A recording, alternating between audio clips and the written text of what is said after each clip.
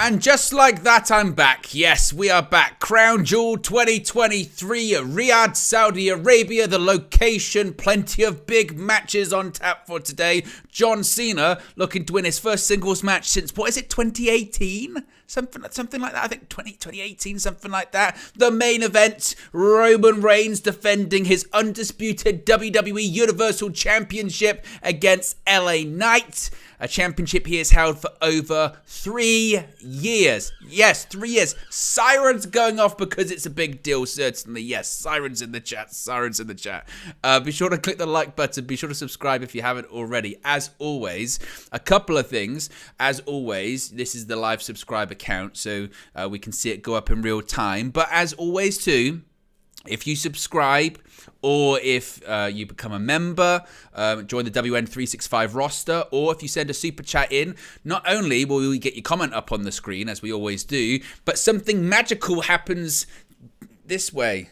It'd be good if I do. There you go. Something magical happens here where things pop up, noises happen. Sometimes Booker T says something. I can't remember what some of the other ones are. Sometimes you get a Gary Neville noise and a little gif of something. I set them up so long ago that I kind of forgot indeed what they were. So there you go. So if you haven't already, click that like button. Be sure to subscribe as well. As we wait for the show to begin, we'll go through predictions. The reason I'm actually early, the show itself, the main card, doesn't start for like 45 minutes, but we are going to be getting a match on the pre-show. We're going to be getting Sami Zayn versus JD McDonagh, so that could really happen at any point. So because of that, we're live a bit early, and we'll, like I said, go through some predictions. Just go through some news as well, because this is Owen Wrestle News 365, 555.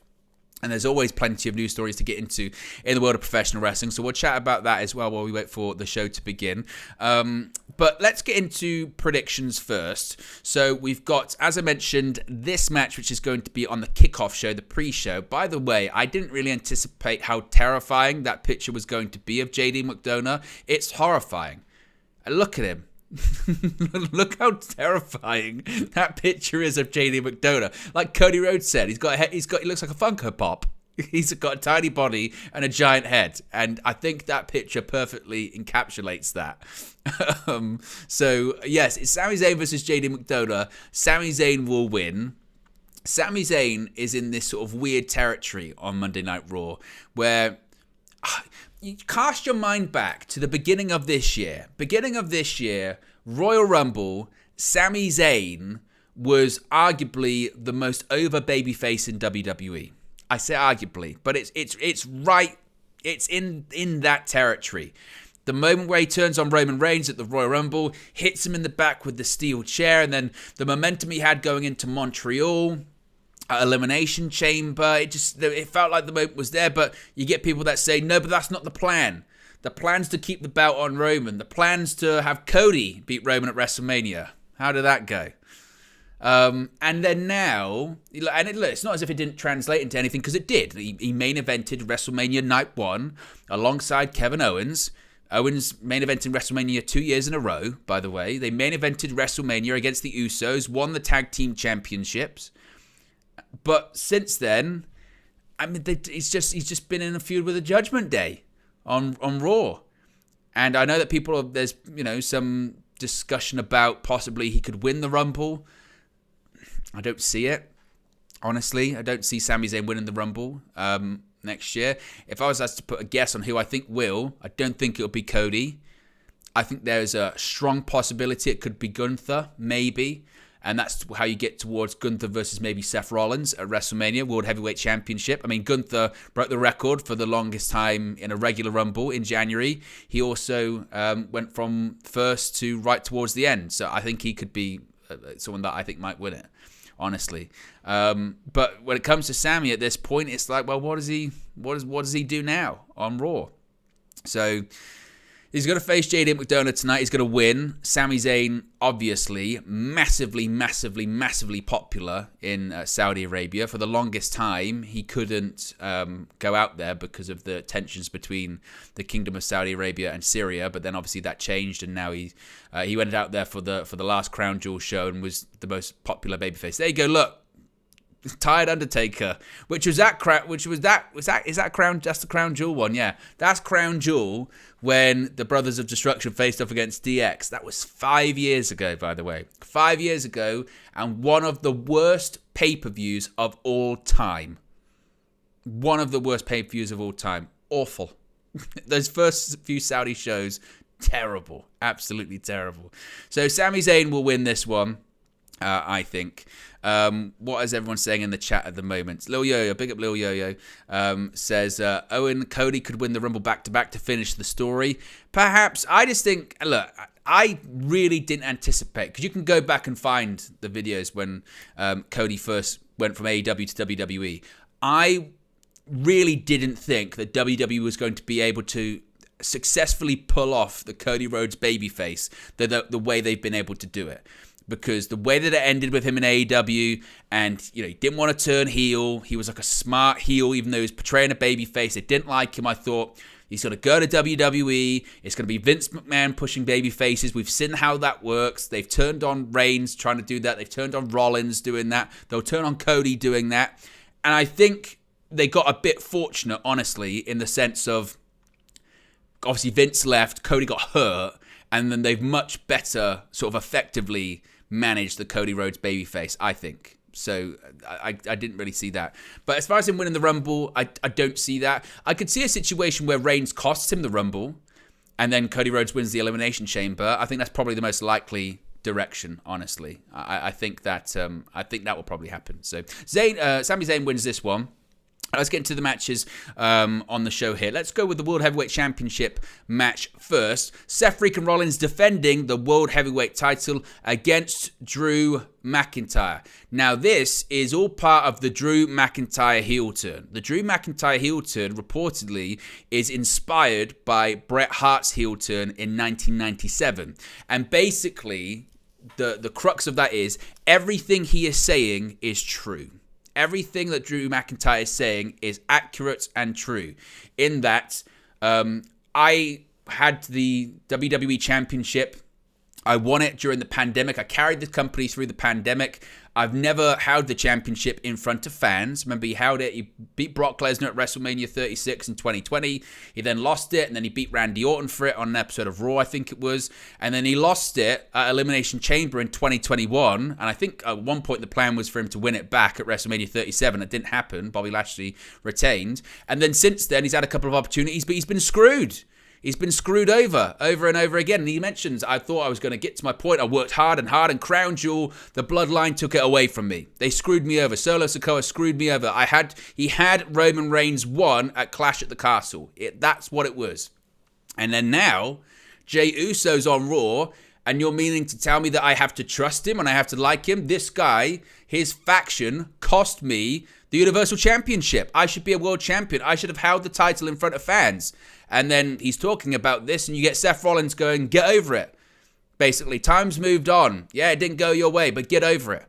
And my prediction for this evening is this is when Drew McIntyre snaps. Drew McIntyre will not win the World Heavyweight Championship. I don't see that. I think Seth Rollins retains. And maybe he retains by some dastardly ways. Because, again, this whole heel turn's been about, and it's not complete yet. It's slowly getting there. But the whole thing's about he's telling the truth. Drew McIntyre's right in what he's saying. And the things that he's trying to point out are true. He got screwed over. He's played by the rules. He carried the company. And still, people are telling him to get over it. So I could see Seth Rollins win by using the tights or something. Because Rollins is a babyface, but he's kind of still heelish. He's arrogant. You know what I mean? He's got the laugh and all that kind of stuff. So I could see Rollins winning, kind of, screwing over Drew McIntyre somehow, and then McIntyre just loses it afterwards and completely eats him alive. I could see something like that, and I think that would be quite interesting. So, what are people saying in the chat? If you haven't already, by the way, click the like button. We've got over 40 people watching, 14 likes. Let's see if we can get the same amount of likes as people watching. Why not? What are people saying here in the chats? Misfit says, what are you talking about, Owen? Shawn Michaels retired in 2010. Yeah, burned it from the memory. Yeah, I know exactly how you feel. The thing is, with that match too, 2018 Crown Jewel, Shawn Michaels was still, he hadn't wrestled at that point in 8 years. He was the best wrestler in the match by a country mile. But I mean, considerably. He was still the best wrestler. What else we got here? Ed says, taken matches in Saudi, thumbs down. Awful. Absolutely terrible, weren't they? Awful. Loyo says, any chance of Priest cashing in Owen? I don't think tonight. But I don't know. I mean, if Damian Priest's going to cash in and win a title, it's the World Heavyweight title. That's what it's going to be. So I still don't know. I mean, are we operating under the assumption that if Damian Priest cashes in, he wins a title? Because I'm still on the fence of whether or not that's going to happen. You know, does he win the world title? I genuinely don't know if he does. Maybe. I don't know. Chris says Drew wins and Priest cashes in, giving him a bigger grievance. But then he comes across as the babyface in that situation. I think if he's doing a heel turn, it has to be... Or... Oh, no, because it's not like a Priest cashes in and Rollins still wins and screws him over. I don't know. I don't know. I think this is going in the direction of Drew McIntyre turning heel. And if Damian Priest cashes in on Drew McIntyre, he's a babyface in that situation. So I see Rollins retaining, in my opinion. Let's go next to the Women's World Championship match. Rhea Ripley defending her title in a fatal 5-way against Zoey Stark, Raquel Rodriguez, Nia Jax, and Shayna Baszler. Rhea Ripley retains. Very simply. Rhea Ripley retains this one. Nobody's close to Rhea Ripley in terms of star power and aura on particularly the Raw Women's roster right now. Maybe Becky Lynch, you could say, in terms of star power, but just nobody's close, like at all. Like this match, I don't see a genuine rationale for anyone winning the title in this match that isn't Rhea Ripley. I don't. The internet would lose its mind if Nia Jax won. I mean, yeah, she's the leader of the Judgment Day. It's just not going to happen, realistically. So that is what that is. United States Championship on the line as Rey Mysterio defends against Logan Paul. And ladies and gentlemen, we will have a brand new United States champion this evening, and it will be Logan Paul. Logan Paul, this is my prediction. It's not a spoiler, I don't know. But Logan Paul, in my opinion, will win his first championship in WWE this evening. This is the plan. This is the plan for... I think this has always been the plan, to put the title on Logan Paul. It's marketing. There's been rumors, and I'm going to go a bit long term with this one as well. There have been rumors, and I think this could make sense, that Logan Paul wins the United States Championship tonight, and he holds it all the way until WrestleMania, where he loses it at WrestleMania. Who does he lose it against? None other than LA Knight. That is my prediction. Is that LA Knight will face Logan Paul at WrestleMania and he will win the United States Championship. I think that's the direction that they are going in. I know that they teased Logan Paul versus Kevin Owens on SmackDown recently. That might be the next feud that they do between now and then, I think. But look, whether you like him or not, a match against Logan Paul at WrestleMania, that gets a lot of people talking, and it gets a lot of people's attention, certainly. So for me, as I said, I think that's the direction that they go in, and I think that I think Logan Paul wins tonight. I also wouldn't be shocked too, and keep an eye out for this. I think Dominic Mysterio costs Rey Mysterio the United States Championship as well. We saw the thing on Raw a couple of weeks ago with Logan Paul basically joining forces with Dominic Mysterio, saying, "Look, I hate your dad too," and he's right, he failed you. And I think we're building up to a Rey Mysterio versus Dominic Mysterio rematch at WrestleMania 40. Some have speculated it could be a Mexican tradition, which is a mask versus hair match. If you've noticed, in the last 12 months, Dominic Mysterio's hair has got gradually longer and longer and longer. That mullet is fully mulleting right now. And I think the plan is to do mask versus hair and what could probably be Rey Mysterio's retirement match at WrestleMania 40. He has said that he wants to retire when he's 50. As of right now, Rey Mysterio is 48. He turns 49 in December. So you could argue that he might want to go for an extra year, perhaps. That might be an option for Rey Mysterio. But I think in reality, we have Logan Paul win tonight. I think Dominic Mysterio cost him the championship. I think that's the beginning of the reigniting the Rey Mysterio, Dominic Mysterio feud. Mask versus hair, WrestleMania 40. Dominic Mysterio wins. He takes the mask of Rey Mysterio, and Rey Mysterio retires.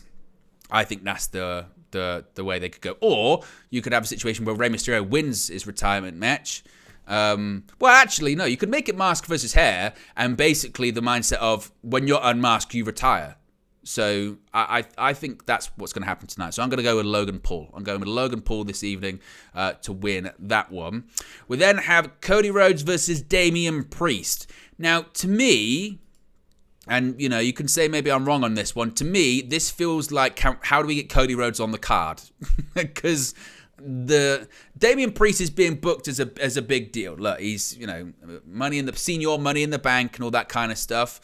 I see no other outcome apart from Cody Rhodes winning tonight, unless they have planted the seed of doubt, which is Cody Rhodes is injured. He's got the injured ankle, and they basically did the same thing earlier this year. Well, the last time they were in Saudi Arabia, right? The last time they were in Saudi Arabia, what was it for? Night of Champions. Night of Champions earlier this year. Cody Rhodes versus Brock Lesnar 2. Cody, that's when he had his broken wrist, broken arm. And they went full John Cena with it, which was, if Cody was healthy, he would never lose to Brock Lesnar. Never. And he didn't even lose to Brock Lesnar. He passed out. I've never seen anyone pass out from a broken wrist before, but that's what they did. He had a broken wrist, broken arm, and he passed out to a Kimura lock. So I could see maybe a similar situation tonight where it's like Damian Priest wins, but it's because Cody's got an injured ankle or something, maybe. That might be the direction. But I think Cody wins, realistically. I think Cody wins the match. And look, when it comes to Money in the Bank, you never know, because sometimes when a person loses on a show and they're holding the Money in the Bank, they end up leaving as the world champion. So, you never know with that one. But I'm going to go with Cody Rhodes to win that one. Let's check the comments too. George, one of our members, says, and tremendous picture as well. Look at that Booker T face. How nah?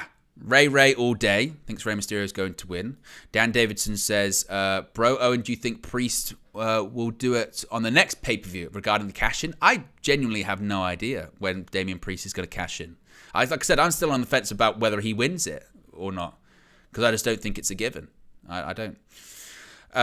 Lil Yo says, Owen, I almost got scared. I thought you were going to say that KSI wins the US title from Logan Paul. No, I don't think that's going to be the case. If he can't beat Tommy Fury, then I don't think he's going to be wrestling at WrestleMania. Even though he was at WrestleMania this year, of course. Havoc says, hey, Owen, what channel is it on in the UK? WWE Network in the UK. I don't know if they still do this, WWE Network, but do they still do that 3-month trial or whatever it is? I don't know if that's still a thing. It used to be, but it's only $9.99. I mean, the in fairness to WWE, the pricing of the WWE Network is actually terrific. $9.99, and for that you get premium live events that cost over here. That's what I never used to get in America. They used to say sometimes the pay-per-views cost was it $50 to $80? Even over here, it used to be 20 quid, 25 quid, something like that. And then now you get, again, $9.99. You get all the premium live events. You get the entire back catalogue of WWE, WCW, ECW, documentaries, old other matches as well. In fairness, value for money, it's tremendous. But WWE Network, didn't do great around the world. I think, how many subscribers did they get to? I think it was 1.4 million, something like that. And now they're laughing because they're on Peacock in the US, which has got 30 million subscribers. But it's lost a tremendous amount of money, billions of dollars it's lost. But in fairness, WWE's they're underpaid when it comes to NBC Universal for their deal on Peacock, because they've added to it a lot. Because a lot of people say that they have Peacock for the WWE stuff and maybe a couple of other things, realistically. So, yeah. Where are we at? So we've done that one. We've done Cody over Damian Priest. Let's go to John Cena versus Solo Sikoa. which this is a really interesting one, actually, because the story is, does John Cena still have it? Does John Cena still have it? Does he have it upon him to win a singles match? Because he hasn't won a singles match since I think it's 2018. I think. So 2018? It might have been one of the first Saudi shows. Was it that first Greatest Royal Rumble? Is that the last time he won a singles match? John Cena, last singles win. If we're looking at non-premium live event matches, well, no, I don't care about that. I just care about when was his last singles win. There we go. For the last few matches, blah, blah, blah. Yes, he lost to Bray Wyatt in the Firefly Funhouse match, blah, blah, blah. What does the article say? When was the last time he actually won?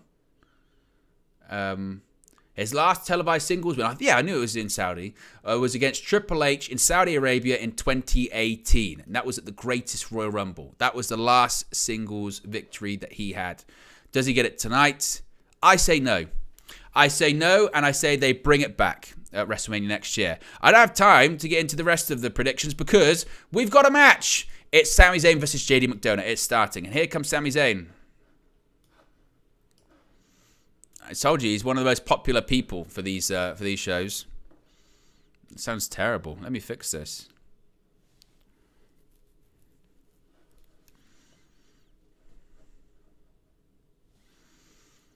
John Cena, as they would say.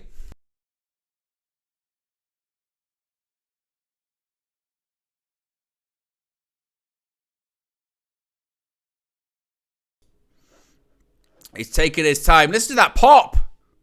Listen to the pop. Listen to reaction for Sami.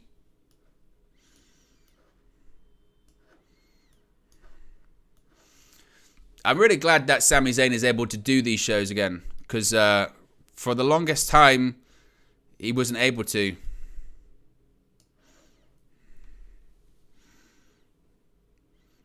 Is that Byron Saxton doing the ring announcing? I think it is.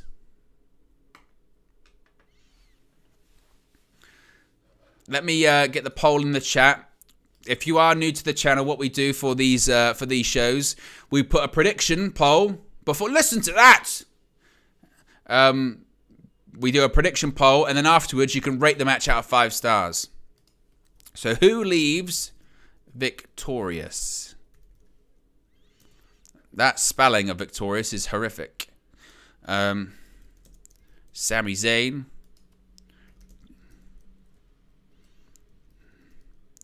JD McDonagh, who looks like a Funko Pop with his giant head. Big up Minna in the chat as well. But both do actually own a victory over each other. A sold-out crowd in the what is the arena called? Mohammed Abdu Arena. There you go. What's the capacity for this venue? 13,000, which, to be honest, is a bit more compact than the other shows. They've done shows in stadiums previously in Saudi. They've had these shows kind of in bigger venues. But look, sometimes an arena can have a much better atmosphere than a stadium. Compact. Of course, we know that Vince McMahon and The Undertaker were there in Saudi Arabia last weekend for the Francis Ngannou-Tyson Fury fight. The expectation was that they were going to be there again tonight, along with Ari Emanuel, the CEO of TKO Group, which, of course, is the merged company of WWE and the UFC. Red Devils 99 says, this jobber has beaten Sami Zayn before. Indeed, they've got a win apiece.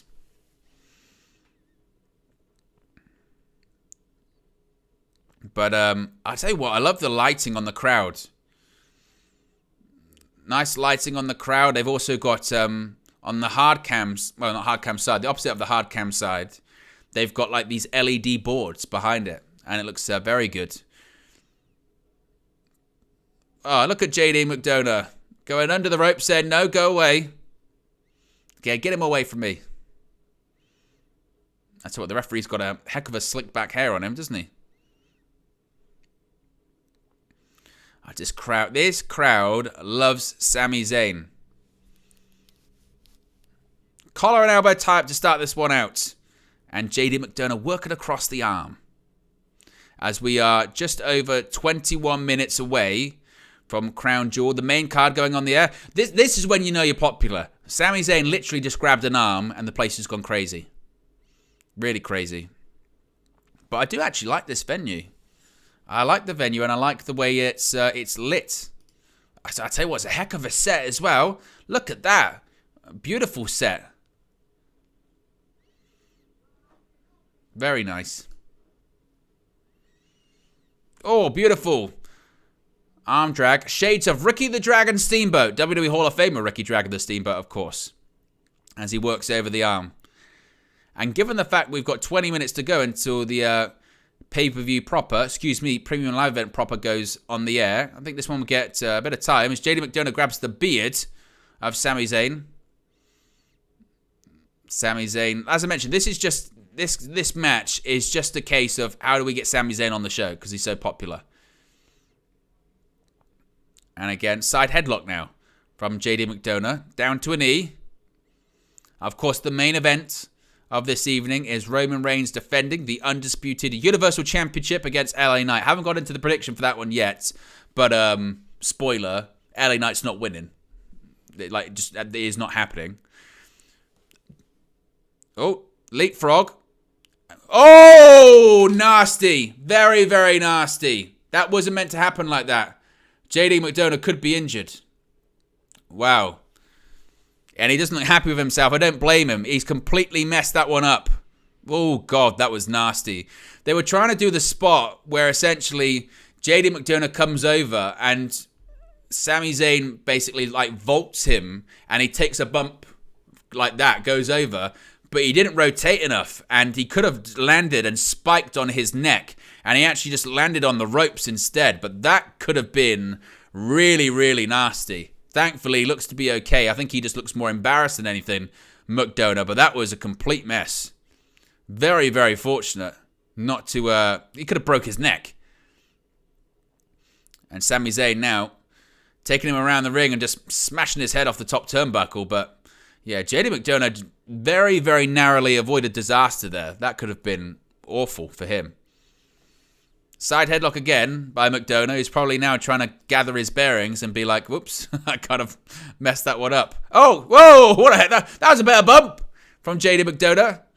Bashed him off the top turnbuckle and he almost took a Mr. Perfect-esque bump. As chants of Olay ring around the stadium in Riyadh.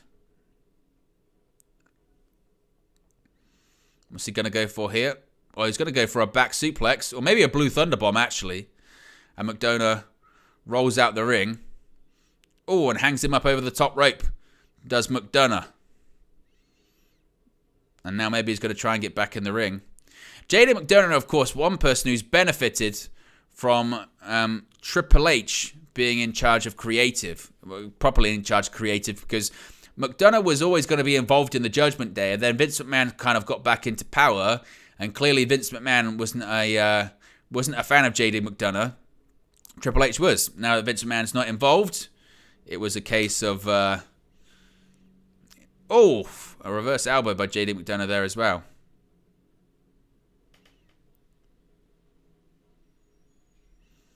But now back in control is JD.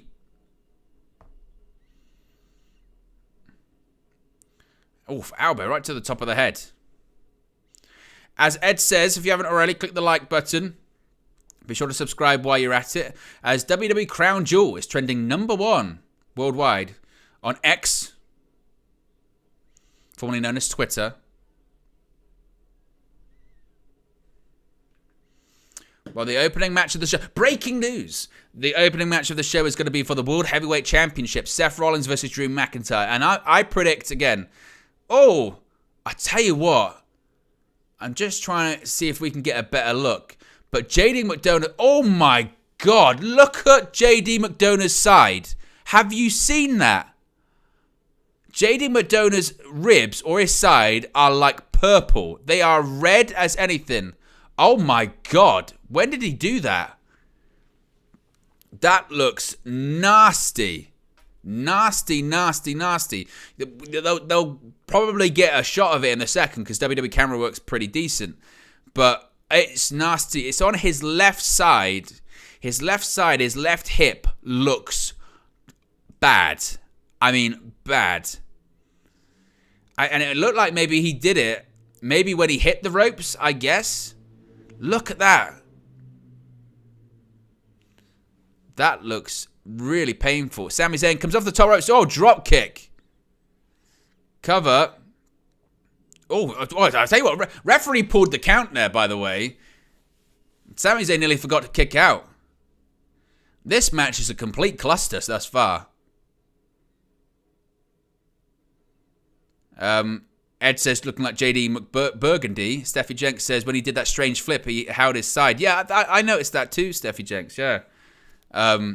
Yeah, he held his side. And again, I don't know if he did the damage then or is when he landed on the ropes. But they're not really showing it that much. Oh, there you go. Oh, my God. I think the cameras are trying to get a shot of it. It's horrible. Zayn goes to the top rope. Look at that. That's the best shot of it.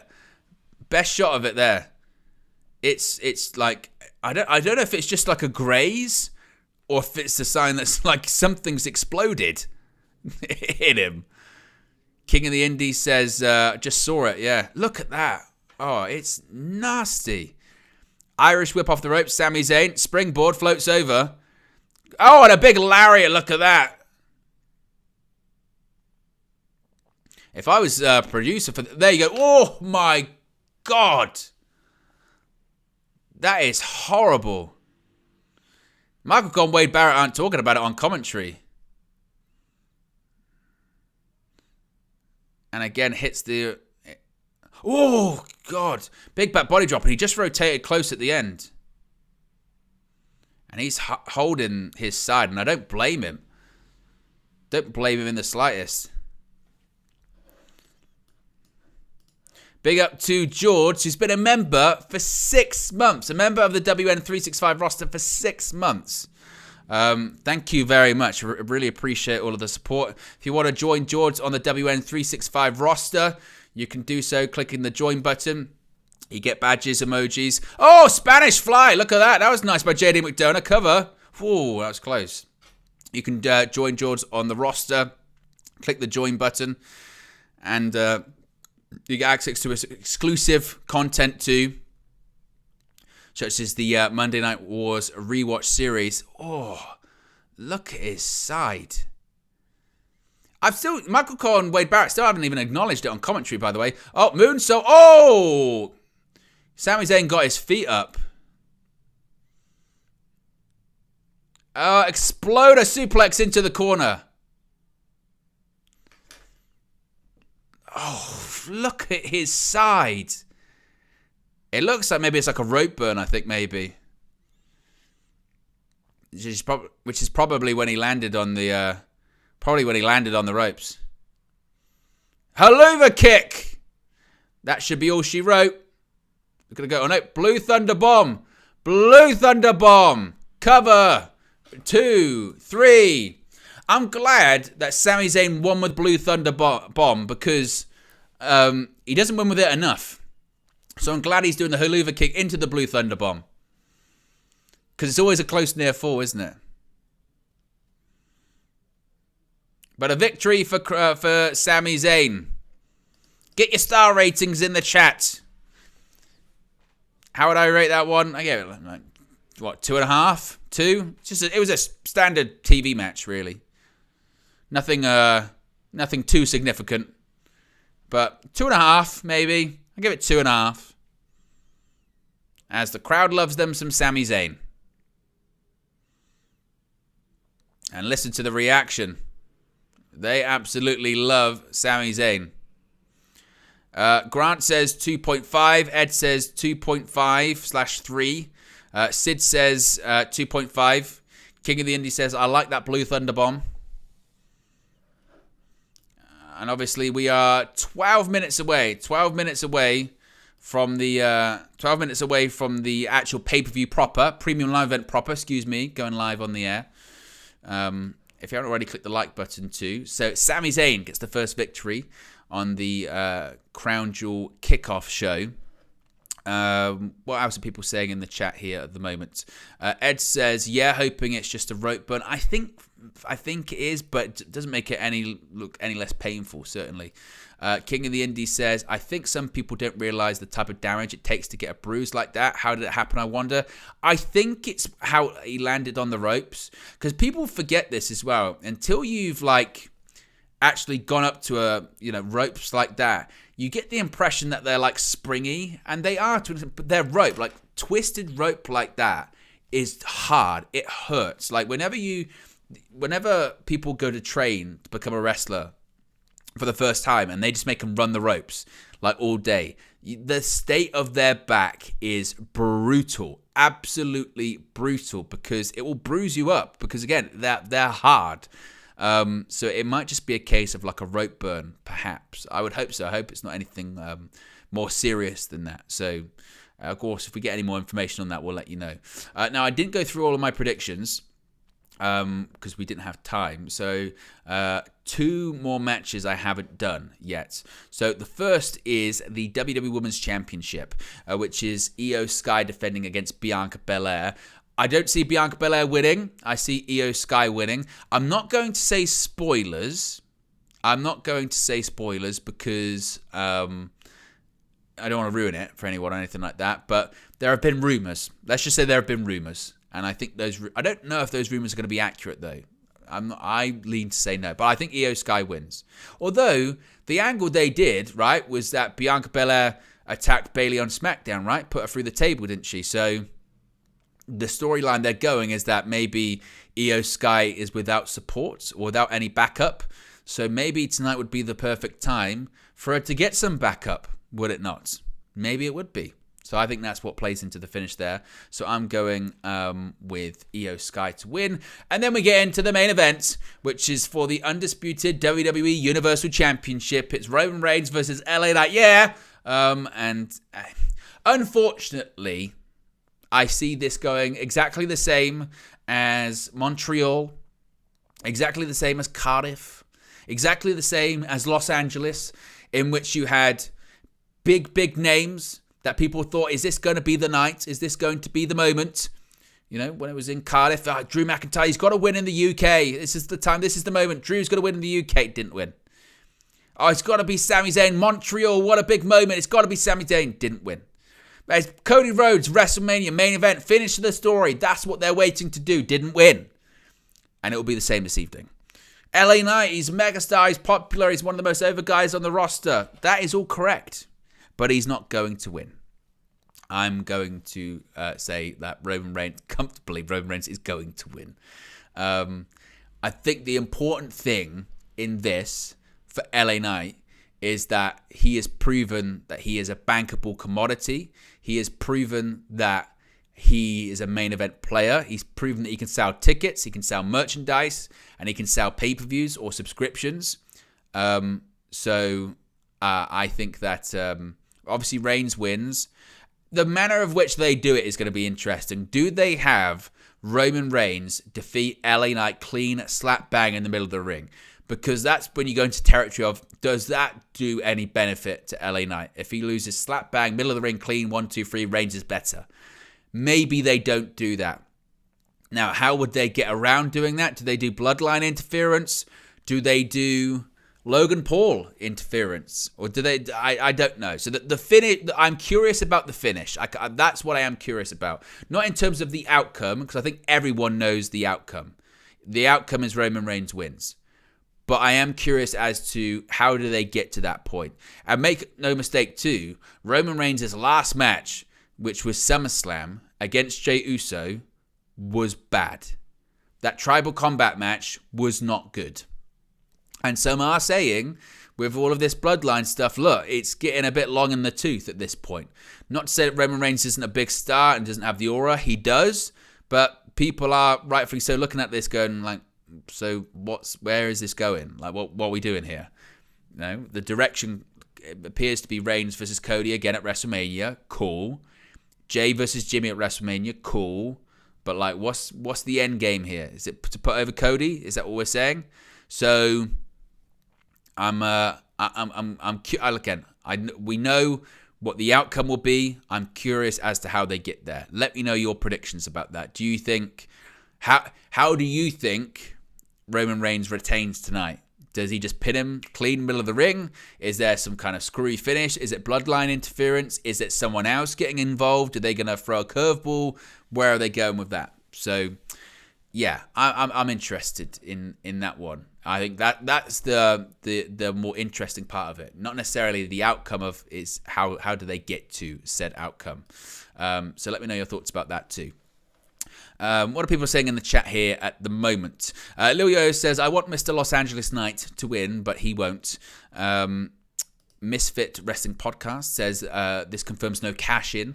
I think referring to the match being on first, being Seth Rollins versus Drew McIntyre. Again, my prediction still with that is, my prediction is that it's going to be Seth Rollins winning by some kind of nefarious means, and that makes Drew McIntyre snap. I think that's how they go with that one, in my opinion. Red Devils 99, one of our members, says interference in the LA Knight match by the Judgment Day and set up for Survivor Series tag match with Team Cody and Knight versus Team Judgment and Bloodline. Well, they have kind of teased that, haven't they? They have teased they haven't teased it. They've frankly said that there's an alliance between the two factions. So that's possibly maybe how they get to War Games. Maybe that's how they get to War Games, I guess. Maybe. I don't know. So, maybe that's what they'll do. We shall have to wait and see. We are 5 minutes away from the Premium Live event going live on the air. So if you haven't already subscribed, click that like button. You know what to do. A couple of other bits of news and bits and pieces before we get into the show as well is Bryan Danielson versus Kazuchika Okada confirmed for Wrestle Kingdom 18 next year in January 4, 2024. This was confirmed today. We did do a news video on it, so be sure to check that out. Spoke in more detail about it then. But there was a New Japan show with Power Struggle in Osaka. Kazuchika Okada had a match on it. He's one of the never openweight 6-man tag team champions with Tanahashi and Ishii, I think. And they won their match. They were about to leave the ring. The lights go out, and Bryan Danielson appears with a patch, gauze over his eye. Of course, he's just had surgery on a broken orbital bone.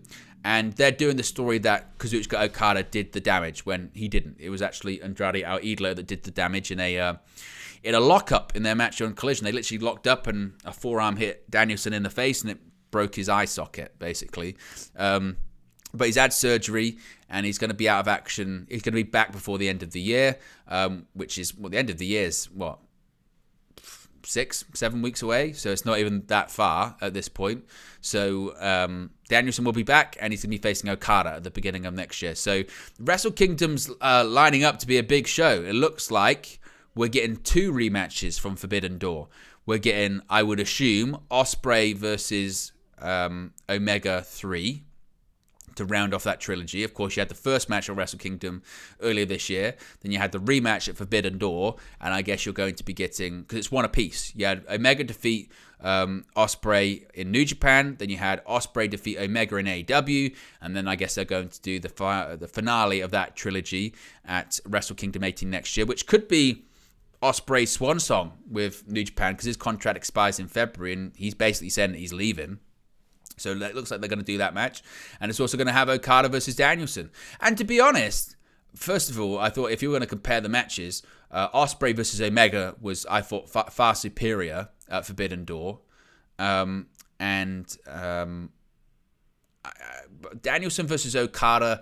I thought Danielson versus Okada was good. I didn't think it helped. It was on a long show, and obviously Danielson getting hurt didn't help it. So I think being inside the Tokyo Dome and being in front of the Japanese audience and having Danielson just in a different place that isn't in the US, in that environment, I think will probably help it. So I'm excited for that one. So that's been confirmed and announced today. Jon Moxley's also going to be working on that show, probably. Misfit Wrestling Podcast says Ospreay versus Omega 3 is not happening. It's Mox versus Ospreay versus David Finlay. I thought it was going to be Mox versus his apprentice Shota. I think that's the direction they're going to be going in with that one. Look, we'll have to wait and see. And look, never rule out Adam Copeland. Adam Copeland said he wants to wrestle for New Japan. So what he would be doing on that show, I don't know, but he said he wants to do it. And I think the idea of having Edge inside the Tokyo Dome would be unbelievably surreal, if indeed that could be the case. So you never know. But that was the news that was breaking today. Misfit says that was only if Shota beat Ospreay, he lost. I know that that was the result, but you never know. They could still get back to that point. The fact that they've planted that seed would maybe imply that they could be going back in that direction. I would think New Japan want to get that final Ospreay Omega match. They would want to get that. I mean, it's tied up, one apiece. I think they would want to do that business before Ospreay finishes up with New Japan. I would think maybe not. Maybe they wouldn't want to do that. Misfit says they confirmed the three-way. Oh, maybe that's what they're going to do. I'm very surprised by that. That seems like a deviation from the plan of what the initial plan was going to be. But maybe it's because Ospreay is legitimately leaving, so they're like, F that. There you go, Ospreay versus Moxley versus David Finlay. That seems very strange to me that they would go in that direction. But there you go. That's very surprising. Because considering for a year it's felt like they were going in the other direction. But there you go. There you go. The show proper is just about to start, by the way. So we're waiting on that. With that, I haven't actually seen as well because I've been doing the football all day. It's been a busy day for me. A very busy day. But the pay-per-view is just about to go live on the air. We're getting the warning. Don't show people, otherwise you'll go to jail. As we're having Ric Flair still in the cold open. Some people were wondering if he's going to be taken out after the signing with AEW. But he's not. You don't have to worry about that. I still hope that they add Bray Wyatt into it somehow. The intro. I saw some people doing that on social media, saying that you could put in a lot. You could have "We're here, let me in," "Yowie wowie." I would like to see them add it into somehow. John Cena narrating this cold open. Oh, Cody Rhodes narrating it as well. Oh, they're all doing it.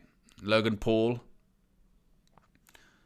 Seth. Freakin Rollins. John Cena. Everyone's involved in narrating it. There's Roman Reigns. With Reigns, when he used to have the 2 championships, and he used to do the like that. It's not really the same with just the one, is it? I liked when he used to do the 2. Believe.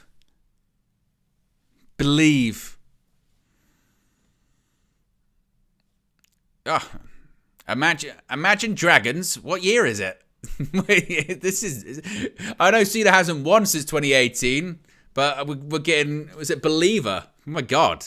That it literally is 5 years ago. That's even me saying that.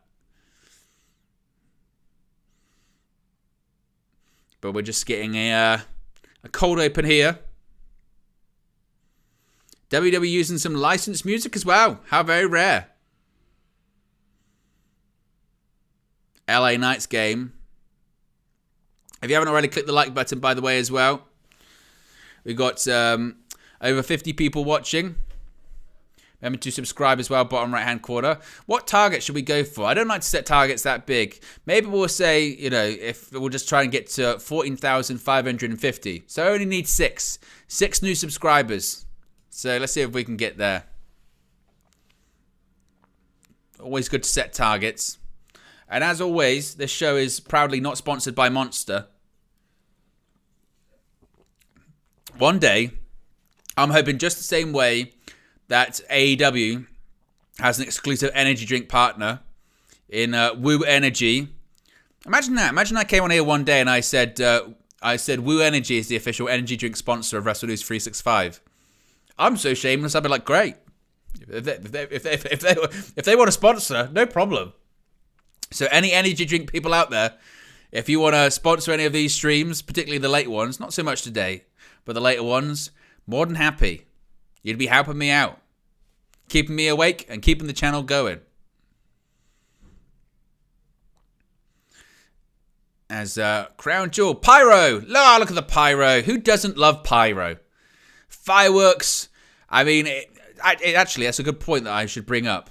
Of course, tomorrow is the 5th of November, which is Guy Fawkes night, bonfire night. So there is a chance as we go through the show today, there will be fireworks going off in the background. It just is what it is. I hate them.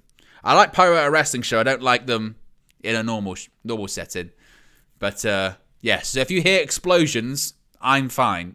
That's just what's going on outside. Hannah, one of our members, says, hi, Owen, hello. And Red Devils 99 says, subscribe if you know whose game this is. And Luio says, sub it up. Ahmed says, wait, is the main event already? No, this is just the holding screen. Maybe I should put this here. There you go. Watch along. Actually, let's move that here. There you go. So you know exactly what it is.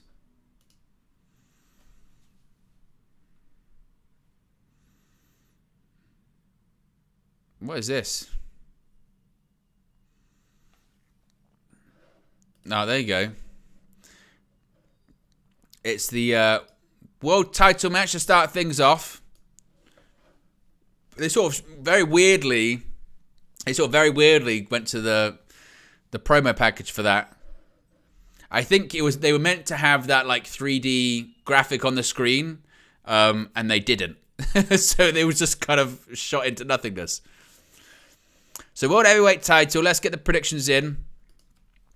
Who leaves as World Heavyweight Champion? Is it going to be Seth Rollins? I'll put the little C next to his name for champion. Or is it going to be Drew McIntyre? There you go. Poll is in the chat. Get your predictions in. Red Devils 99 says, Owen, what's the story with the sirens? Are you near a hospital or a sketchy area? No, do you know what it is, Red Devils? This is genuinely a true story. People ask about this all the time. I'm just next to a main road. So I'm just off a very busy road that just happens to have to get to anywhere. You have to go through this road, basically. So that's really what it is. I'm not in any immediate danger or anything like that. It's just is what it is. So yes, but that is the story of the sirens. But I actually did say to Josh today, this is a bit of a side United View thing. There is going to be a special UV siren emoji that is coming soon. Exactly. King of the Indies says, Owen is the sketchy area, guys. Well, that's exactly true. Yeah, exactly. I am the one who knocks. So there you go.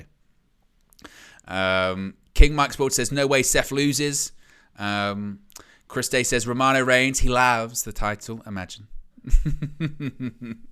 King Indy says, if you hear explosions, I'm fine. Is one of the wildest things I've heard this week. It's true, though, because people are going to be saying, what's all that noise? Fireworks going off. It's because it's, remember the 5th of November and all that tomorrow. But it'll mean that people will be doing it tonight as well. Because that's what annoys me, by the way. That's what annoys me with fireworks night or whatever, is when people they do it so it's fireworks night. So what we're going to do? So we're going to do fireworks on Friday, Saturday, and Sunday. Why is Flex calling me? Oh, I missed the call anyway. There you go. Let's double check if it's anything important.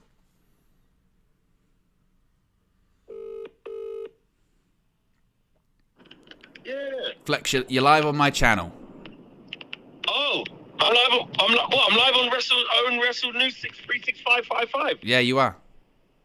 No, wait. Well, I was just about to say something stupid there. You're talking about wrestling, but so what are we talking about? Well, that's because there's an event on. What, right now? Yeah.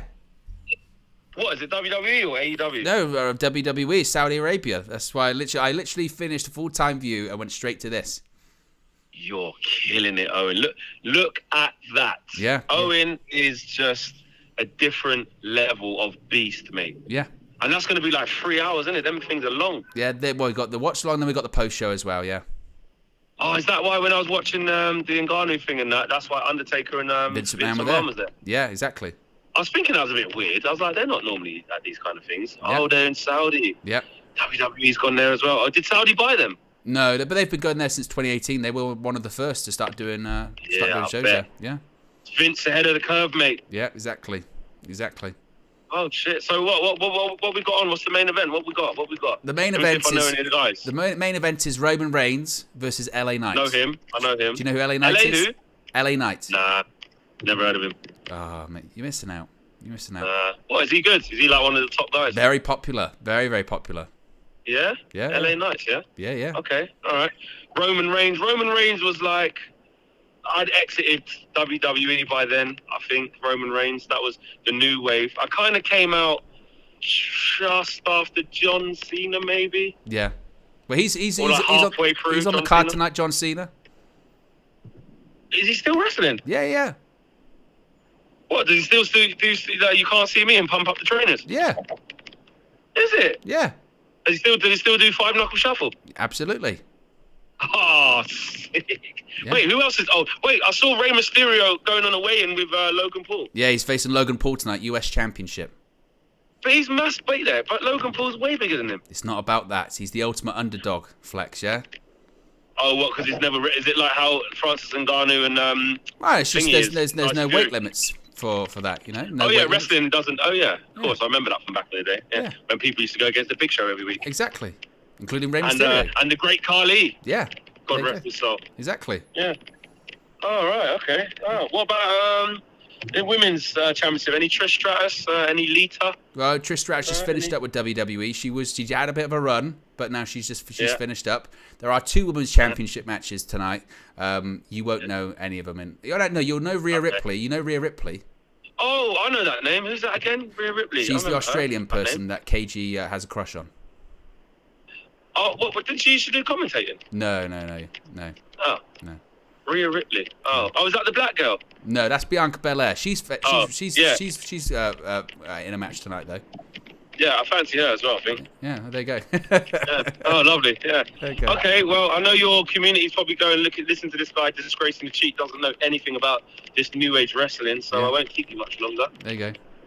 Everybody enjoy the main event. Make sure you like and subscribe to Owen Wrestles 365. 555. Indeed. There you go. All right. Enjoy. Yeah. Peace. There you go. Little Flex cameo. You never know what you're going to get here. Drew McIntyre's out in the ring right now. And he also found out that not only does KG have a crush on Rhea Ripley, but Flex has a crush on Bianca Belair. So there you go. You always living and learning.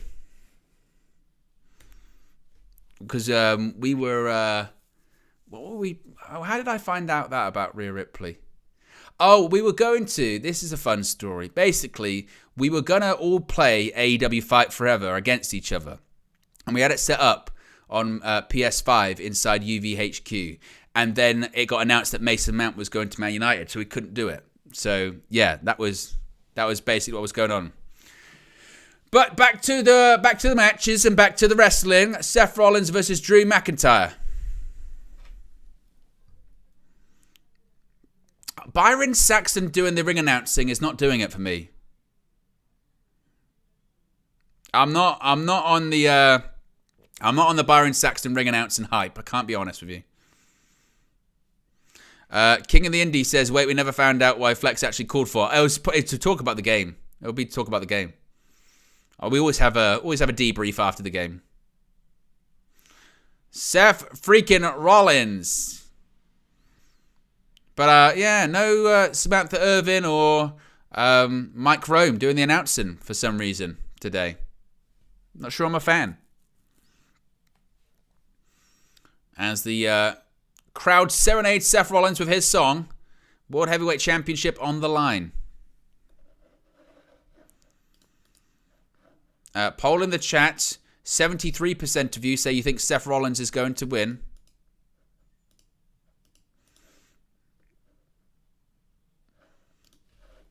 Are we getting Drew McIntyre chance as well? But the bell is about to ring. Indeed it has. We are underway. World Heavyweight Championship is on the line.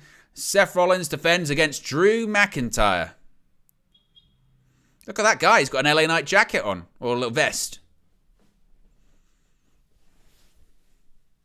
Looks like McIntyre maybe is the favourite. McIntyre chance going on. McIntyre. Collar and elbow tie-up starts this one out. As McIntyre going to try and back Rollins up into the corner.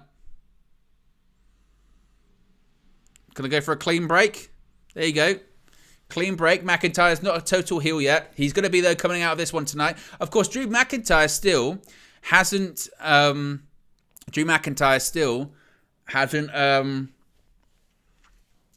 forgot what I was going to say. What was I talking about? what was I going to say? Oh, he hasn't fully turned heel yet. That's what I was going to say. Hence why he did a clean break.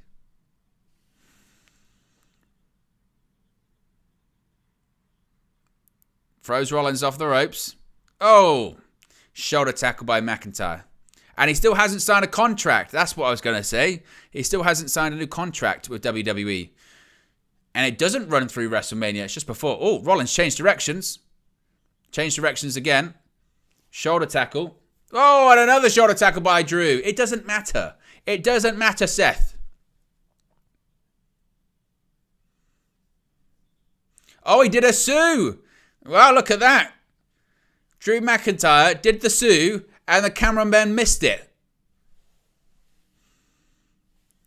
Drew with the Sue. Sue by Drew. Oh, what a chop. Rollins takes a bump. I mean, it was quite funny, actually, because Ronaldo's getting booed at the... snap suplex by McIntyre. Goes into the cover. Kick out 0-1. Ronaldo was getting booed at the Ngannou fight last weekend. But then, was it a Sue or was it a boo? I don't know. Oh, went for a right hand. And a chop by Rollins. And another. Another chop by Rollins. Irish whip reversed. McIntyre goes over the top rope out to the outside of the ring. Oof. And a pair of boots to the face of McIntyre. Oh, and the knee off the ring apron to Drew. Of course, a reminder, I suppose, as well. There is more wrestling this evening. AEW Collision is going to be on TNT. I mean, I guess fortunately for them, they're not going head-to-head with Crown Jewel. And a toe paste. Oh, he's caught. Oh, and a belly-to-belly. It was a throw onto the bad back of Seth Rollins. Look at this. Catches him and then just throws him. Oh, my God. Throws him down onto the outside of the ring. And now he's going to roll him back into the ring there. Let me make sure this is turned on actually as well. So I can keep an eye out on the I can multitask here. As long as you believe, anything's possible. Oh, damn. My bloody headphones are connected to my telly. Damn. Oh. This is it's all gone awfully. This is what happens when you try and be too clever. There you go. Turn that off. Better. Let's connect back to this. Ugh.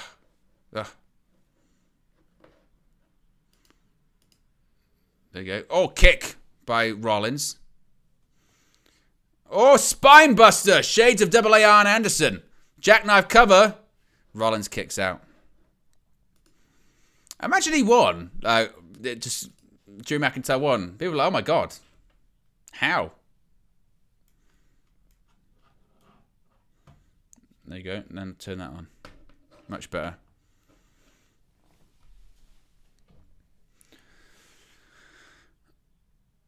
Now Drew trying to lift up Rollins. Going to go for a chop.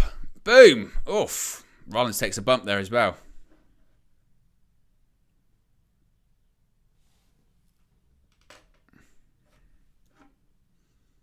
Let me make sure I've got this all set up. Much better. Oh, what a chop by McIntyre once again to Rollins. Oof. Trading chops back and forth. McIntyre and Rollins. Oof, another one. Irish whip reversed. Rollins. Oh! Kick right to the gut. Rollins tried to float over, and he just gets caught. Cover, and a kick out.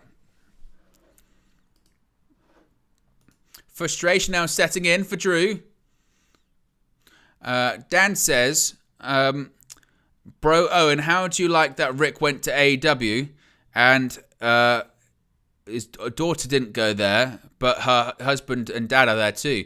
Well, some are saying that it might be like a long play by AEW to try and recruit Charlotte Flair. I don't know if that's much part of it. I think they're going to do what the original plan was in the first place with Ric Flair, and that was when Flair left WWE in 2021, the plan was for him to go to AEW and manage Andrade. Now, he left, and then the Dark Side of the Ring episode came out, and AEW went, we're not going to touch him. I think the same thing will still happen, though. He will still manage Andrade eventually. They're just doing the Sting thing first. Oh, they're going to pull Rollins up. He's going to do the twist. Beautiful, lands on the feet. Step up Enziguri by the world champion. Now, Rollins trying to create some distance between himself and Drew McIntyre. Oh, McIntyre. Rollins sidestepped him, and he going shoulder first into that ring post. Look at Rollins. His chest is bright red. He's got grip marks on his bicep. I mean, Rollins is keeping up a breakneck schedule. No doubt about that. And McIntyre looks to be in a bit of pain here too. Rollins hits the rope. Clothesline. Still can't get McIntyre off his feet. Going to hit the ropes once again. Another clothesline. Nothing. One more. Oh, ducks under. Oh, kick to the gut. Now a kick to the chest. Discus. Oh, across the chest. Shot to the knee. And a super kick right to the head of McIntyre. Oh, and a running knee by Rollins. And now McIntyre's firmly flat down on the canvas. Going to go for a springboard. Swanton bomb. Look at that. And now a lion salt. Cover. 2. Oh, and McIntyre just kicks out. I've got Rollins breaking out some different kind of moves. Started with the running knee by Rollins. Then he turned it into a springboard swanton. And look at that. Nice springboard moonsault as well. And McIntyre kicked out.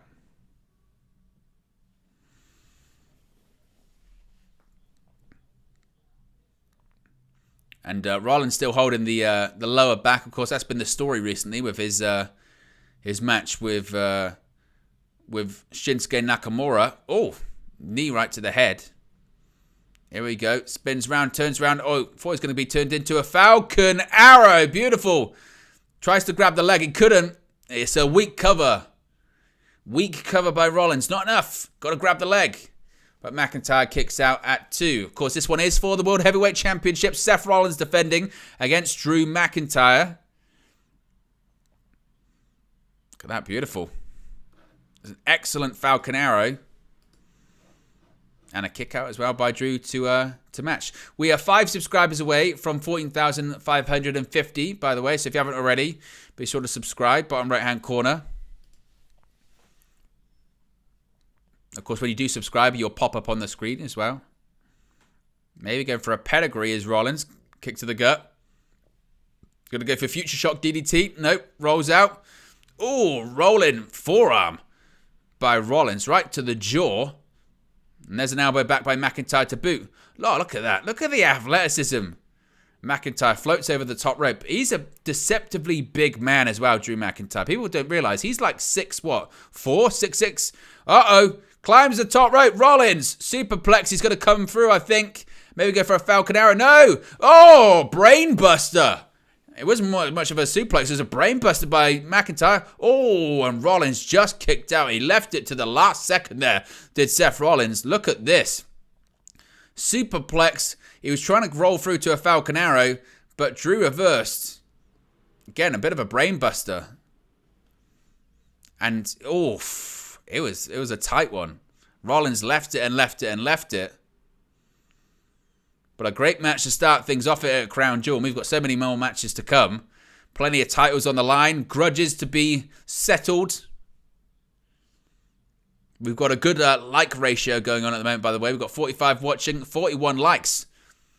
If you haven't already. If you're one of the few that hasn't already, click that like button and be sure to subscribe too. As now, McIntyre's climbing the ropes. Oh. Rollins going to try and roll through. Is he going to pick him up? Yeah, he's got him for a power bomb. He's going to go for that buckle bomb. I think he's going to get it. Oh, McIntyre. The back gave out. The back gave out. Future Shock DDT. That could be it. 1, 2. Oh, and Rollins just kicks out. What a match. What a match they're having. They always say, if you're not main eventing, the spot you want to be is first. He was going for that buckle bomb, it looked like. And, yeah, he was going for the buckle bomb, but his back gave out. Just about, though. Just about. And there we go. Drew's got some distance. He's telling Rollins to get up. Looks like he's going to maybe be going for a Claymore. Perhaps it might be a Claymore time. But it looks like Rollins can't even get back up. Look at Drew. He's saying, why can't he get up? Saying, I don't know why. But he's saying, for whatever reason, he can't. Uh-oh. Small package. Small package. Oof. Kicks out. And a clothesline sends McIntyre over the top rope. And he's on the outside of the ring.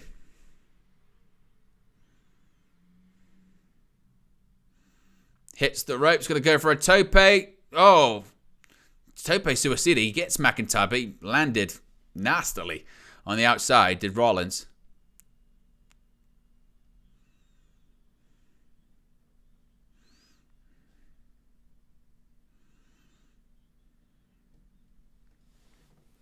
Oh, wow. Back to the steel steps by Drew McIntyre to Seth Rollins. Maybe that might be the difference maker. A game changer, if you will. And now Rollins, if his back wasn't hurting, it's definitely going to be hurting now. That's what Michael Cole's saying. Side slam, though. Oh, no, he wouldn't. Oh, wow. Oh, side slam on the apron.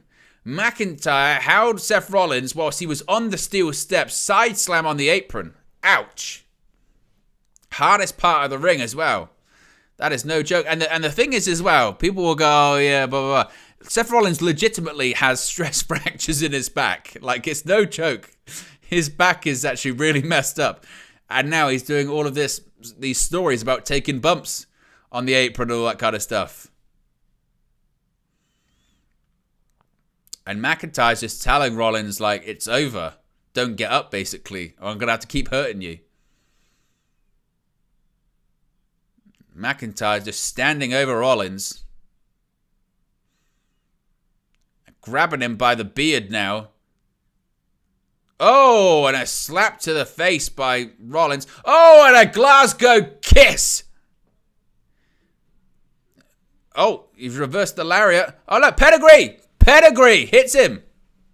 There you go. Is he going to roll through? Cover. 1, 2. Oh, and just rolls a shoulder. Didn't kick out, just rolled a shoulder up. Does Drew McIntyre. Wow.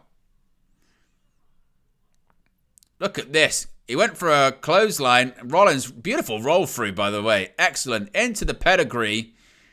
Couldn't do the best cover. Just arm over the chest, which allowed the opportunity for McIntyre just to roll the shoulder up. Brilliant stuff. What an opening match to Crown Jewel here this evening. Absolutely brilliant. And what are we looking at now? Forearm to the face. Another forearm. Is Rollins trying to tee off on Drew McIntyre. These clubbing blows by Rollins. Discus forearm. Oh! Big right hand right to the face. And another one. Blow to the back of the neck. And maybe this is going to be the moment. Rollins is looking for maybe a stomp. Into decent territory here. Is he going to get the stomp? Stomp position's coming. Oh! Drew catches him. Catches him and he's going to charge him into the corner. And that's going to go... Oh! That was nasty. Went for a belly to belly. They mistimed it. That's a better one. Oof. Belly to bellies make me nervous, particularly after obviously what happened with Big E and Ridge Holland. This always makes me nervy. Now both are down. McIntyre going to go for a kip up. Look at that again. Drew McIntyre's an unbelievable athlete. Again, for a man of his size. Now he's setting up. He's going to be going for a Claymore. 3, 2, 1. Claymore. Oh, super kick. Counters. Seth Rollins with a super kick right to the face. Stomp! That's going to be it. Oh, sure, she wrote. 1, 2, 3. Oh, he kicked out. Kicked out the stomp. I was thinking, is he going to kick out here? Because that would be if Rollins had won, it'd been a very flat finish. Goes for a Claymore, super kick into a stomp. But no. Went for the stomp. Got it. And somehow, some way, McIntyre still is in this one. Unbelievable. Now, a bit of a look of disbelief, perhaps, by Seth Rollins, going, what do I have to do? What can I do? Is there any way? Now, what's Rollins thinking about here?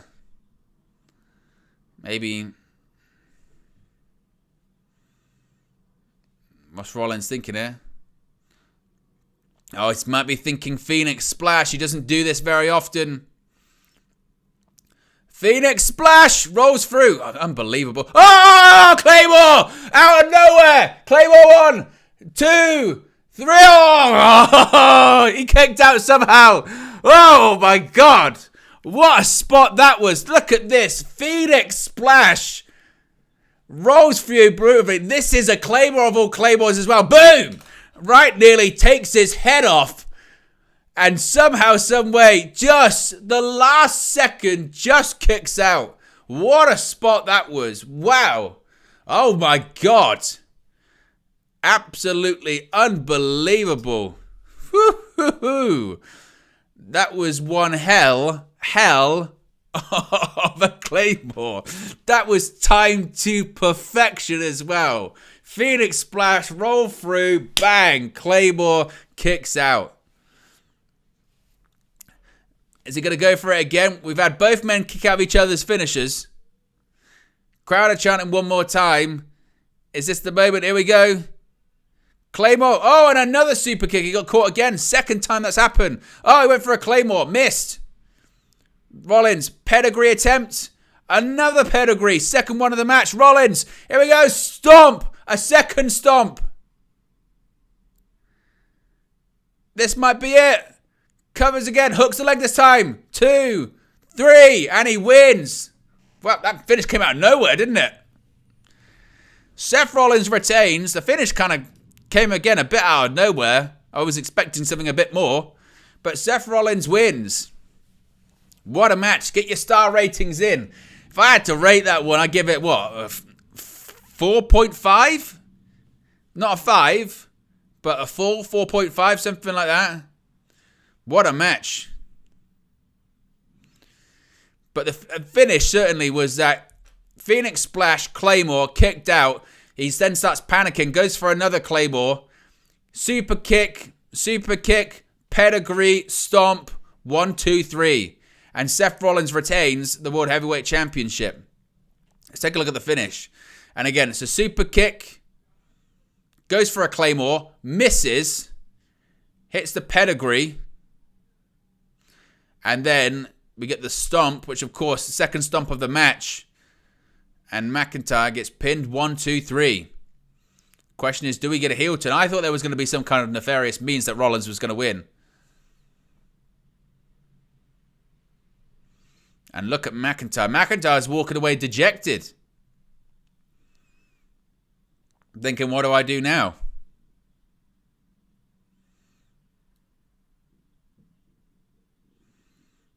Uh-oh! Uh-oh! The music of the Judgment Day is playing. Does this mean what I think it means? Here comes Damian Priest. Mr. Money in the Bank is there with his contract and, importantly, a referee. Damian Priest, is he going to cash in? Is this going to be the moment? And here we go. He's handing in. He's saying, I want to cash in. He's going to beat his ass for the title. That's what he said.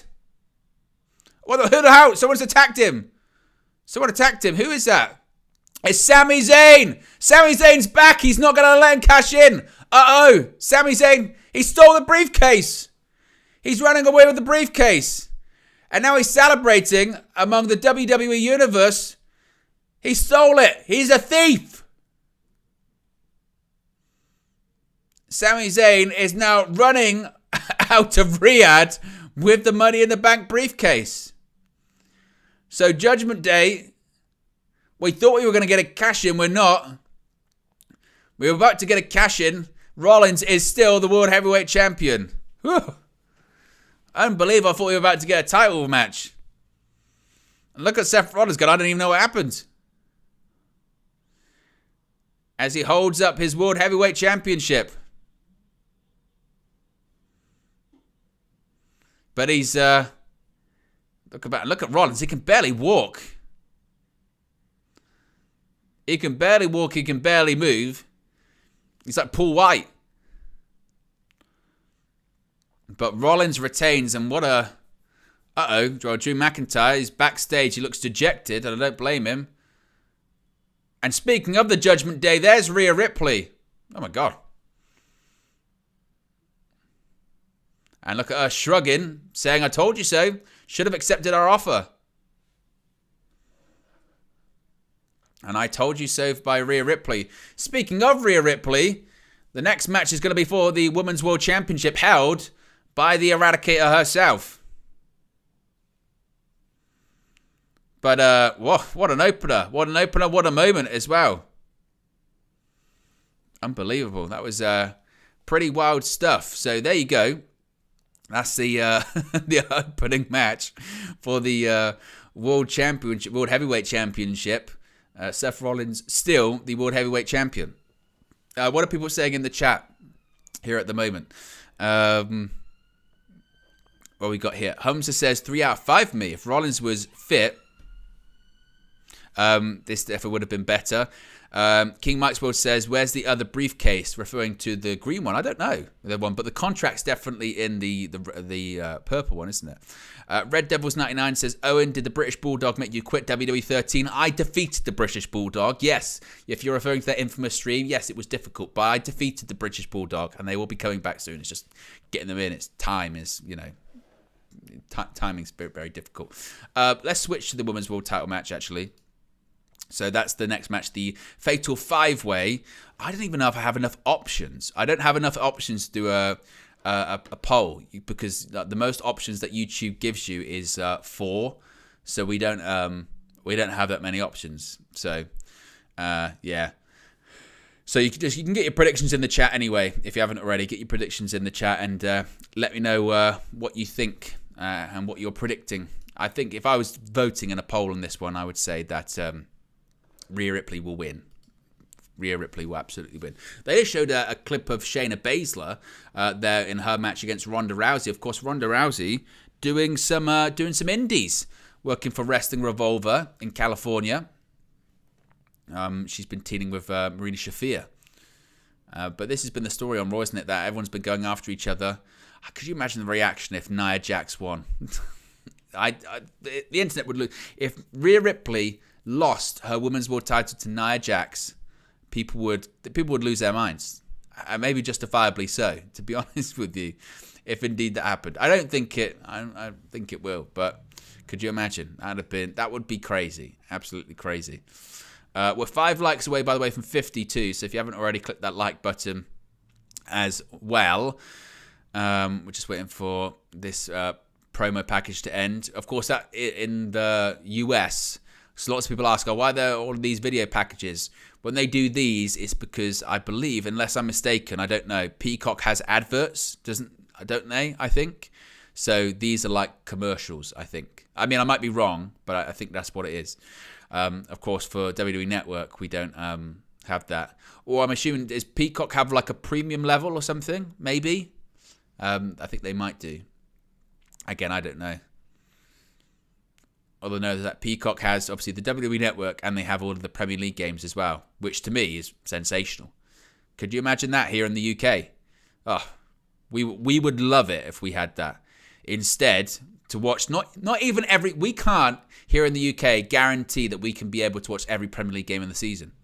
We can't have that. We have to watch some. Some. Whereas in the US, you want to watch any Premier League game you want, they'll get it on. That's fine. Get the subscription, you can watch it. Honestly, the things over here are just madness, aren't they? Red Devils 99 says, yep, 2 tiers. That makes sense. It's Riyadh season as well. Of course, Saudi Arabia. Is it official that they won the? Is it official that? Is it the official that they won the bid for the 20? Is it what is it? Is it 2028 World Cup? Is that what it is? So it's Euro 2024. Then that World Cup 2026 to 2030.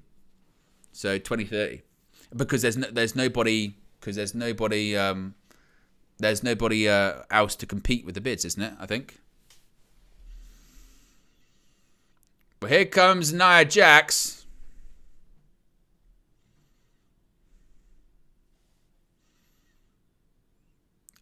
And there is Nia Jax. Red Devil says 2034. Who's hosting 2030 then? World Cup 20...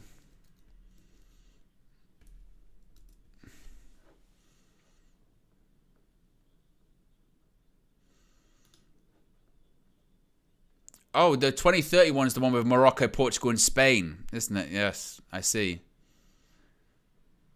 2026 is the one with Canada, Mexico, and US. Yes. And then the next one's from Morocco, Portugal, and Spain. Very strange. And then the one afterwards is going to be Saudi Arabia. Right. I see. 2034. To be honest, though, with Saudi Arabia, they could host the World Cup tomorrow if they wanted to. The infrastructure there's insane.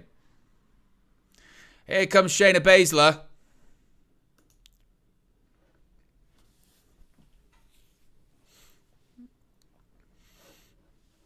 Coming out in her gi.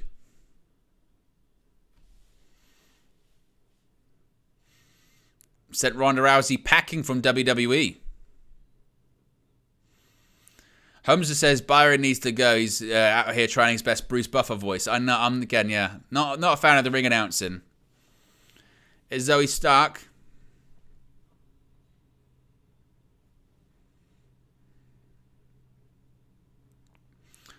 Just seeing if there's any updates on social media. Oh, there you go. Yeah, people were saying. Some people saying they like it. They like his announcing. I'm not a fan. Not really a fan.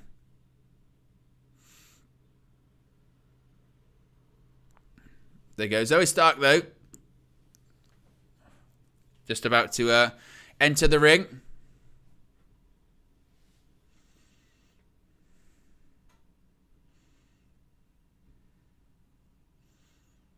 What's this?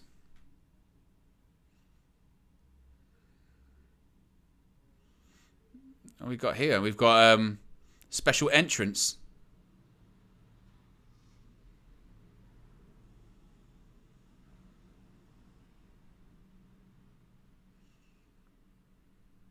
Some kind of special entrance, I guess, for Rhea Ripley. Interesting. We're 1 like away, by the way, from 50, so if you haven't already clicked the like button. They all appear to be holding cups of some kind of liquid.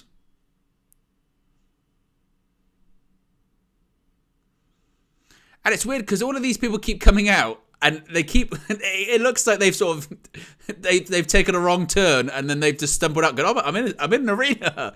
They keep coming out the entranceway and then going, oh, where am I? like they've come out there by accident. Each one comes out and goes, oh, what?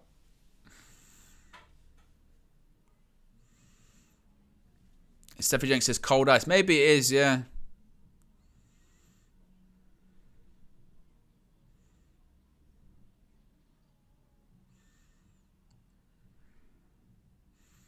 But they're all lined up. There's a lot of them.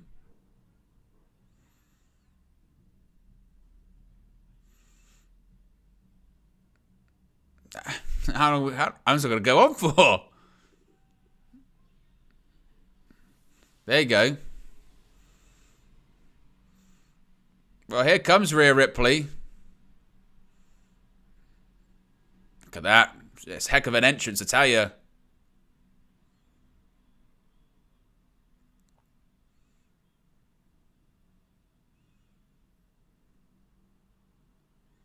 Oh! Look at the pyro.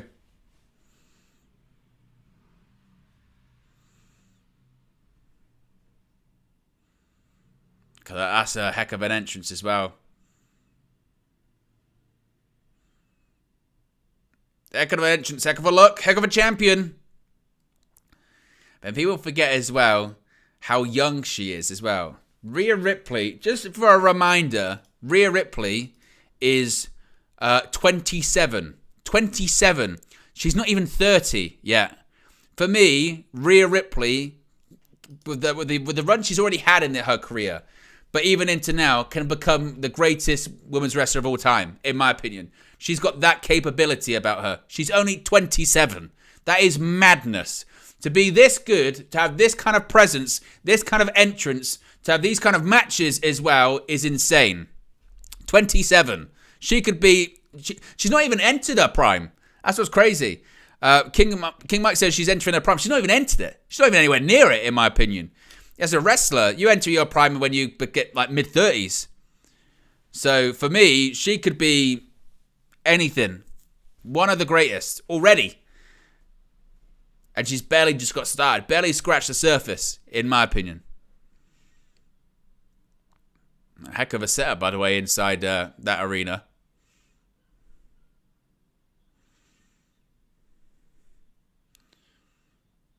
I mean, let's face it, look, you've got 5 people in this match as well. And, experienced people in this one as well. But all of them just feel like they're sort of dwarfed in terms of star power in comparison to Rhea Ripley. Like, dwarfed. None of them are anywhere near the star power or the ability of Rhea Ripley as well. The Women's World Championship held up by the referee. Ripley defending against Stark, Rodriguez, Jax, and Baszler.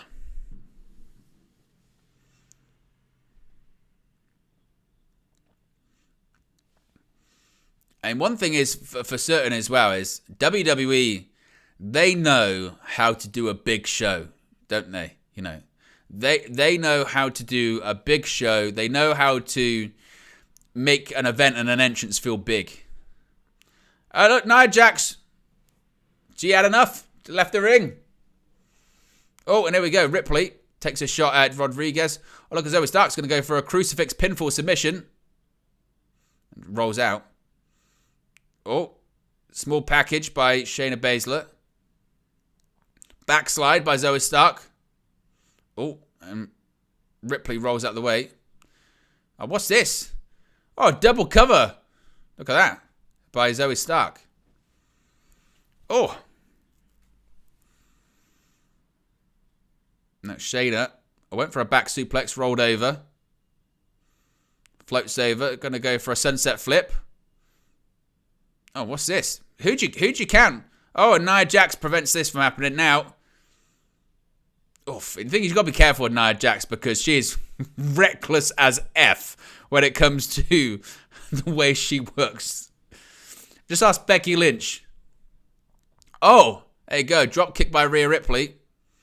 And Ripley back on the apron. Oh, Nia Jax just sends Ripley face first onto the apron.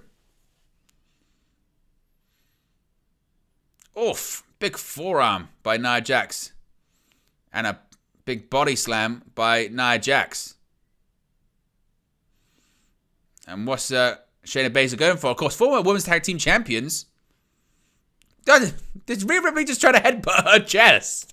What? Oh, German suplex by Shayna Baszler on Nia Jax. Look at that.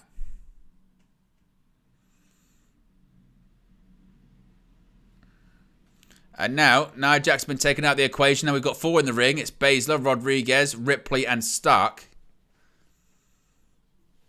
As all fight in their respective corners. Oh, look at that hip toss. Oh, big clothesline by Raquel Rodriguez. Ducks under. Oh, and another big clothesline. Power slam. Oh, look at that. Kind of tour of the islands. Shades of Jeff Cobb by Raquel Rodriguez. Uh-oh. Oh, she went for nearly that power bomb. Forearm by Zoey Stark, who, by the way, it's really frustrated me because Zoey Stark had that big moment after that Becky Lynch Trish Stratus match where she turned on Trish Stratus and you thought, here we go, they're going to do something with Zoey Stark, and they've done nothing with her since then. Misfit Wrestling Podcast says, how will Rhea outdo this entrance at Elimination Chamber? For me, I know that, it's one of the final stops before WrestleMania now. If Rhea Ripley doesn't main event that show, it's a crime. She should. She should main event that show. They should try and do, I guess, I don't know, Elimination Chamber for the title or something like that. I don't know. But they need to try and do something big on that show for me. Oh, she tried to pick up Nia Jax or reverse elbow. Oh my God, a Thez press and now just slamming Rhea Ripley's head into the canvas. Wow.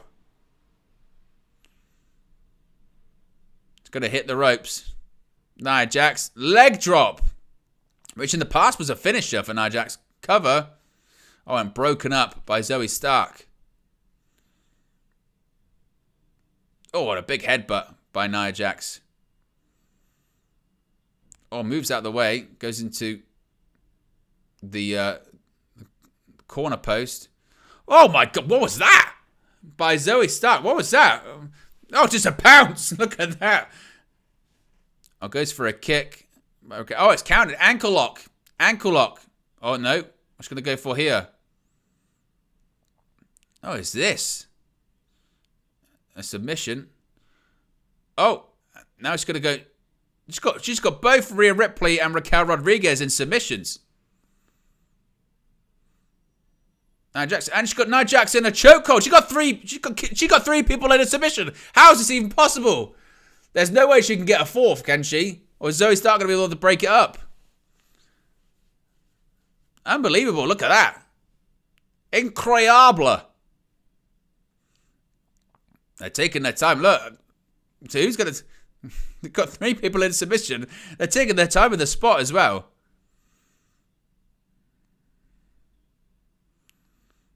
Oof. And Zoey Stark's the one eventually breaks it up. Cover. And Shayna Baszler kicks out. That was a heck of a spot. Oof. A suplex by Zoey Stark.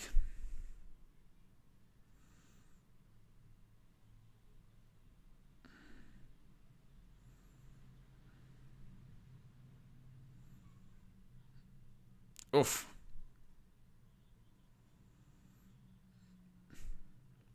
Now Stark's on the top rope. Ripley's trying to trying to fight her off. And just clubbing blows across the back. Raquel Rodriguez now on the top rope. What's she thinking? Are we going to get a... Oh, spots like this make me nervous. Oh, she foul. She foul. Oh, uh-oh. Tower of Doom, perhaps? Tower of Doom. Oh, God, like I said, those spots make me nervous. They really do.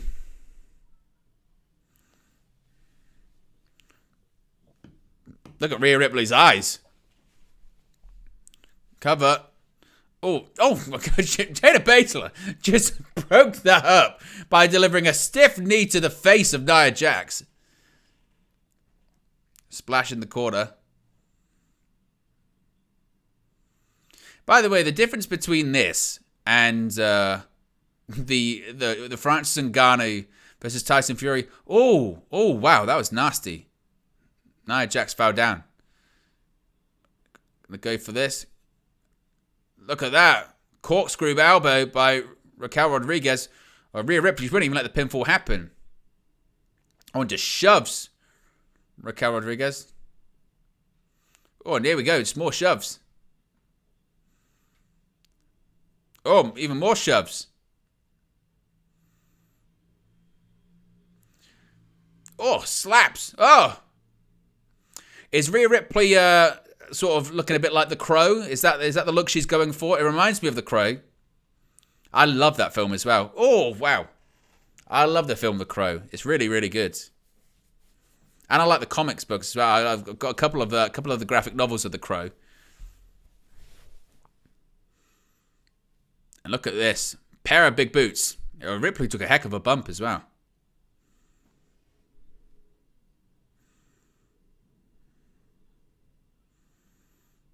And Ripley and Rodriguez. Oh, wow.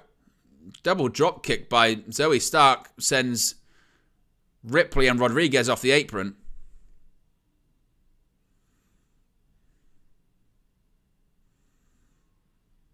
Oh, my goodness. Look at that by Zoey Stark. And jumped over the cameraman as well. That's one of the wildest things I think I've seen. That is unbelievable by Zoey Stark. Holy cow.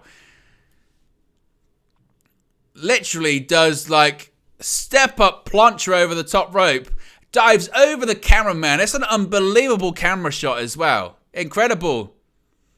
G360, that'll be it. Cover. And Nia Jax breaks it up as lazily as possible. That was incredible by Zoey Stark. She's pulling out all the stops in this match thus far. Good for Zoey Stark. Couple of unbelievable... Oh, just pick Zoey Stark up by the hair. Oh, brute force. I think a bit of an MVP of this match has been Zoey Stark, you know. Really impressive. Now what's Nia Jax going to go for here? Going for the Annihilator again. No way. No way. Is she going to do it? Raquel Rodriguez? Tahana Bomb. It looked like shit. It didn't look good. Don't get me wrong, it's impressive, but yeah, Nia Jax was holding onto the rope, but the Tahana Bomb did not look that good. Rhea gonna go for a Riptide, perhaps. Uh-oh, Kirifuda clutch. Kirifuda clutch. Is it locked in? Ripley, she's struggling. The eyes are rolling in the back of her head. Can she get out? Whoa, what a big boot by Raquel Rodriguez. Oh, and a headbutt by Ripley. Now Riptide. Riptide to... Oh, look at that. Just deadlifts Shayna Baszler. That might be it. Oh, broken up by Zoey Stark, who just kicked her right in the groin. Now Zoey Stark putting Ripley on the top rope, forearm.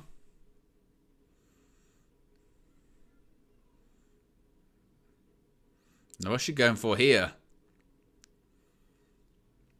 Oh, headbutt. Oh, what's this? Not from the top rope. Gonna maybe go for a riptide from the second rope. Oh, they kind of screwed up that spot. 2, 3, Rhea Ripley retains. That finish sucked. I mean, yeah, Rhea Ripley wins. They did a sort of spot where Rhea Ripley had Zoey Stark up on the riptides, and it was gonna break up a pinfall, but they hadn't got into the pinfall yet. It was very. It's a good finish, but they kind of timed that really, really badly. So we're gonna see the finish again. So Raquel Rodriguez was meant to be having a pinfall attempt on Shayna Baszler, but she wasn't in place at that point. So Rhea Ripley had to kind of wait. It just kind of it was a bit flat, to be honest. It was a decent match, but the finish was a bit flat. I think it's probably the best way to describe that one. But Rhea Ripley retains.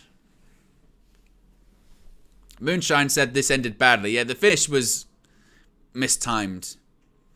In theory, it's a good finish. You know, Raquel Rodriguez in pinfall attempt over Baszler, and then Ripley does a riptide off the top or off the middle to Zoey Stark. That's cool, but they kind of timed it very badly.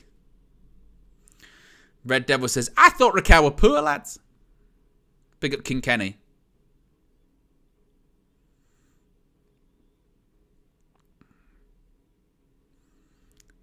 And look at Rhea Ripley. Oh, my goodness. So Rhea Ripley is still the Women's World Champion. So 2 title matches, 2 successful title defenses. The question is, what's coming next? We'll have to wait and see. How many likes are we currently at? 53. If you haven't already, be sure to click the like button. Be sure to subscribe as well. Whilst you're in sort of the clicking mood, you know, why not? Just click the like button, subscribe, and all that fun stuff, certainly. As we're just seeing some of the WWE stars in Saudi.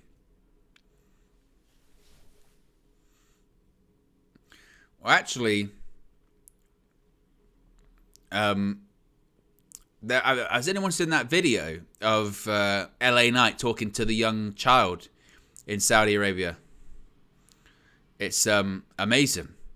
There's basically a kid saying to LA Knight, "Can you come around my house for dinner?" And LA Knight says, "Well, maybe we'll get there eventually." You know, it's a fantastic video.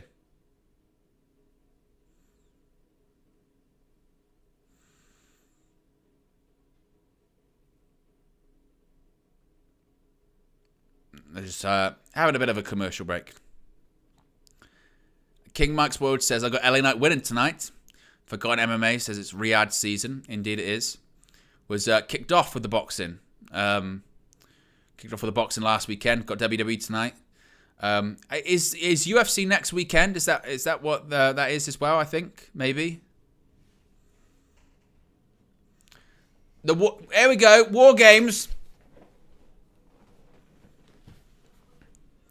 War Games! I wonder if they'll use the William Regal thing now, because he's back now. He can't say it, he can't appear on television, but will they use the actual clip? There you go, Survivor Series War Games confirmed. It's not just going to be Survivor Series, it's Survivor Series War Games. It's back.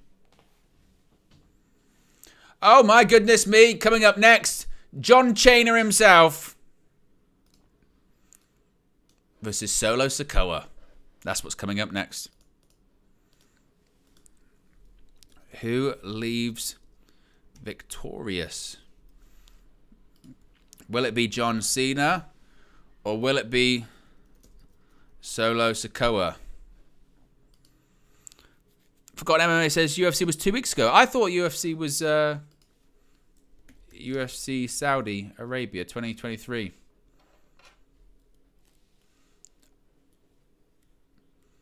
Oh, that's in 2024. Excuse me. The UFC is in 2024. March 2024, first ever fight card in Saudi Arabia. It's not going to be part of Riyadh season or anything like that.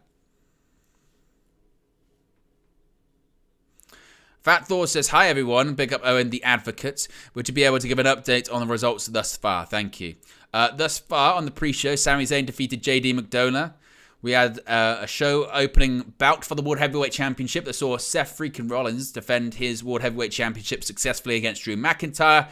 And Rhea Ripley has just defended her Women's World Championship successfully against Shayna Baszler, Raquel Rodriguez, Nia Jax, and Zoey Stark. Up next, we have John Cena versus Solo Sikoa.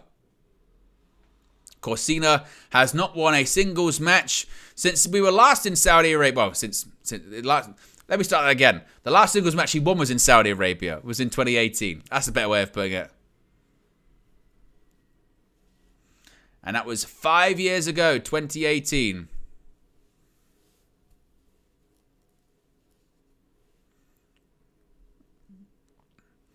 And this is John Cena's last scheduled appearance, by the way, as well. But the actors' strike hasn't been resolved just yet. Although there was wasn't there something in the news saying there was an offer made or something like that?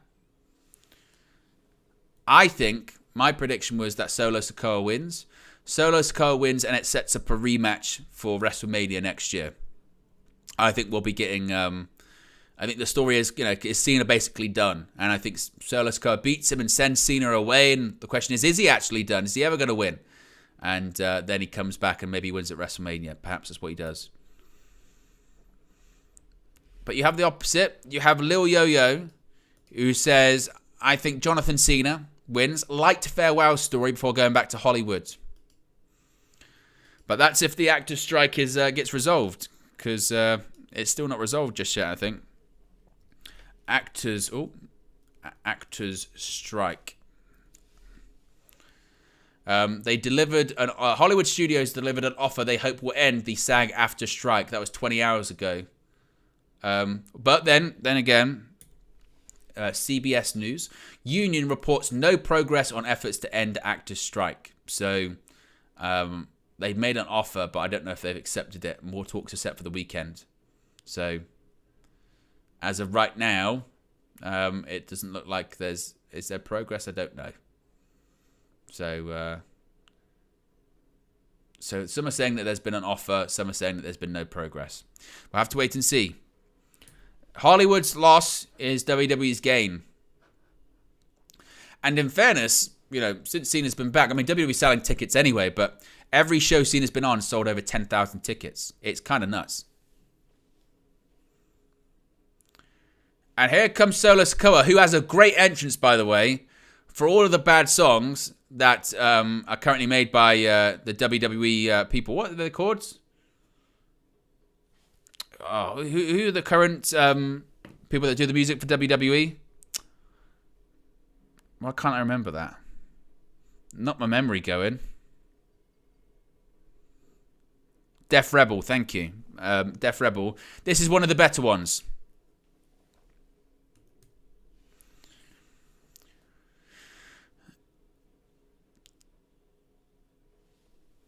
This certainly is, one of the better ones. Forgotten MMA says CFOs got fired, I think. Well, no, the reason the CFOs thing... First of all, CFOs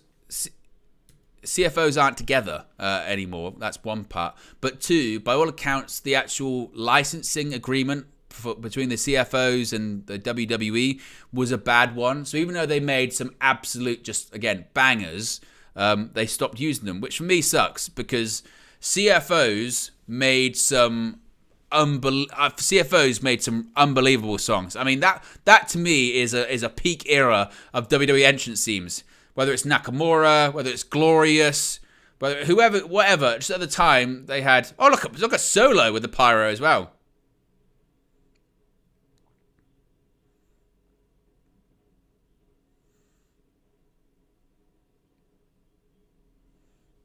There you go, Wade Barrett with a shout out to Husky Harris. Wyndham Rotunda, RIP. Now, if this was 10 years ago, John, it wouldn't even matter if Solo Sikoa was young and getting over. Cena would win. Because Super Cena. But now, Cena puts everyone over. So this is going to be very interesting. Humza, the original Ricochet theme. That was good too.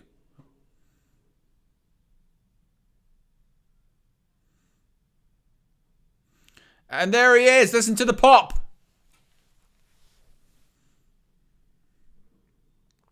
John Cena sucks is the song. You got to sing it. John Cena said we got a good group.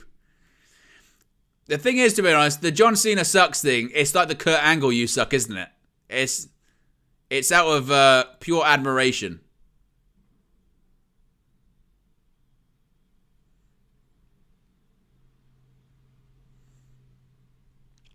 Red Devil says Cena put over Sheamus and KO.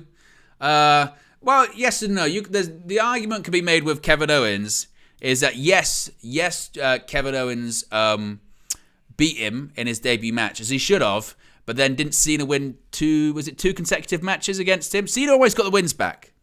But even by that point, he was doing more jobs. But there are so many. I mean, do we need to say Nexus? They shouldn't have done what they did at SummerSlam with that. Do we need to say Bray Wyatt, WrestleMania 30? Didn't need to win that one. WrestleMania 31, Rusev. I mean, I know the storyline kind of like if you're going to do a whole Russia versus USA, the USA guy has to win. But there was a couple of Super Cena moments that I wasn't a fan of.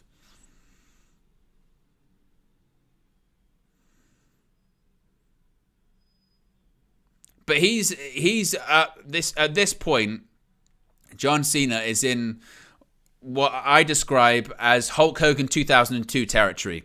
When Hulk Hogan came back in 2002, he was like Babe Ruth, the most popular you could ever that's where he's at the moment, Cena. And by the way, John Cena is a far better human being than Hulk Hogan will ever be.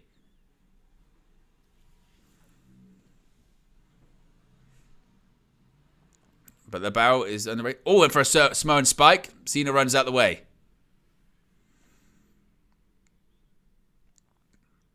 But Cena Sikoa underway here tonight.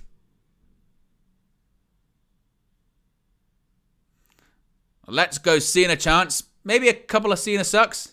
But that's the point, isn't it? Side headlock.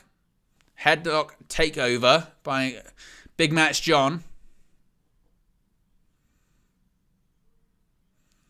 Oh, stamps on the hand. Look at that. Stamps on the Samoan spike itself. Oh, look at that. Now turns the arm. Oh, shoulder tackle. Once again, going to go for the shoulder. Work it across the arm. I mean, what's also important to point out, if people are expecting like a really, really, really, really good match, like Cena himself has said that he doesn't have that in him anymore. But people were kind of disappointed in the match that we saw at WrestleMania between him and Austin Theory. And then he did an interview with Sam Roberts. He said that that's what I've got in me, basically, at this point. That's all I've got.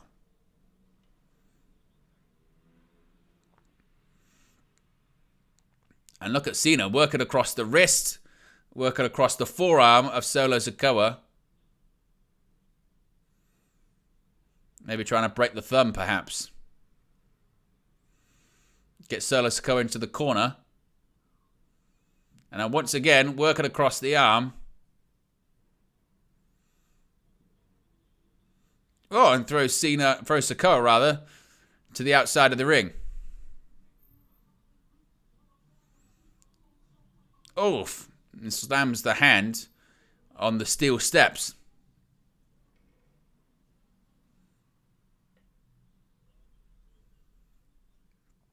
And once again, Sikoa thrown to the other outside of the ring on the other side.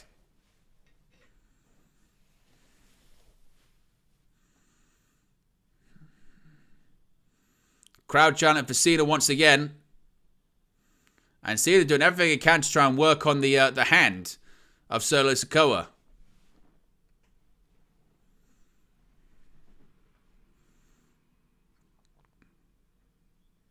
Cena going to get back into the ring.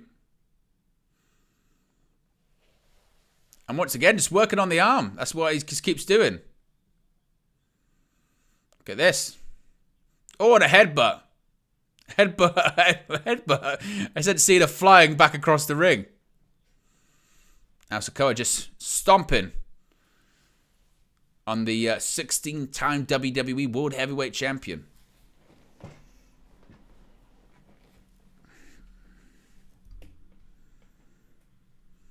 Crowd chanting, "You suck," at Solo Sikoa.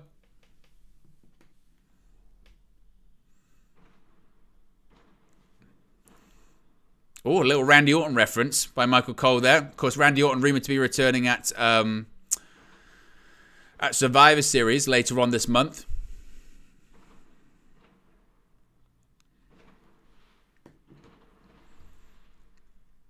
Solo Sikoa slowing things down and on the offense against Big Match John.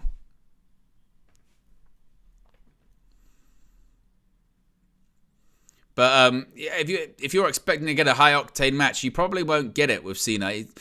I know obviously they're on strike at the moment, but Cena did also say that he's concerned about spinning heel kick. Cena is a bit concerned about getting hurt. Like Cena doesn't want to have like a torn bicep and then he's screwed if indeed this strike ends tomorrow. So he has to kind of work smart, which just caused the match quality to dip a little bit. The poll in the chat predicting on who we think is going to win this one. The majority are saying John Cena, which is quite interesting. My prediction still is Solo Sikoa. And what's Sikoa going for here? Oof! And the scream by Solo Sikoa to the crowd.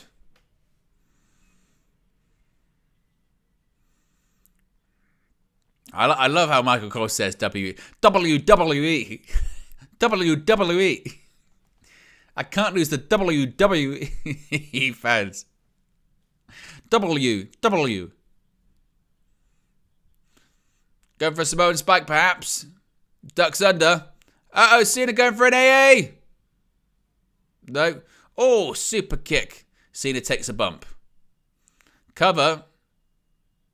And Cena kicks out.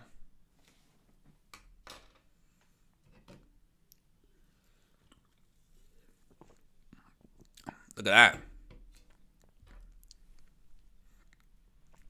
that. Inside of a WWE rig.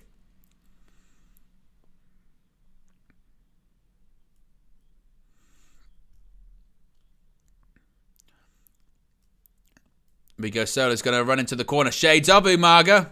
Oh!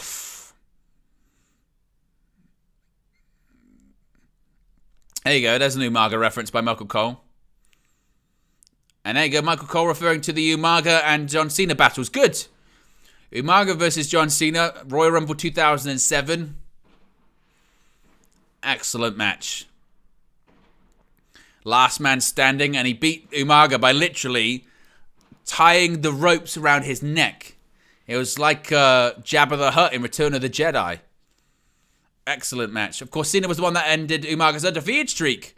New Year's Revolution 2006. Well, actually, it would have been 2007, actually. There we go. STF. STF. It's not the best version of it.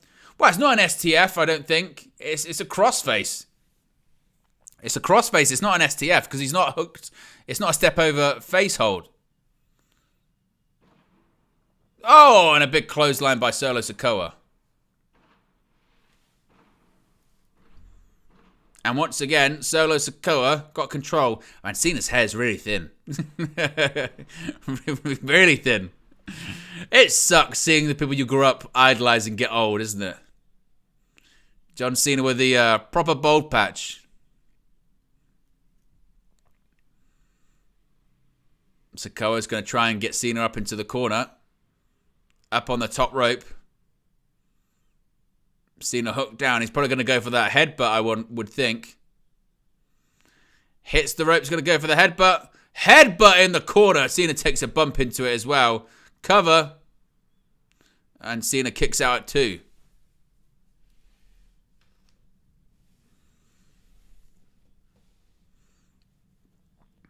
And look at this. Big headbutt.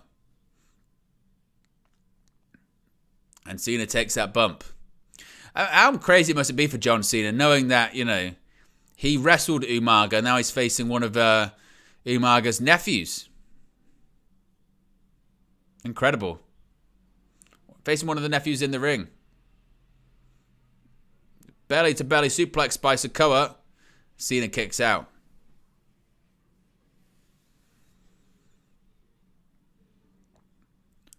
Crowd still chanting that Solo sucks. And look, Solo's just pointing, saying, is this John Cena? Is this who I'm facing off? Really? Like Miz territory, really? Really?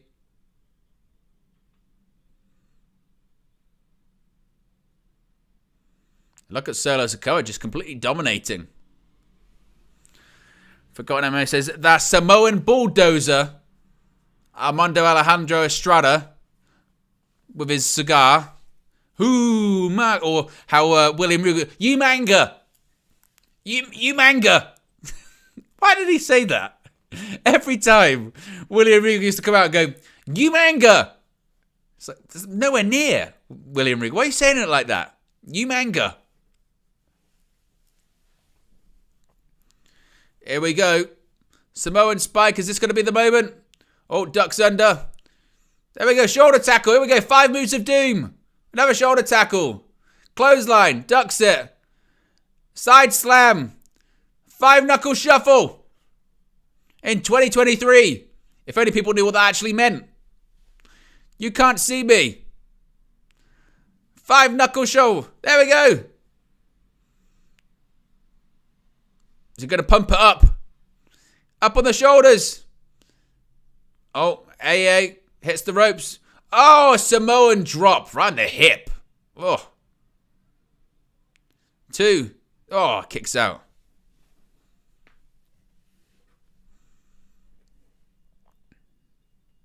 And Cena just about kicks out. Look at this Samoan drop.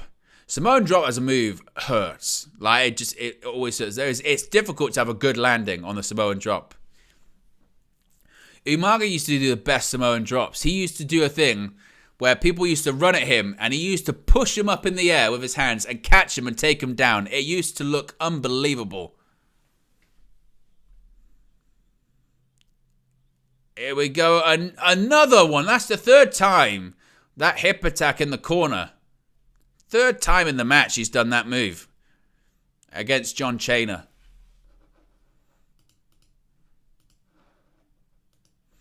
Crowd still saying, you suck, to Solo Sikoa. Look at that. Oh. Horrible. Oh. Cena going back to the arm. Been working on it throughout the match. Cross body. That one works. 2. Oh, and Solo Sikoa kicks out. Cena with a cross body there. Look at him. Rolling back the ears.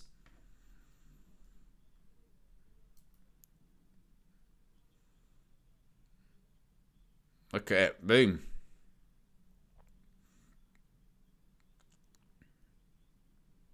But somehow managed to kick out. Up on the shoulders. Cena. Oh, super kick. It was more of a thrust kick, actually. Grabs him by the throat. Oh, what's this? What's this? Oh, choke slam. Choke slam by John Cena. What was that? 2. Oh, when has Cena ever done a choke slam? Ah, unbelievable. Change of the Undertaker. John Cena said you're going to go one-on-one with the Undertaker. That choke slam.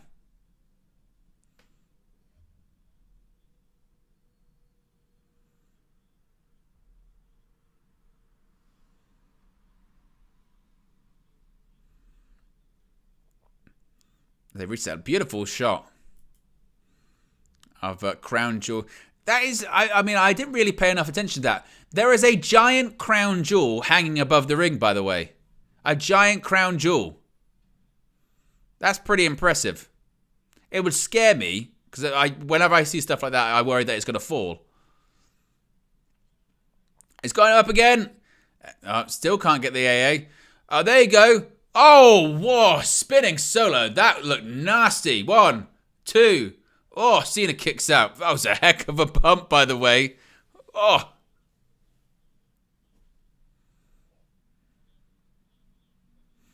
Look at this.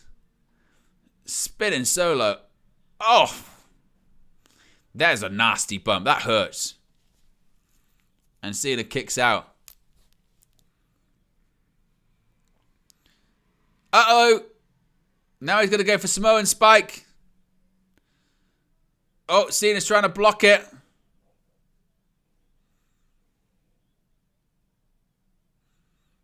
Oh, counters. Now he's going to go STF. Here we go. STF. It's locked in. I always thought the STF looks like it sucks, but because Cena doesn't have like a snug STF at all. His arms are basically barely around the person's head. And Sikoa gets to the bottom rope. Oh. Kicks him away.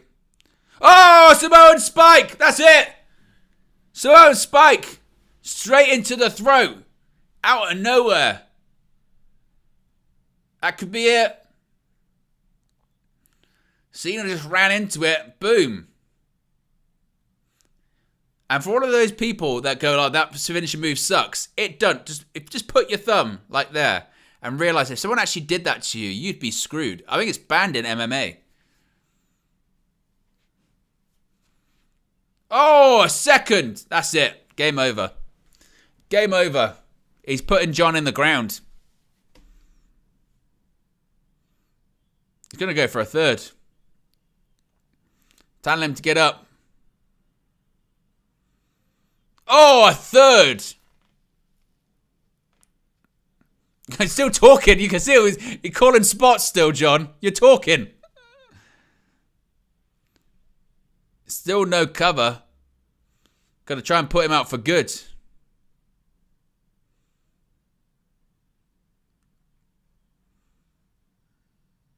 Cena can't breathe. Crowd are chanting for Cena. Here we go. A fourth Samoan Spike. Cena's down for the count.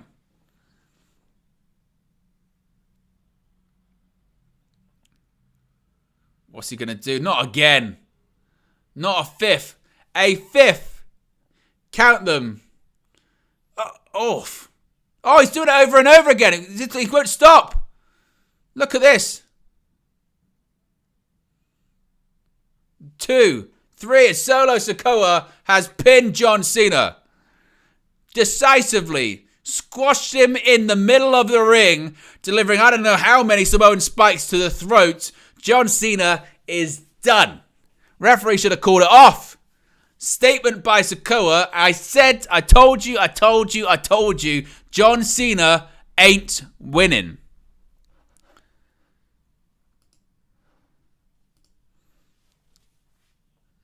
Said that was the point. The first one was good. Get your ratings in as well.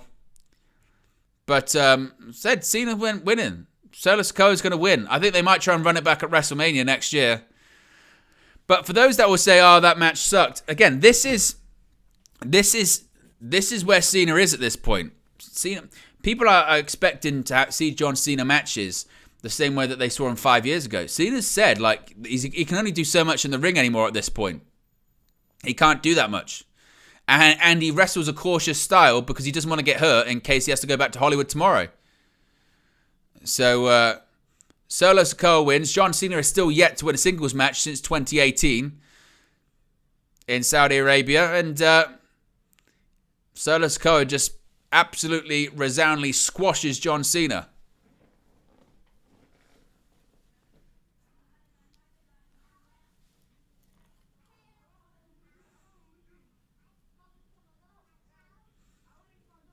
Now, they said on commentary that they're saying he's the guy that's retired John Cena. I don't think Cena's retired or anything like that.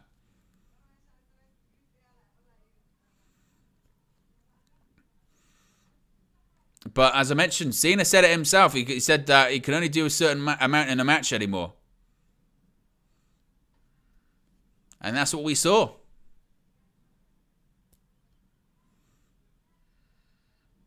I'm sure they'll probably do a big sort of post-match angle. I've seen her sort of, contemplating and maybe walking away, something like that.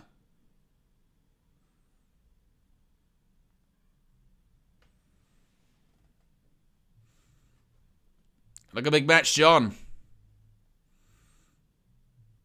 Down in the ring.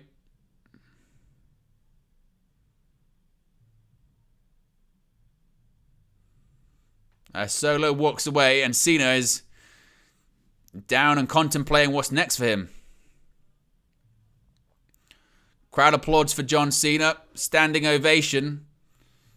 And what's being sort of really portrayed as Cena maybe realizing that the time's up. His time is no longer now.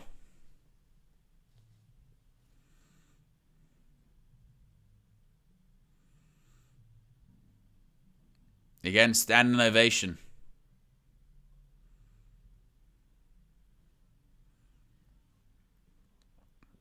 Crowd chants for Cena.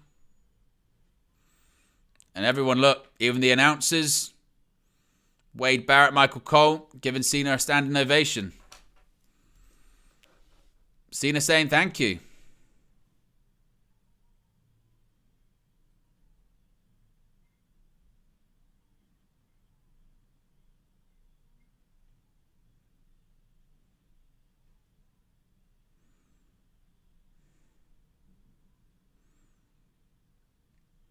Crowd says thank you, Cena.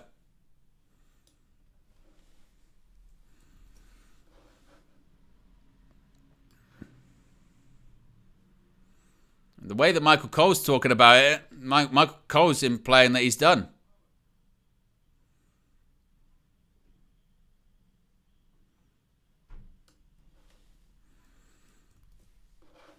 Michael Cole says, from a personal standpoint, someone that's meant more to me than anyone.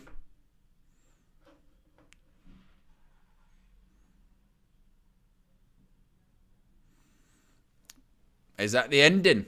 Is that the ending for Cena? I don't think it is. Like I said, I think he probably has one more match at WrestleMania next year. But they're certainly trying to play it like that. What do we think?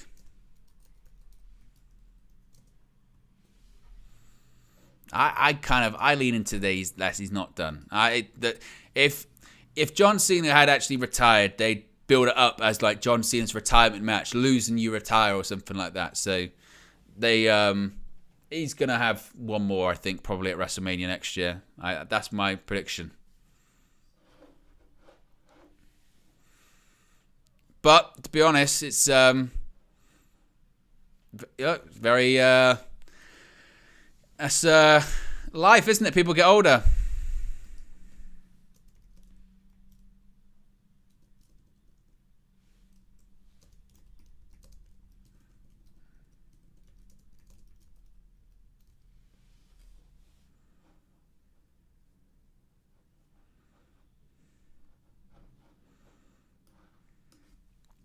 What are they showing here? Oh, is this like WWE experiences in Saudi Arabia? I think it's something like that. What are people saying in the chat at the moment? Actually, I'll go back to this. There you go. Humza says, definitely isn't done. The redemption story is going to be good when it happens.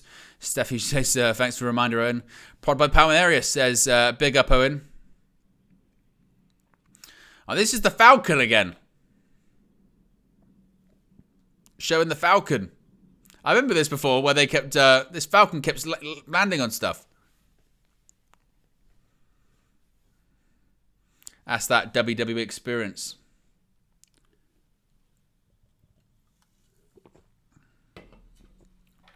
The Miz. What's The Miz doing here? Look at that. I tell you what, that virtual thing is amazing. You're getting a Miz TV segment. A Miz TV segment. Wow. Who's going to be the guest?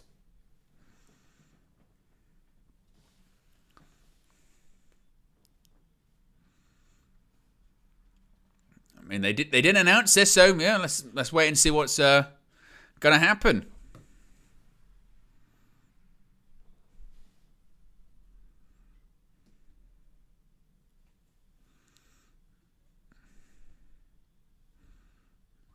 He came to play. Maybe it is virtual. That big crown jewel over the ring. Maybe.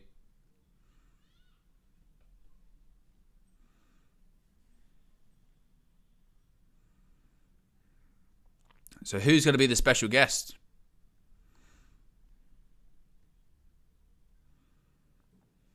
One of Saudi Arabia's own.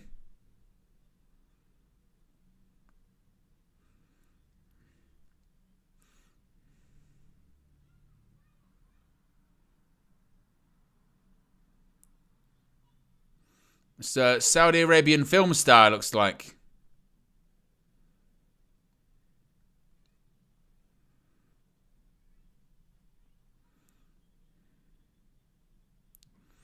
Ibrahim Al-Hajij.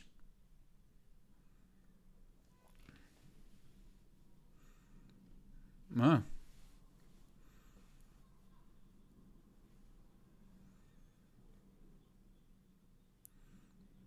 There you go. I can't say I'm too familiar with him, but...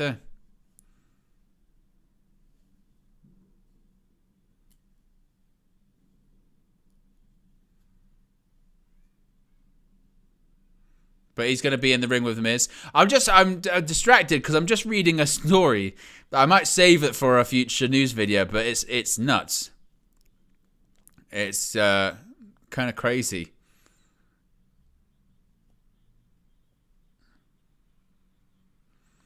Basically, the thing I'm reading is, so the NWA signed a deal with the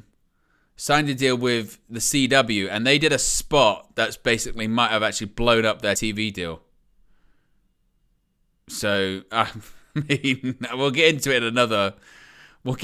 But they did something in their pay-per-view, which means it's actually very, very likely they might not actually be airing on the CW anymore. It might just be on a CW app because of madness.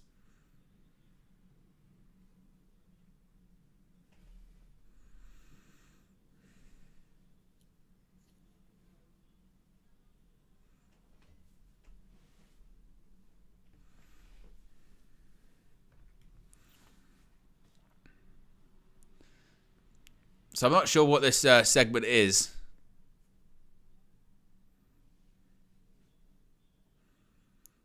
Talking about Crown Jewel being in Riyadh.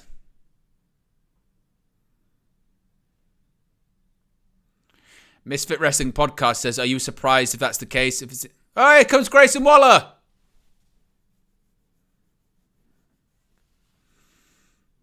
I tell you what, it's a heck of a set, isn't it? The set of the Crown Jewel is unbelievable. And there's Grayson Waller. It was reported he was going to be at Crown Jewel. Interrupting a talk show. He's got one of his own, of course.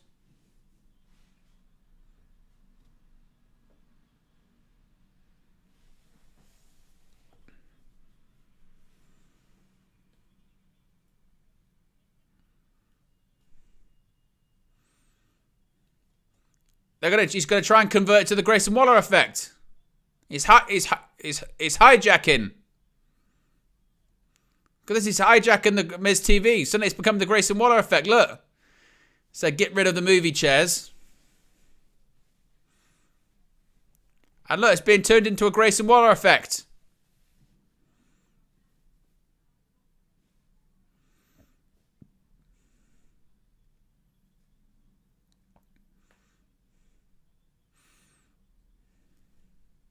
It says it's not 2005 anymore. It's 2023. Hottest talk show is the Grayson Waller effect.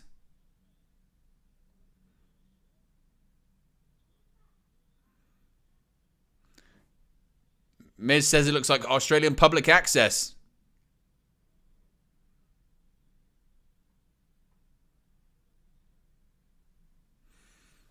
The Miz just referred to himself as Cristiano Ronaldo. Says you're a ball boy.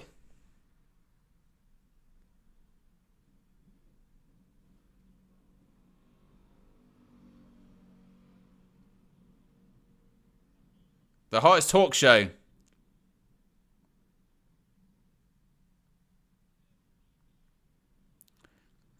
Says the hottest talk shows in WWE's Miz TV. What are we doing? What are we doing?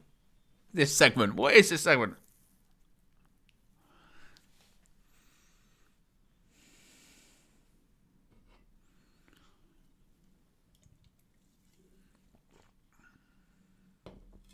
Says Miz TV again.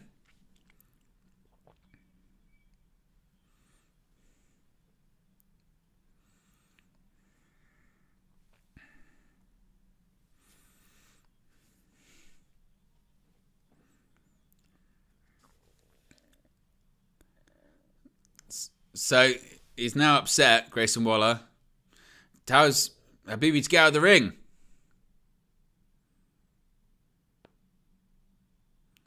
Uh-oh. Miz was going to step to him, and the guest says no. What's he doing now? He's taking off his cufflinks. Are we going to have a match? What are we doing?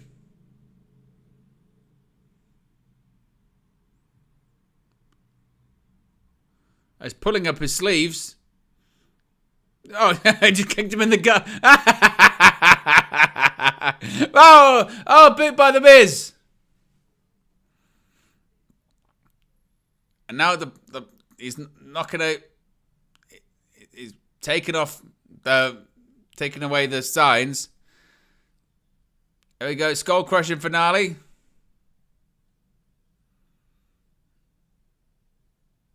What's this? Oh, a kick! That was pretty good. A skull crushing finale. Oh, there you go. A kick to the face.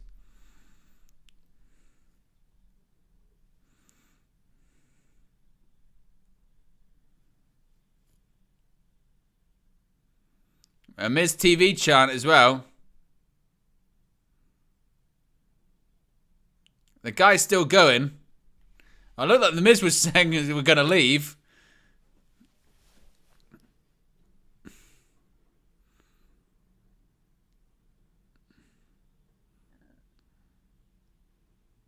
It's now going to do a people's elbow, I guess. Hits the ropes. And a people's elbow.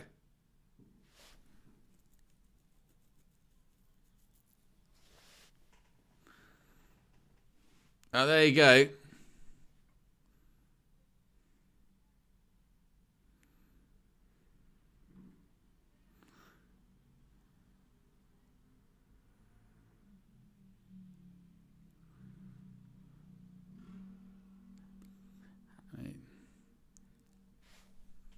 That was a thing.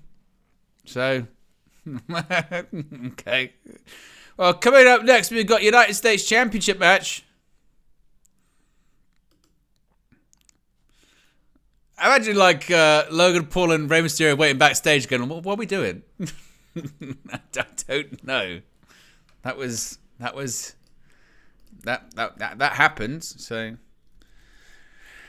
who leaves as United States champion?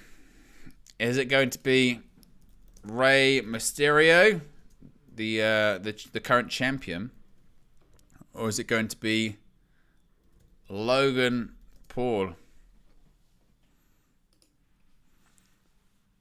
Poll is in the chat.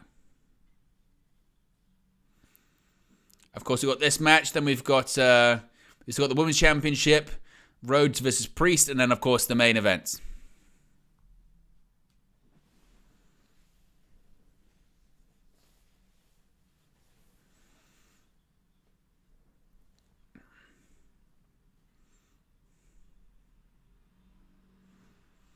Talks about when he beat Rey Mysterio in his first ever wrestling match, which he did at WrestleMania 38 in 2022.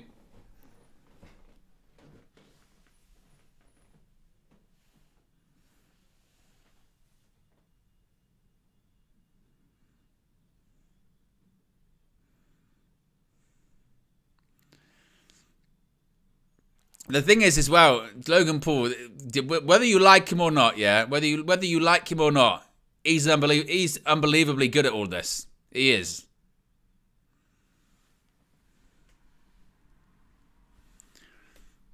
Logan Paul is outrageously good at this for the amount of time that he's been doing it. Although I wasn't a fan, it must be said.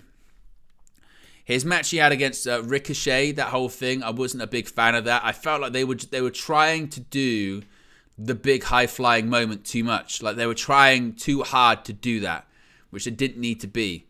But also, Logan Paul needed a win. And that's what he's going to get tonight, in my opinion. He's going to leave champion.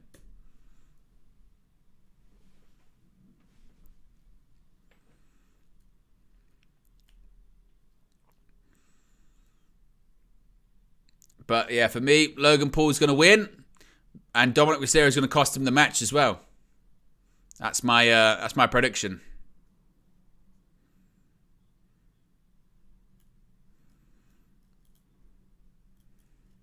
And this will be a good match as well because obviously, look, it's Rey Mysterio. Rey Mysterio's experienced as anyone. He'll make it work.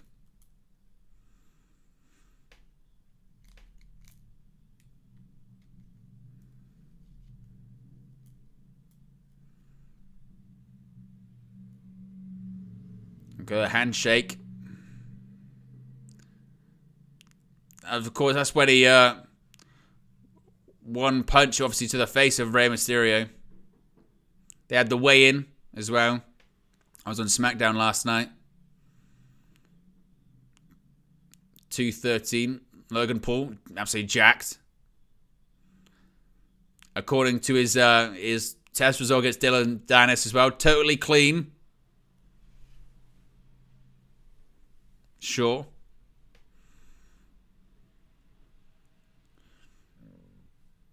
That's when they had the weigh-in. Rey Mysterio got the lucky shot of his own in. What's the poll saying at the moment? Interesting, actually. 55% of you say Logan Paul, 45% say Rey Mysterio. So pretty tight.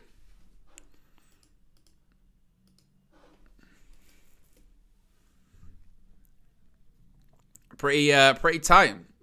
Interesting. I said I'm going with Logan Paul. Well, for me, Logan Paul will win. Just is what it is.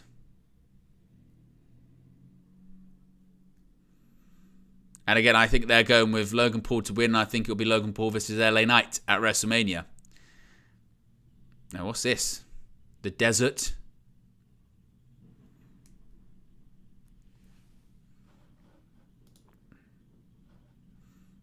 Logan Paul out there in the desert.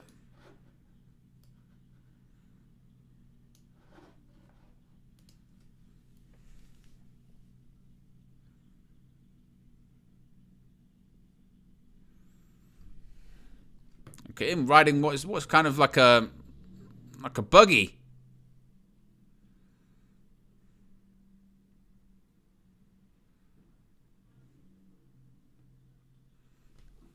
Him driving around in the sand.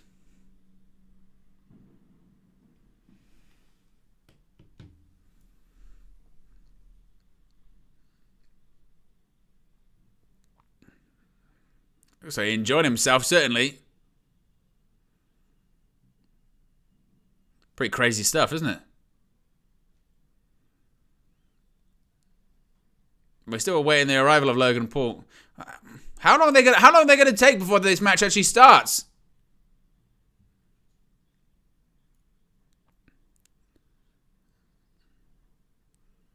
Oh, he's still driving the buggy, is he? What, did he drive it from the desert? It must have taken a while. Maybe Rey Mysterio has the advantage, considering Logan Paul's been driving for hours.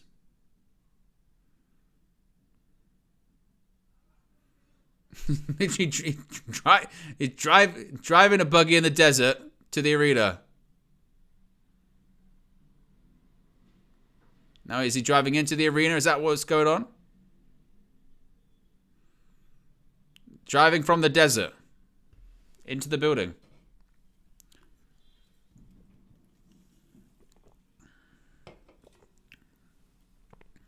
And here comes Logan Paul. There it is, the buggy he drove in on.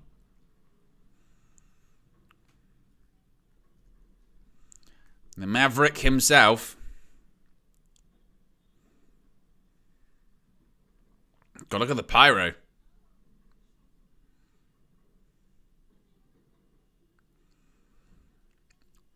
I like the gear as well, the yellow and black. Yellow and black attack.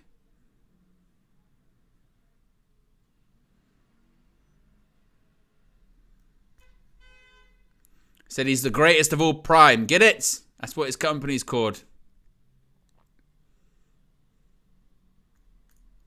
I'm still trying to figure out. I think it's the crown. That crown jewel looks real to me. Maybe I'm wrong.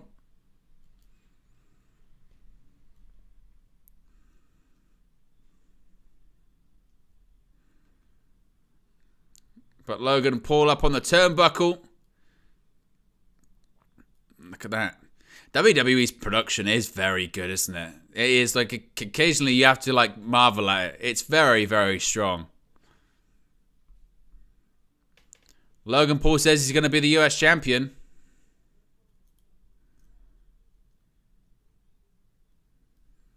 Of course, this time last year he was facing off against Roman Reigns, Undisputed Universal Championship. And here comes Rey Mysterio, the United States champion. God, look at that pyro. Look at that pyro and look at that set. I've said this a few times tonight, but that set is really, really good.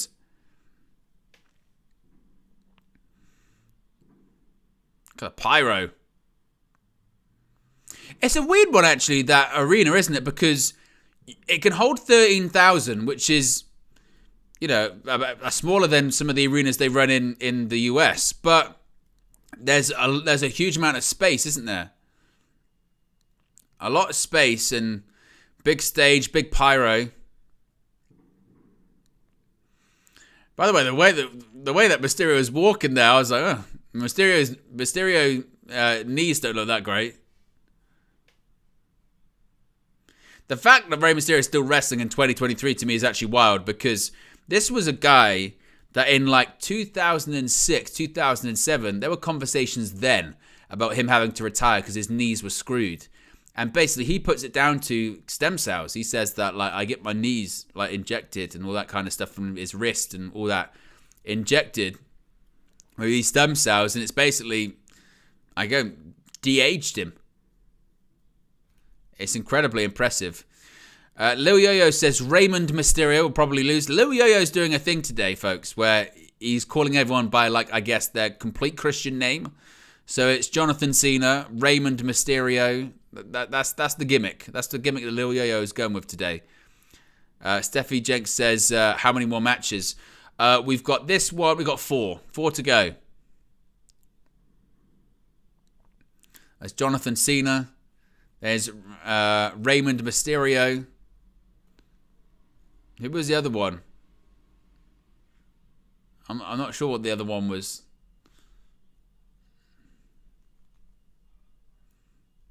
Solomon Sikoa. There you go. Thank you, Nathaniel.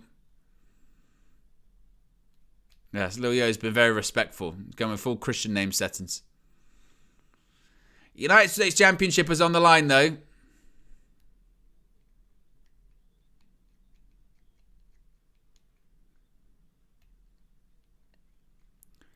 Who will leave as the United States champion? Oh, that was it. Los Angeles Knights as well. That was another one. Not LA, Los Angeles Knights. The bell rings. We're underway. Look at Logan Paul. Looking very confident.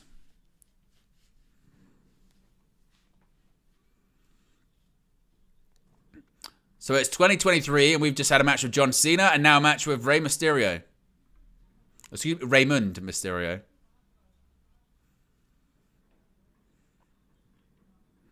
As the crowd cheers for Rey Mysterio. Collar and Albert tie up. Backs Mysterio up into the corner. Oh, look at that. Just a pat on the top of the head by Logan Paul to Rey Mysterio. Rey's got the Kinesio tape on his shoulder.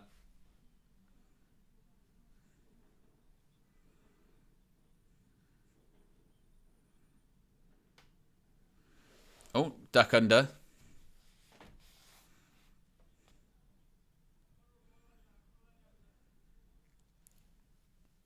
Did Michael Cole say that the greatest Royal Rumble was one of the great events?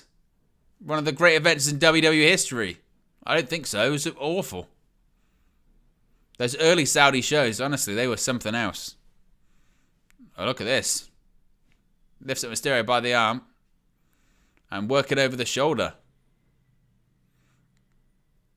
Again, I think that's the same shoulder that's got the tape on it. Yeah, it's got the Kinesio tape. Kick to the gut. Oh, And Logan Paul fighting back. Oh, pulls him over. Impressive. Oh. Oh, look at this. Oh, went for a sunset flip. Goes for a kick. Duck down. Oh, just a kick to the gut by Logan Paul. Oh, throws Mysterio into the corner. Oh, reverse elbow.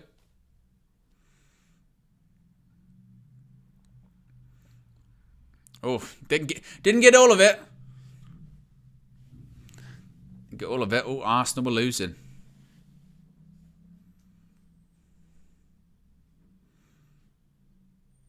And now Logan Paul taking a bit of time on the outside of the ring.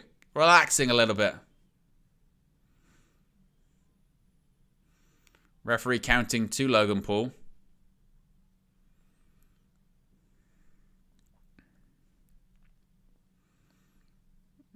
Now what's Logan Paul doing now? Got a bit of that sort of boxing stance going back again. And look at that duck under.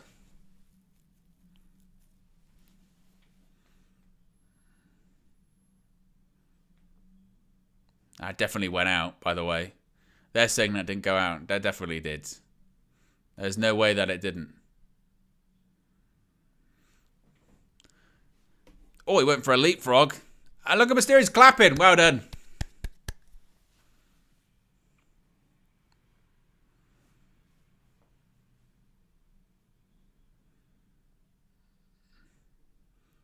Off the ropes, Mysterio. Tilt-a-whirl head says, here we go. Get ready. 619.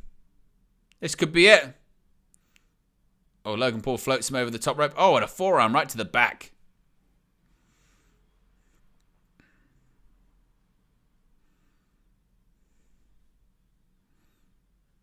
There you go. Oh. Look at Paul. Just picks him back up. Up onto the shoulders. Look at that. How impressive.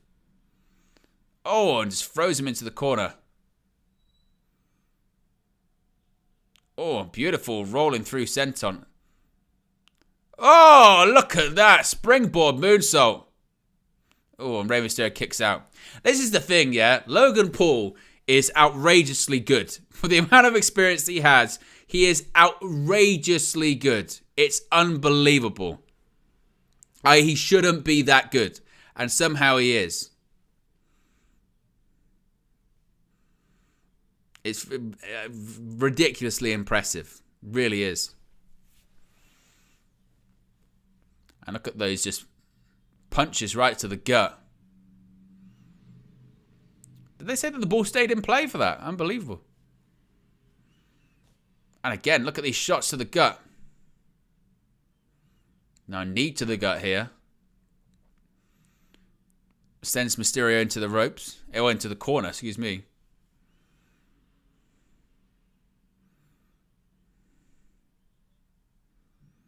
And look at Logan just drinking it in. Are they saying hands on the back?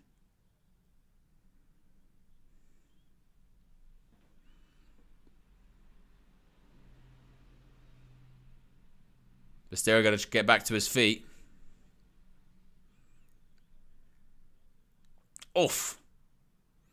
Into the turnbuckle. And look at that. Takeover. Amateur background. And they're checking offside. Oh my God. They're checking if it went out of play, if it was a foul, and if it was offside. That's crazy. VAR on a madness.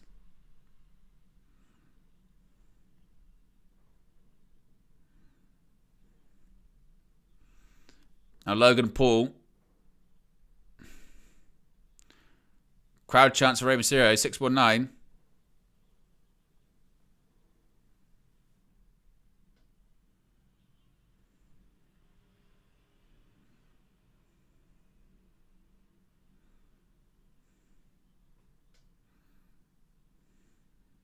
Still right hands.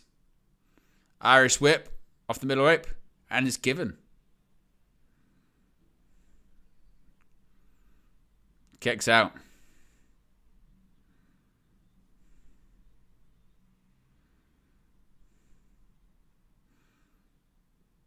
Look at this. Hits the rope. Tilt-a-whirl. Oh, beautiful. And straight into a cover.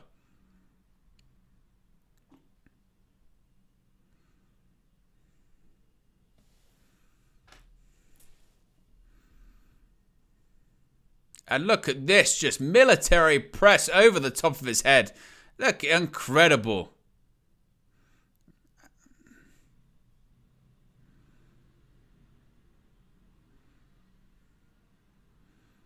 And a big splash. Look at that. Oh, kicked out of one. he was doing the Ultimate Warrior. Incredible.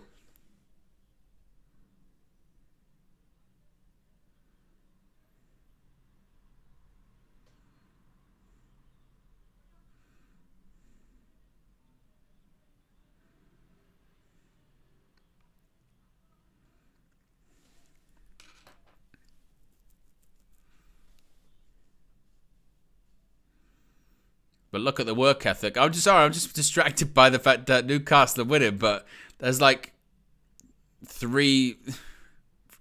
They've said the ball was out in, even though for us it would definitely be the other way around. Here we go, I don't even know. Who cares? And look at this, a bear hug by Logan Paul.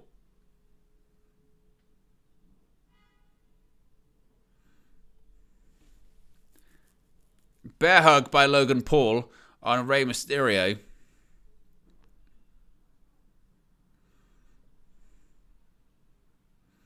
Rey Mysterio trying to fight and get back into it.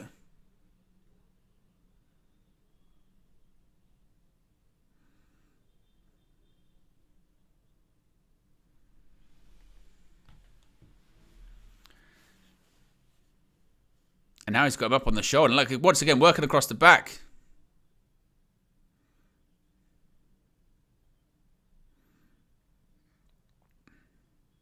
Shades of Bruno Sammartino. Look at that. He's really been doing his tape research.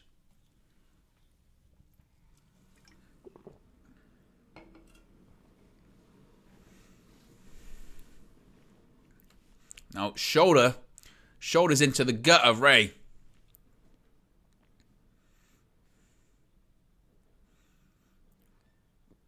And what's Logan going to try for here? Telling Rey to get up. And to be honest, Logan Paul's dominated this one, hasn't he? Incredibly impressive.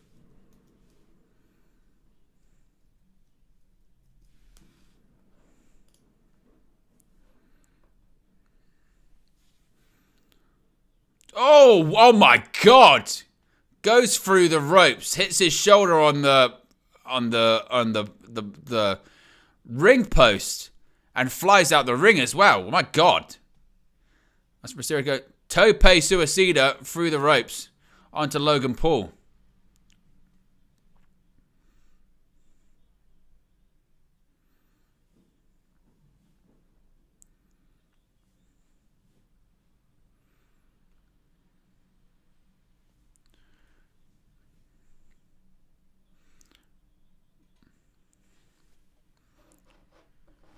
Mysterio heading to the top rope. Seated senton. Springboard. Crossbody. 2. Kicks out.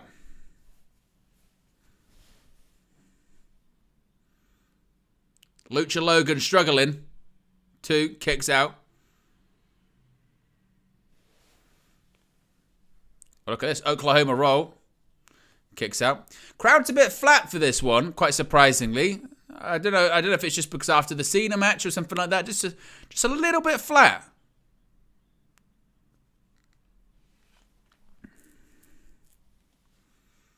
A little bit flat, the crowd for this one. One of Rey Mysterio's contact lenses has come out, by the way, as well. Crowd chanting 619. Yeah, one of Rey's contact lenses have fallen out. He's got one normal eye, one not normal eye.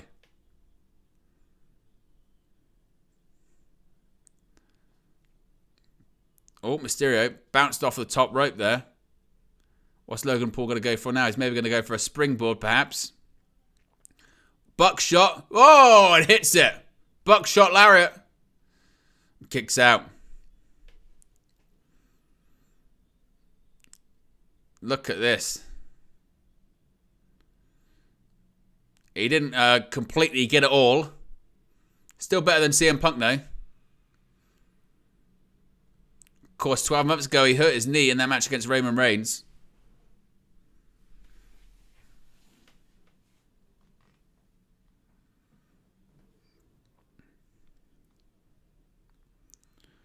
Logan says, I've got to end this.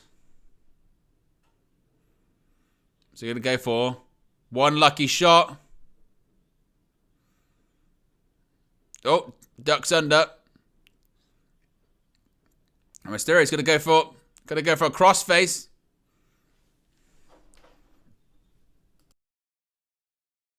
Crossface is locked in. Deep water for Logan Paul, as Michael Cole says. He's reaching. He's trying to reach for that rope. Is he going to get that? Still can't get that. And he gets there. Referee has to break it up. But yeah, very, very, very flat, this one. Which is interesting.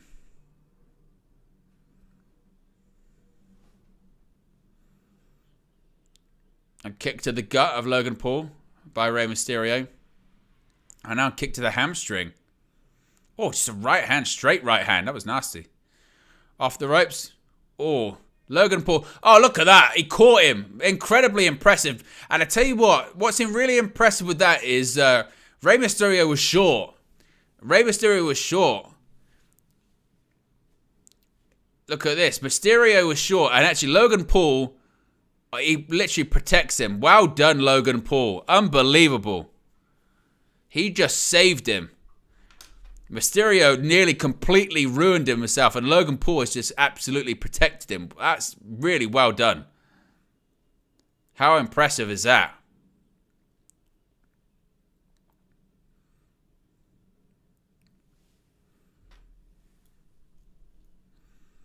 That was very, very close, and well done to Logan Paul, because he is literally, behind all of this, it's, make sure you go in there the same way that you came out, and Logan Paul just protected Rey Mysterio unbelievably.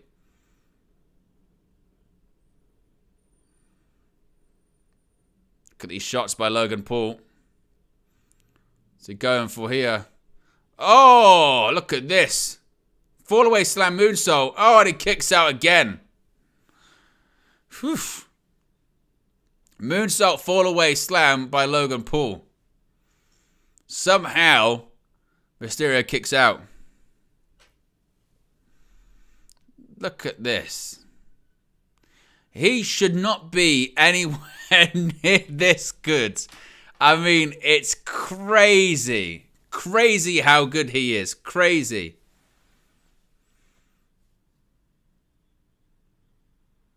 Logan Paul, nip up back to his feet. He is no joke, honestly. Now what's he thinking about here? Got to go to the top rope. Look at that. Oh, kick to the gut again by Logan Paul. Oh! 619. Oh, catches him.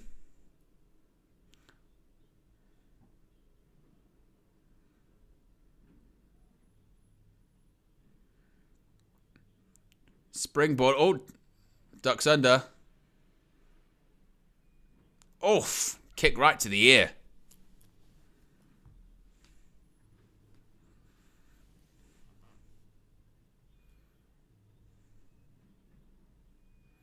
Oh, he's holding on to Mysterio. Oh. Electric chair.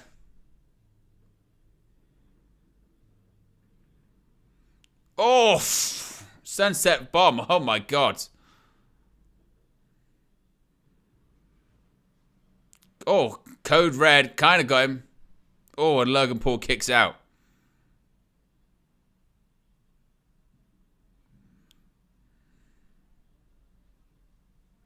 Referee just checked if he was okay. Oh, wait, once again. The same thing that happened at SummerSlam. Same thing how he beat Ricochet. He's just been handed brass knuckles as Logan Paul. Another Crody.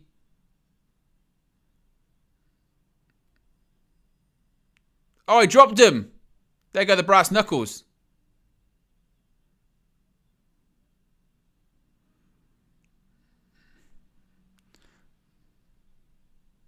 Logan Paul saying, go get him, go get him. What the hell is this? Uh-oh, Santos Escobar. Santos Escobar says no, shakes his head.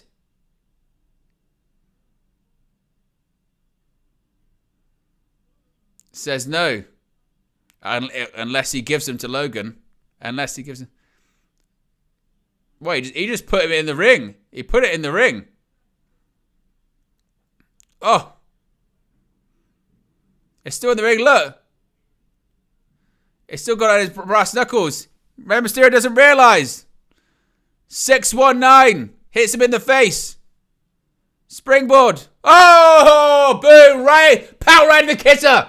2, 3, Logan Paul 1. I told you it happened. I told you it happened. Logan Paul is the new United States champion. With one lucky punch loaded up with brass knuckles, Logan Paul is the new United States champion.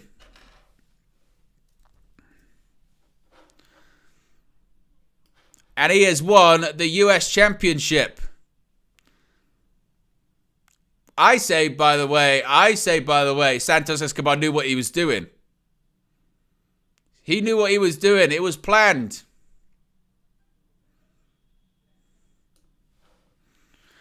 By any means necessary, Logan Paul is the brand new United States champion.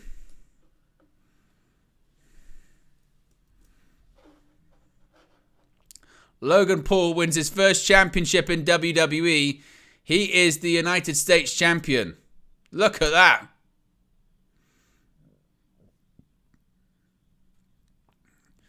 I guess drink Prime and win the US title is what they're doing. Of course, they're showing the replay here. Mysterio hits 619 right to the face. Goes for the springboard and just gets clocked. Bang. And like I said, I think that we're going to get towards Logan Paul LA Knight at WrestleMania. That's what I think we're getting for.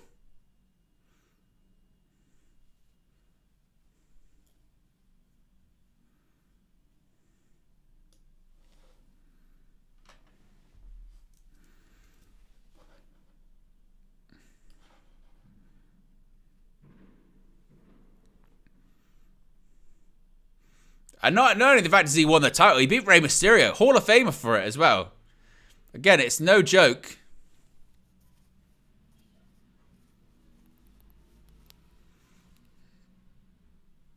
Look at him. Rey Mysterio says, you know what you did? He goes, I did fair.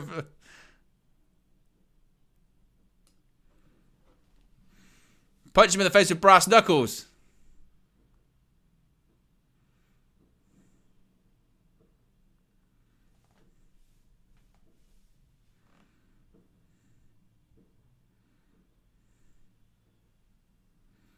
And Logan Paul still celebrating with the United States Championship. And they're showing, they're advertising the Elimination Chamber in Perth next year. So we have a brand new United States Champion, which again, I think most people expected.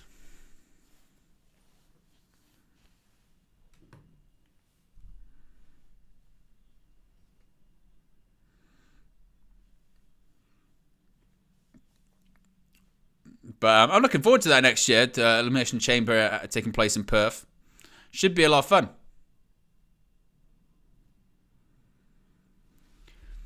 The thing is as well, and people talking about, if people are upset by Logan Paul winning that United States Championship, again, he's legit. Like in terms of a worker, he is legit. No joke. We've got Jackie Redmond going to be talking to Bianca Belair. Would imply the Women's Championship match is coming up next.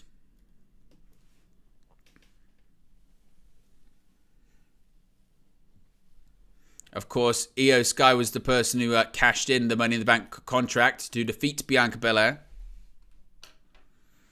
I still say that Santos Escobar did it on purpose, by the way. And I think they'll go back to that point and say that they did it on purpose. Or he did it on purpose, rather.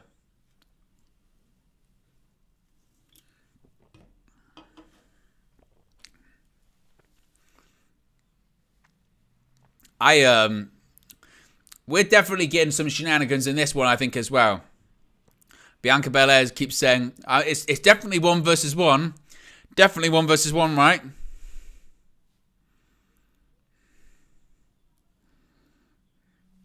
Well, coming up next, it's the Women's Championship.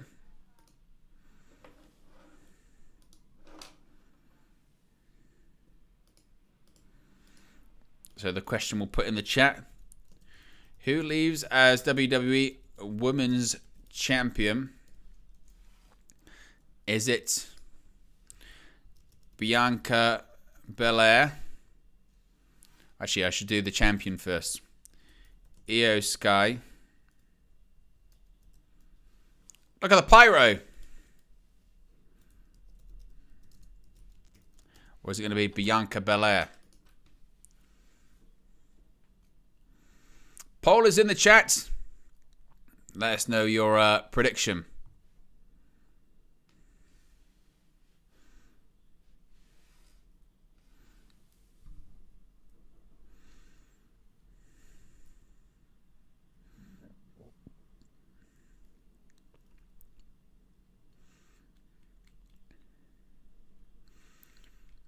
Again, as I mentioned, it was Iyo Sky who cashed in on Bianca Belair. Of course, this is a rematch from Backlash as well. They had a fantastic match at Backlash. Man, look at that set. Unbelievable. And there is the WWE Women's Champion, Iyo Sky. Look at all of those lasers as well.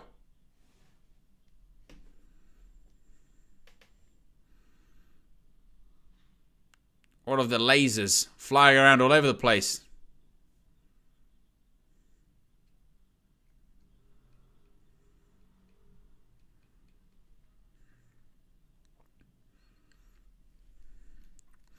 James says, I like the stream. There you go.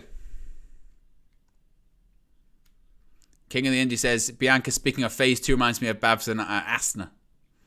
Well, currently they're losing to Newcastle. Which I don't know what the best result is for Man United, really, because Newcastle winning means they go above us.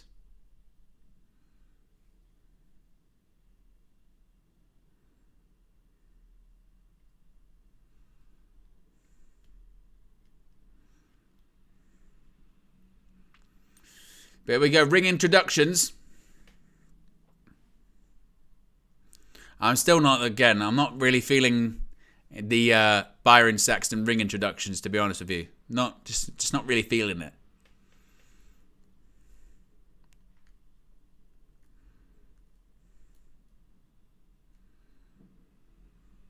It sounds like he's struggling to speak.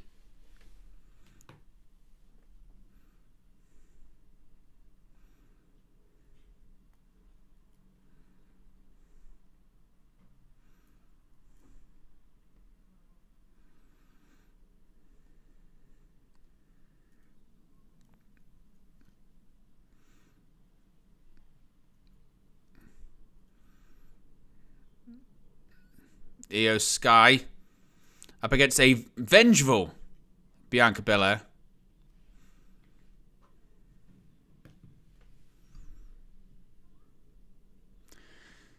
But what's the poll saying actually? 90% of you say that Iyo Sky is going to win, and I agree. That's where we'll be going. And the bell rings. We're underway. Waistlock takedown by Iyo Sky. And again.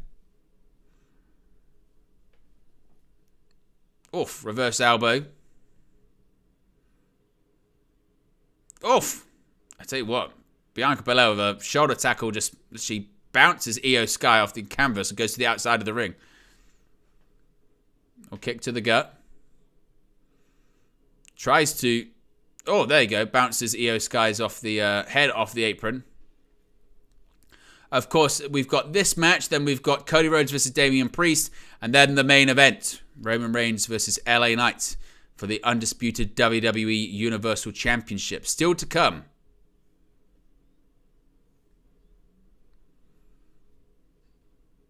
Gonna go for a suplex.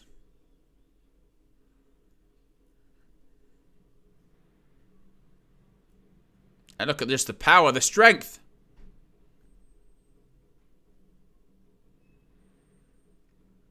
Oh, moonsault. Kicks out at 2. Does Iyo Sky.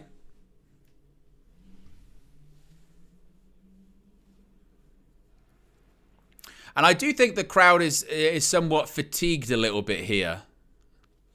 I think the crowd is kind of tiring a bit.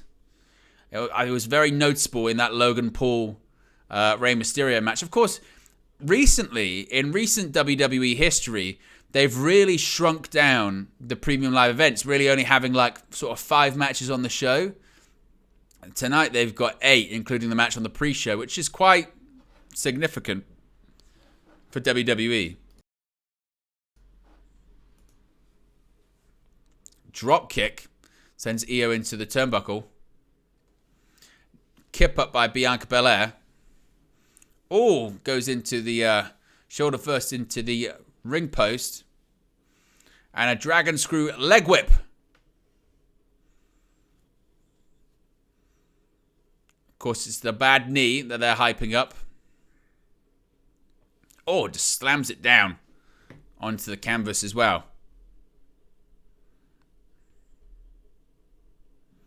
Oof, once again. Take a look.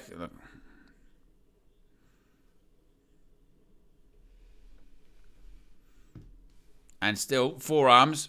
Bianca Belair pushes Iyo Sky away. Goes for a kick, blocked. And again, oh, just bouncing the leg off the shoulder. Cover again, kicks out.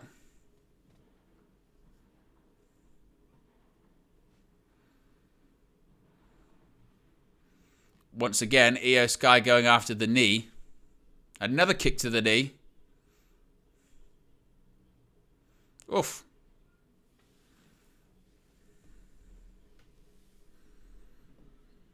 Oh, jawbreaker by Belair. Now going to go for a roll-up. Iyo Sky kicks out. Very, very flat, isn't it? Very flat. The crowd seem to be very quiet at the moment. Going to go for it again. Rolls through. No. Counters and going once again for the knee. Oh, slams Bianca Belair face first into the canvas. It says to the camera, says, I'm watching you. And once again, Iyo Sky going after the knee of Bianca Belair.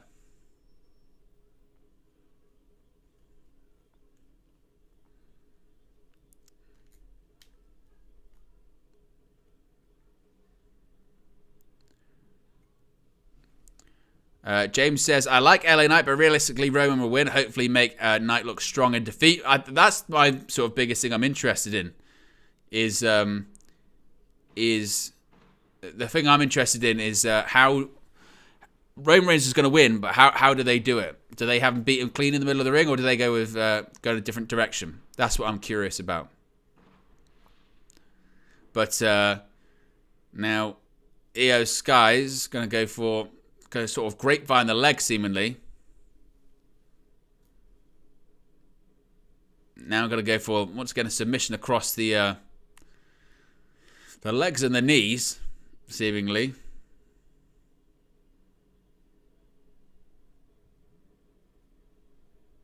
It's got it completely tied up in the legs.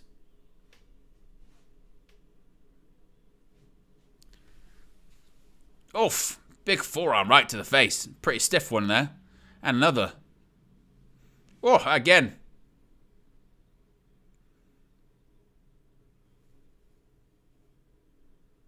But they're definitely telling the story about the bad knee in this one. Iyo Sky rolls back through. Oh, she couldn't really run. I like that. Nice little stagger by Bianca Belair. Now Iyo Sky going back to the top rope. You thinking about here? Oh, wow. Went for a missile drop kick, just miss. Flat back bump off the top rope. That's nasty. That hurts.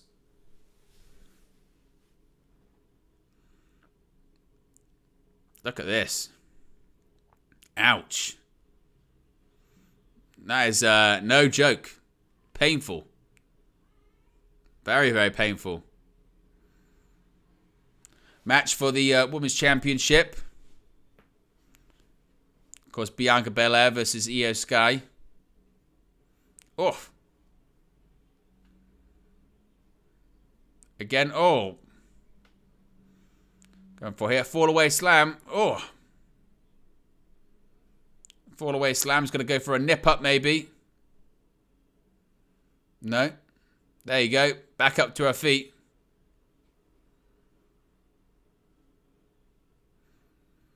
Oh.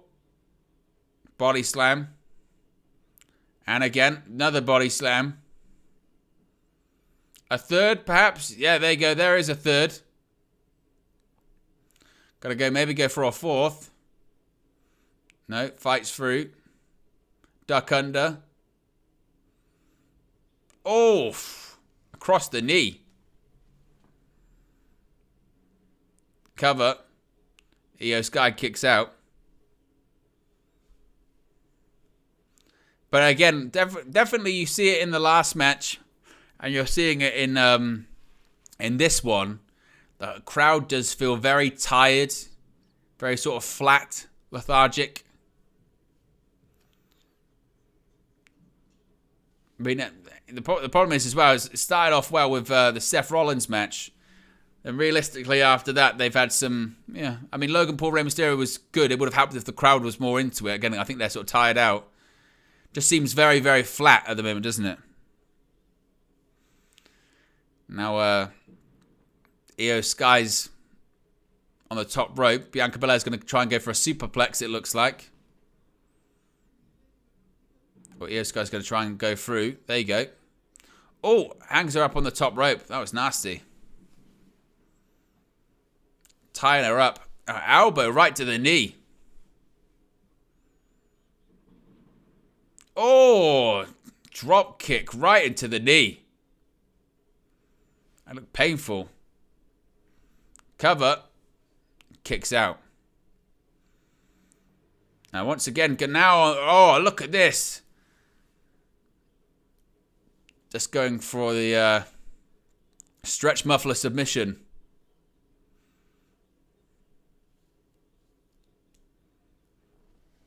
And look at this, just still working across the knee. Now what's going for? Go behind. Oof, God, that. Whenever they do those those moonsault spots, it makes me nervous. Oh, I thought she landed on her head. One kicks out. Oof.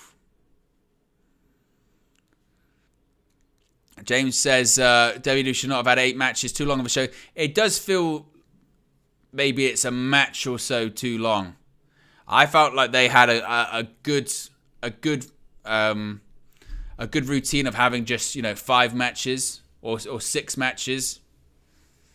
It just felt too much for me. Right hands by Bianca Belair and Iyo Sky, exchanging the clubbing blows.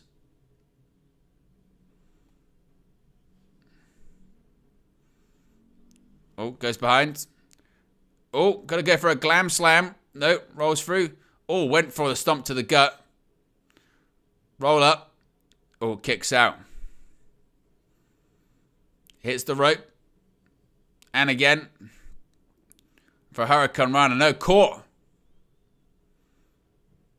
Oh, an alley-oop right to the face. It's Pout said they didn't need the Miz TV segment. Yeah, exactly. Miz TV segment was way too long. Well, just unless they didn't need to have it.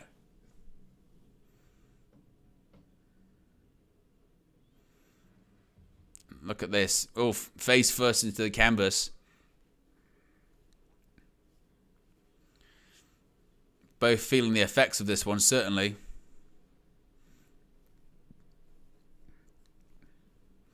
Of course, for the Women's Championship, they're sort of resetting at the moment.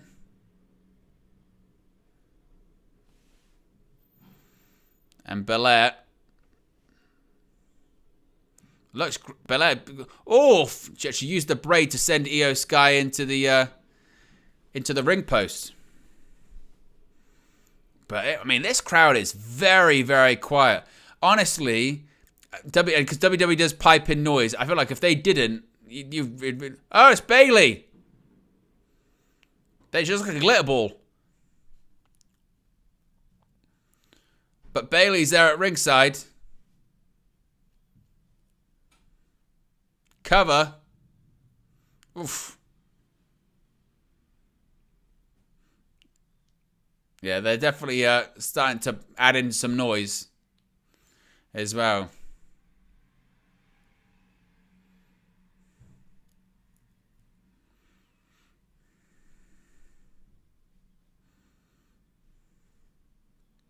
Oh. Goes through. KOD. Oh, goes over. Oh, hangs Bianca on the top rope. Now Belair goes out to the apron. Oh, knees. Right to the face. Knees to the midsection. Oof. Using the hair against her. Now he's going to go for a dive maybe over the top rope, perhaps.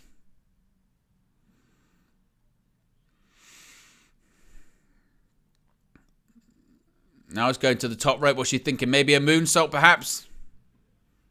Moonsault. Oh, my goodness. Unbelievable by Iyo Sky. Just crazy.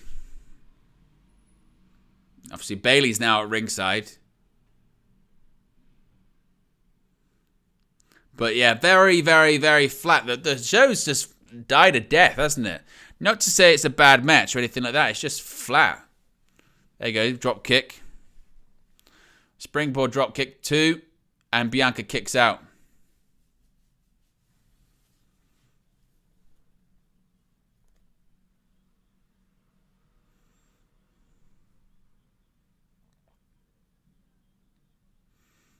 Oof. I feel like at this point the crowd are very much just waiting for the main event, really. There you go. Palm strike. Oh, spine buster by Bianca Belair. Cover. Iyo Sky kicks out. Bayley looking very concerned on the outside of the ring.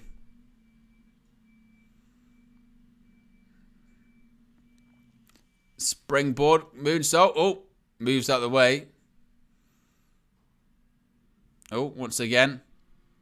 Oh, Iyo Sky goes through the bottom rope, and Bianca Belair's face and neck actually hit the second rope. Springboard. Oh, countered.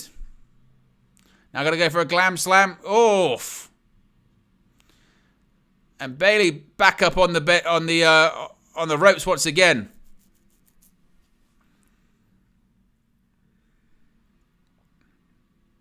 Oh, right hand. Down goes Bayley once again. Oh, clothesline. Oof.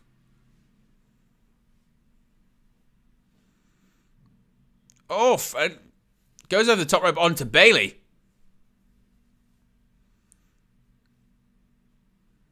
And now, Bianca's just... Oh, Iyo Sky accidentally goes into Bayley. What a nightmare. Iyo Sky doesn't look that too devastated, to be honest. Oof.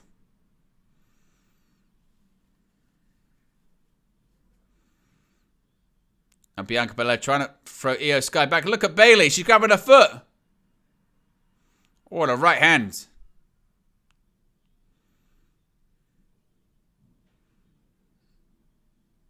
And Belair's got Bayley up on the top rope again. On her shoulder, sorry, again. Who's that? Is that...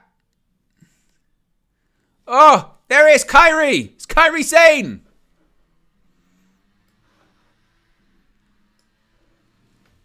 Kairi Sane returns. Because the crowd reacted, the Pirate Princess is back.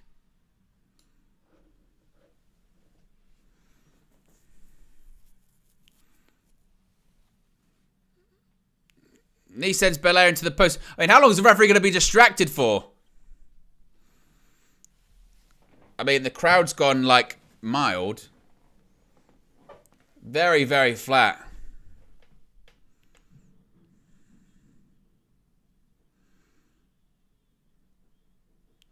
Six, 7, 8, 9 are back in the ring.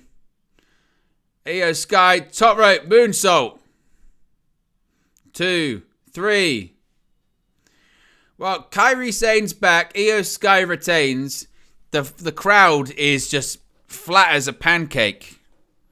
I mean, that is like the epitome of an anti-reaction. The crowd is flatter than flat. Oh my God. Kairi Sane's back, which is great, but at the same time, the crowd is absolutely dead. Dead.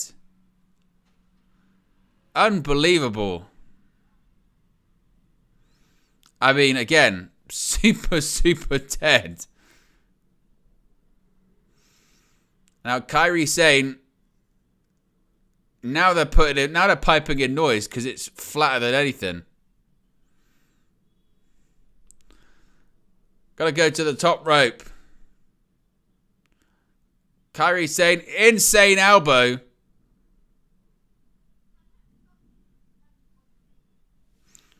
Bayley looks like she has no idea what's going on.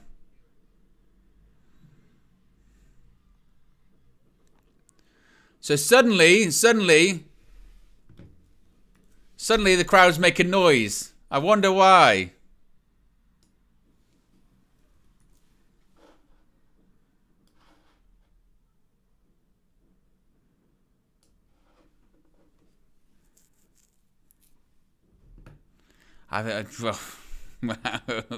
Don't mean that this crowd, man.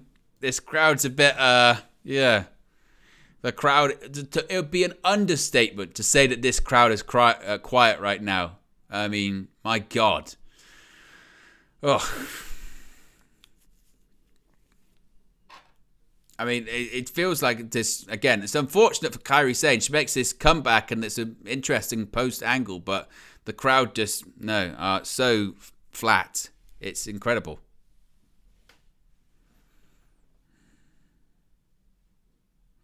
So we're getting Cody Rhodes versus Damian Priest is coming next.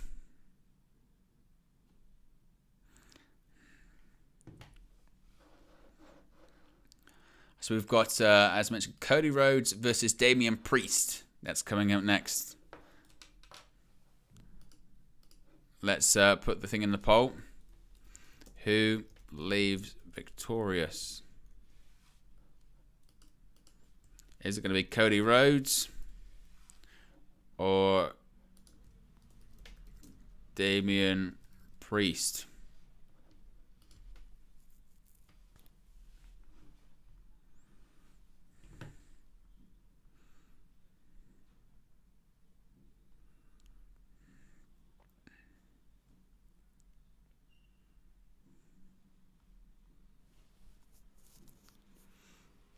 I was just seeing these the backstory to the Cody Rhodes Damian Priest match, which, to be honest, like, again, to me feels like a thing of just how can we get Cody Rhodes onto the show, because the crowd might want to see Cody Rhodes, is what it kind of feels like, honestly. It's very, very I mean, look, they're going to probably be into Cody Rhodes, I guess, but I don't know, this show feels unnecessarily long, doesn't it? I think it's like 2 matches too long. Crowd feels tired. This match could easily take place on a Monday Night Raw.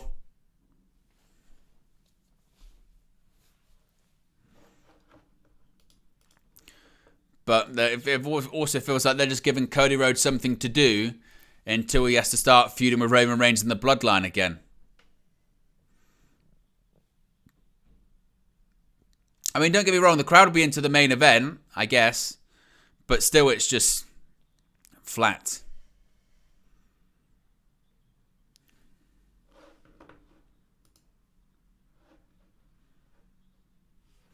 So this is the penultimate match of the evening. Cody Rhodes and Damian Priest. And of course the main event's that Undisputed Universal Championship match.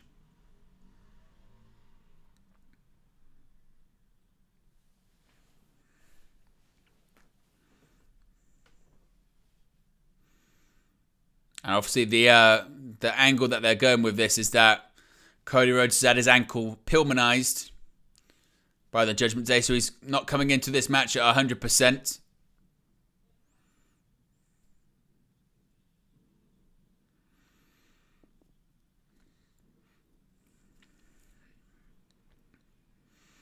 And to be honest, considering the two people involved, it's not as if this one's going to be a short match, one would think, right? Being Damian Priest, he's not going to get squashed by Cody Rhodes or anything like that. Cody Rhodes as well. Unless they do a thing where they attack, when they attack the injury, maybe. I don't know.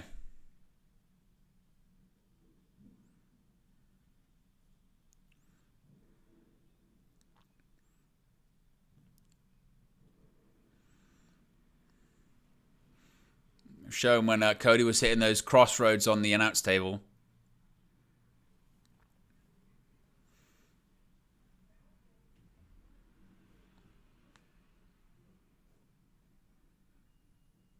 What's the poll saying? Let's have a look. 93% of you saying that you think Cody Rhodes is going to win. I would tend to agree, certainly. And there is Damian Priest. Of course, doesn't have his Money in the Bank briefcase. It was stolen by Sami Zayn earlier on this evening. Looked like he was going to cash in his Money in the Bank briefcase against Seth Rollins, but Sami Zayn took it and stole it. Maybe that's what was going to be the finish of this one. Sami Zayn gets involved, perhaps. Maybe that's what they're going to go for.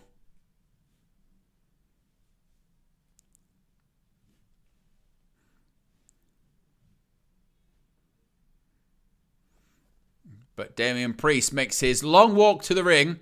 One half, of course, of the Undisputed WWE Tag Team Champions.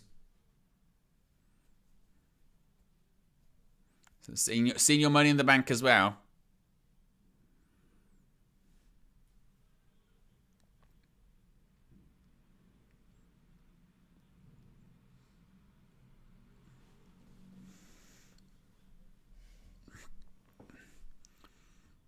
And the question is, do we think that, Damian Priest is going to eventually, cash in successfully his Money in the Bank briefcase? Because I still lean to maybe saying that he doesn't. Oh, look at that. The arrow. Oh, look, it's flying. The arrow flew through the screen. That was quite impressive.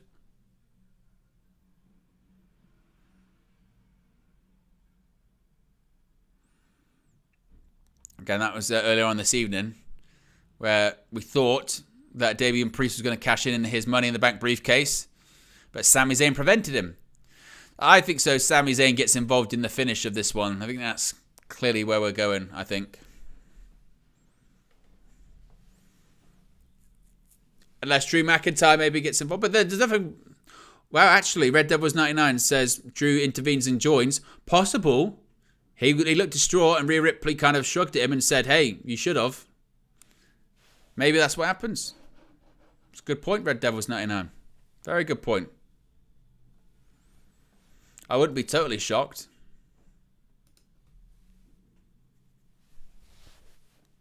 Maybe that is the direction that they will head in. As here comes the American Nightmare himself. Pyro, he loves it.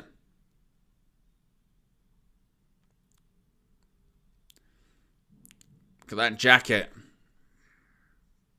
Get ready for the woe as well. Look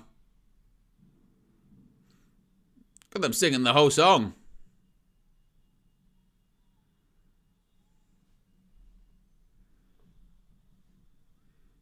at that pyro.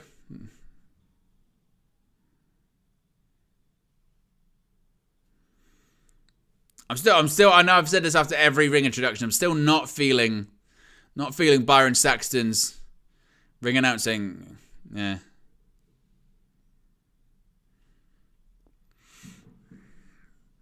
Damian Priest doesn't look happy.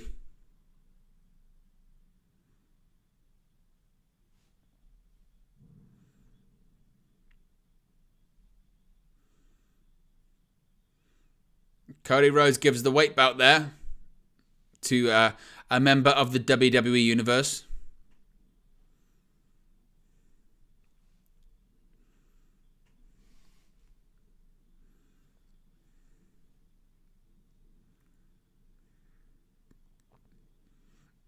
I'm going to get the big woe again.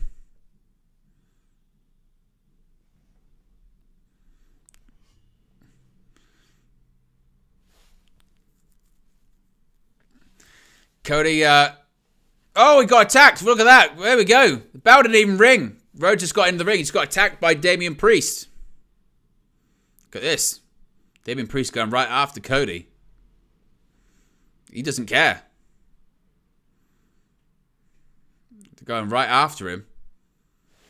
Oh, bell rings. We're underway. And Rhodes just teeing off. Off the ropes. Oh, ducks the elbow. Or slides under. Oof. Shades of Goldust. And again, another one. Shades of the bizarre one, Goldust. Oh, gets him back up onto his feet. So this. Oh, side effect. I haven't seen him use that before.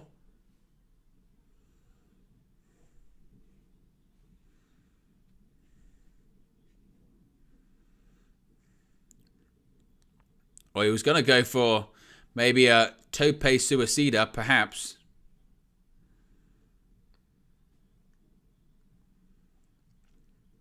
Oh, kick to the gut.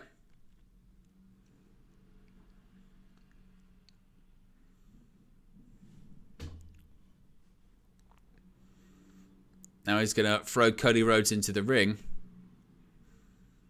Like a priest steps over. Oh, it turns it into an axe handle. Beautiful.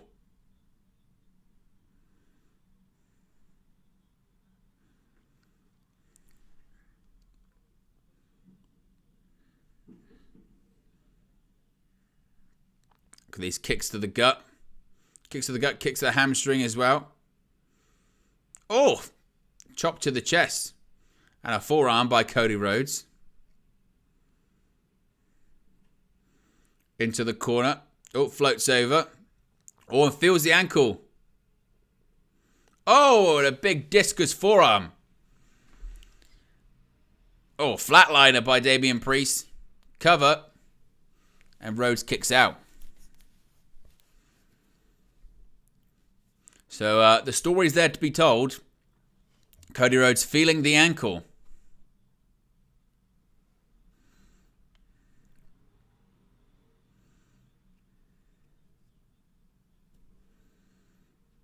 Oh, big right hand by Damian Priest right to the face of Cody Rhodes.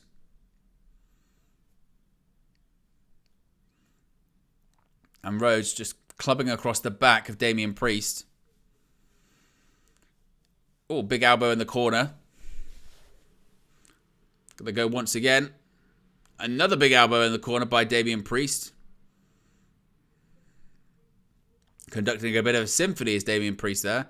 Oh, and a drop kick by Cody Rhodes.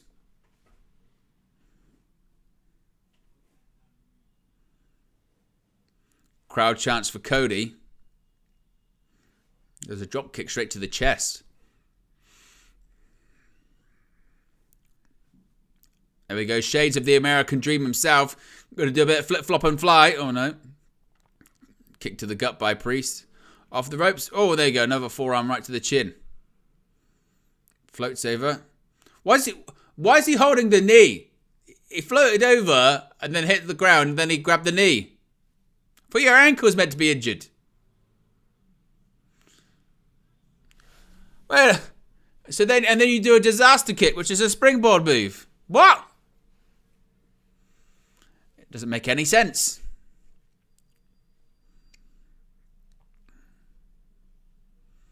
I don't understand.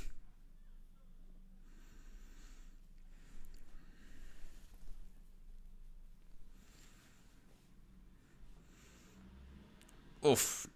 Cody sends Damian Priest onto the steps. And again. Uh-oh. We're moving some furniture around. He's clearing the announce table. The Arabic announce table. Oh, and a big clothesline. Turns Cody Rhodes inside out. A clothesline from hell, John Bradshaw Layfield would say. Crowd are saying we want tables.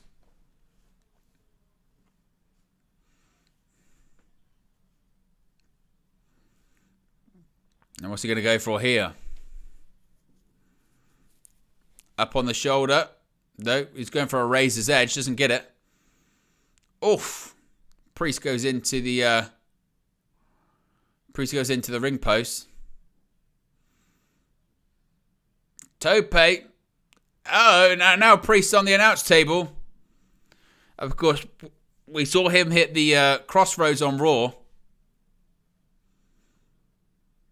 was on JD McDonagh on Raw. Oh! Uh-oh! Reckoning! Oh! Reckoning by Damian Priest. Crossroads on Monday night. The Reckoning by Damian Priest on the announce table. Ouch. It's really Damian Priest's version of it as well. King in the Indie says he was suffering from subjective pain. Oh, yes. Oof. Crowd chanting, "You suck," to Damian Priest.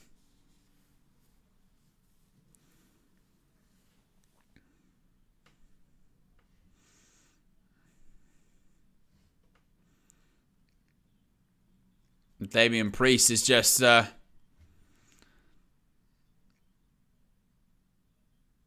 crowd chanting, "Where's your briefcase, Damian Priest?" Gonna go for the reckoning again. Oh, Cody Rhodes reverses.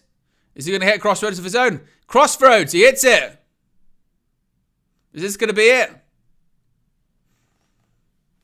No, he can't get there straight away. He's crawling, which is called protecting your finish.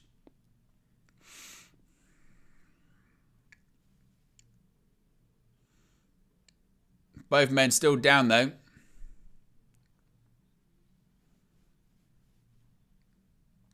Uh-oh, there comes Finn Balor.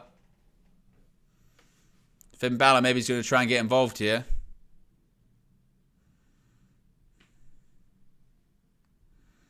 Balor up on the apron again.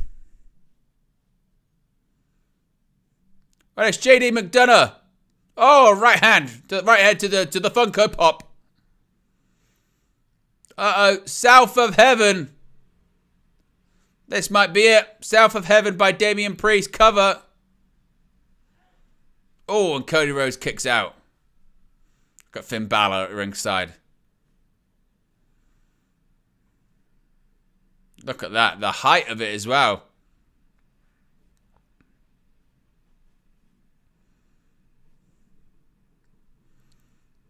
And what's Finn Balor now calling for now? Who is he calling for? There he is, Dominic Mysterio. Dirty Dom. A 4-on-1 situation. You've got McDonagh, you've got Mysterio. Balor. Oh, it's Jey Uso. What a super kick. Main event Jey. Oh, another one. Another one. Right to the Funko Pop. Judgment Day just got wiped out by Jey. And now Jey Uso is going to try and chase off the Judgment Day with a steel chair. Uh-oh. Roll up. Oh, Damian Priest kicks out. Springboard. Cody Cutter.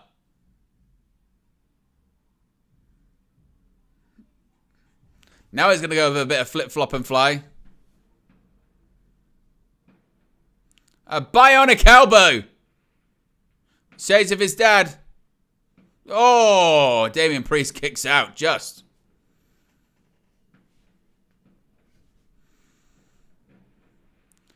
Crowd chants for Cody. Well, it certainly woke up the crowd. The crowd are a bit more awake now.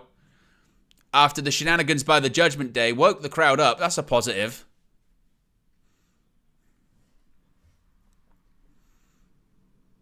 Crossroads again. Oh, knee. Snapmare. Oh, look at that kick. What a beautiful kick. By Damian Priest. Oh, float saver. Oh, nice kick by Damian Priest. Oh, super kick by Cody. A super Cody cutter.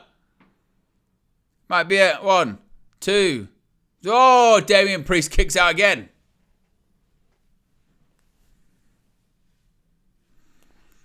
Look at that. Super Cody cutter. And Priest still somehow manages to kick out. Oh, it was impressive. It was a weak kick out, but it's a kick out nevertheless. Crowd chant, this is awesome. They're certainly into it. Good, because they haven't been into last couple of matches, to say the least. So they have woken up a bit.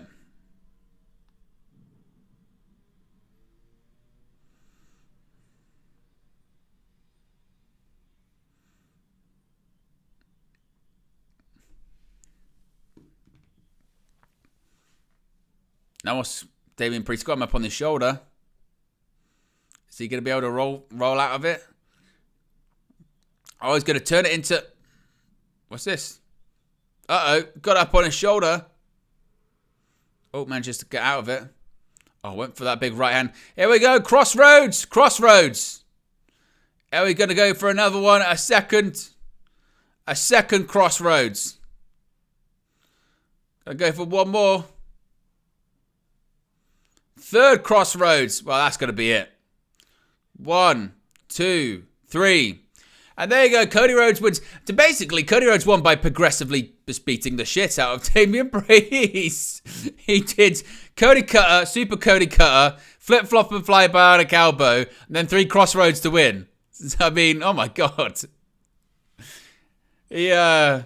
I mean, I know they'll say that, Rhodes didn't, Damian Priest doesn't lose anything because he did a million moves to beat him, but my God. But Cody Rhodes defeats Damian Priest in another match that, again, just felt very unnecessary on the show. Like, it wasn't, I'm not sure how needed it was. But they wanted to get Cody Rhodes on the show.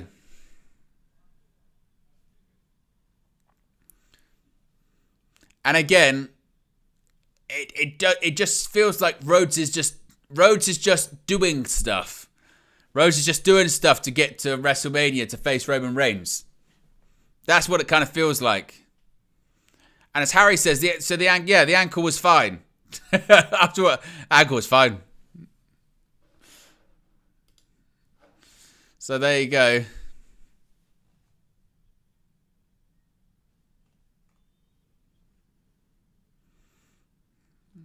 But we're seeing the Falcon again. But we're heading into the main event. Oh, my back.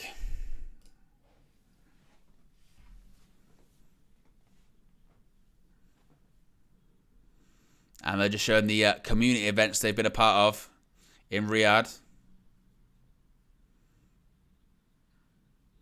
Showing some time they spent in the Special Olympics.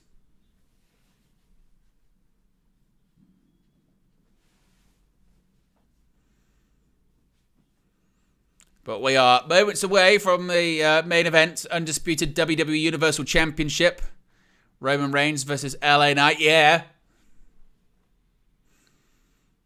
Obviously, we know whose game it is.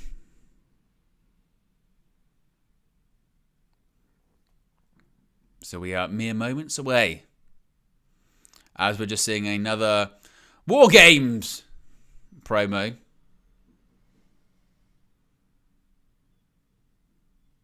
War Games.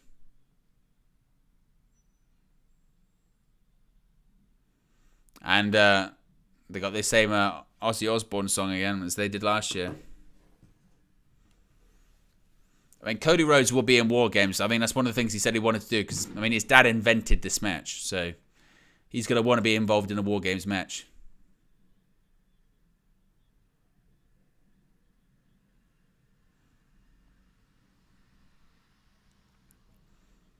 Survivor Series War Games. What are they promoing from Monday Night Raw? Obviously, that 4-way number 1 contenders match for the Intercontinental Championship on Raw. Ricochet, The Miz, Big Bronson Reed, or Ivar. What else have we got? Oh, Akira Tozawa versus Shinsuke Nakamura.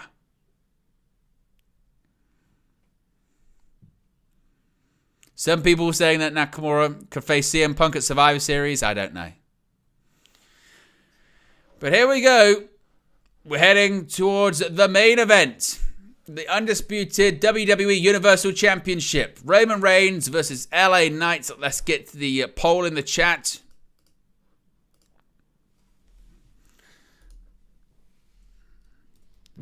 Who leaves as undisputed Universal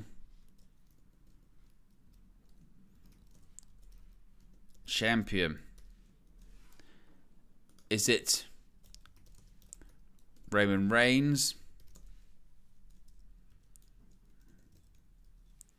or is it LA Knight?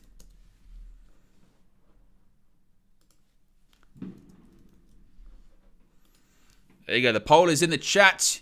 You can get your predictions in. And we're going to find out indeed whose game this is. That's the question. Whose game is it? Some would say it's LA Knight's game. That's what some say anyway. I guess we'll have to wait and see.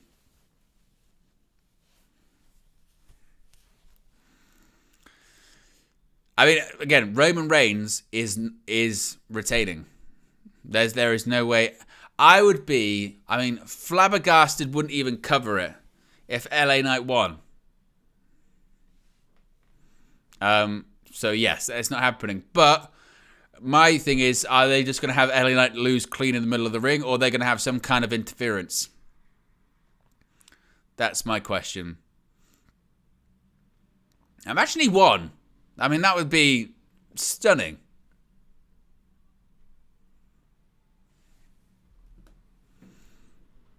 Would have been absolutely stunning.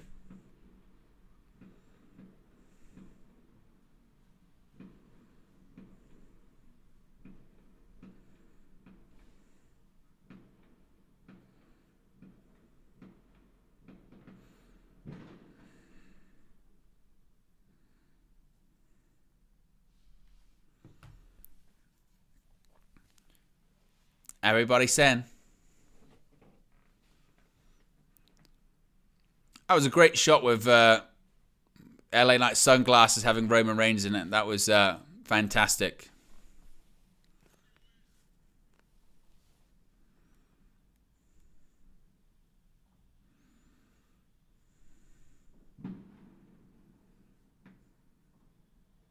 At Crown Jewel, only one of these men will walk out the Kingdom of Saudi Arabia as champion.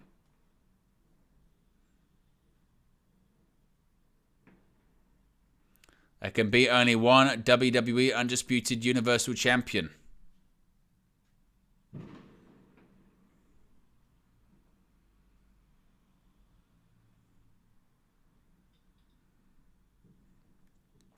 What I do like is he's LA Knight is really sort of transformed that BFT into a out of nowhere move, you know. The blunt force trauma move. He's managed to get that over really, really snappy.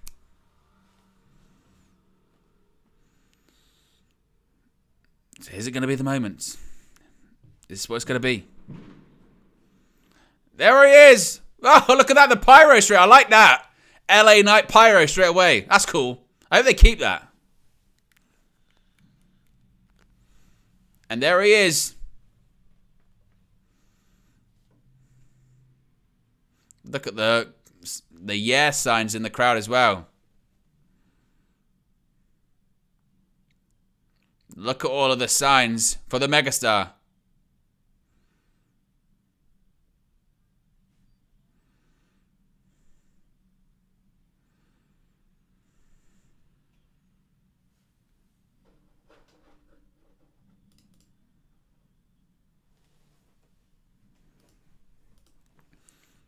But if you haven't already clicked the like button, be sure to subscribe as well.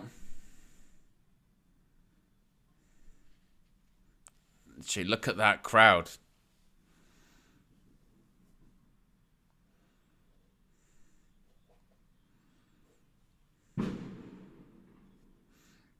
Listen to the crowd, listen to the reaction.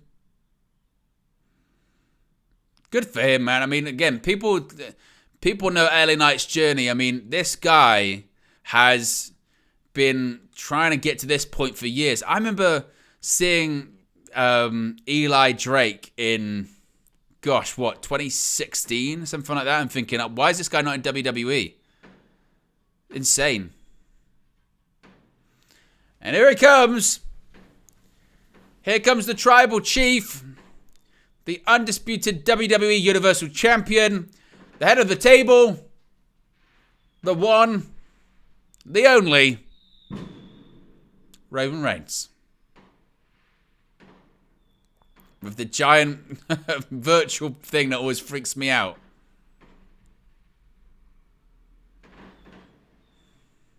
The giant bronze Roman Reigns always, for me, is just weird.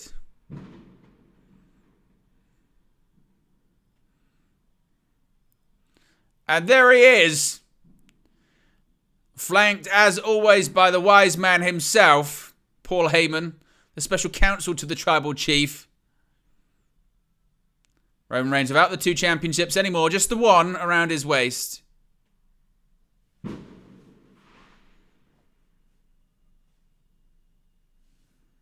I mean, this guy's taken the belt from blue to gold.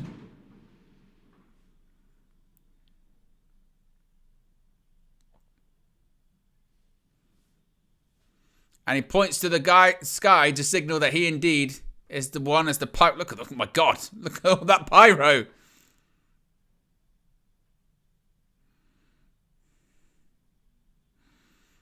And look at Paul Heyman. Hands pressed together. I'm just so... That title design, I know they're never going to change it because, again, it's great branding. But I'm just so not a fan of that title design. I miss the old championships.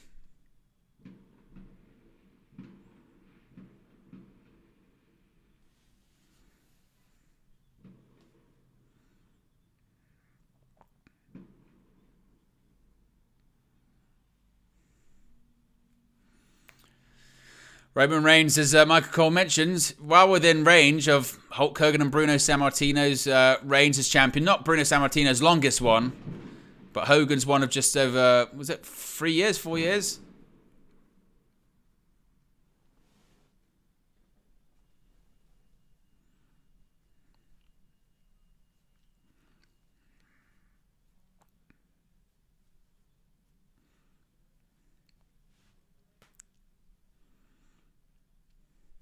Paul Heyman's, whose hair is suddenly now back to being black or brown.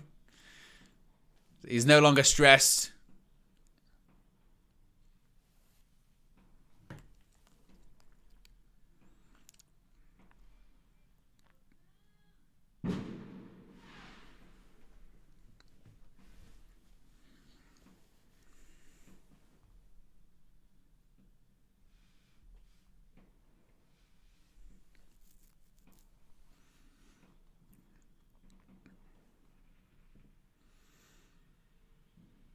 Look at that picture of LA Knight looming over the back of Roman Reigns. As the pyro continues to go off, I mean, who's got more pyro than Roman Reigns? I think he gives Cody Rhodes a run for his money.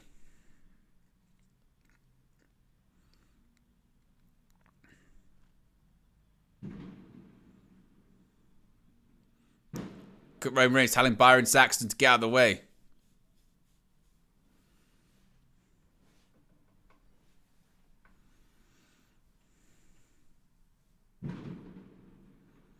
And ring introductions just being done by Byron Saxton.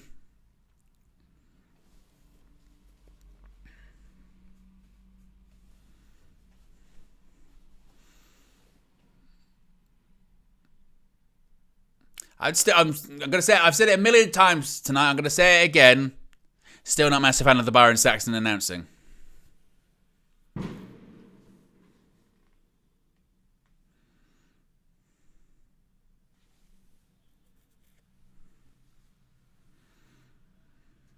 Crowd continued to chant for LA Knight.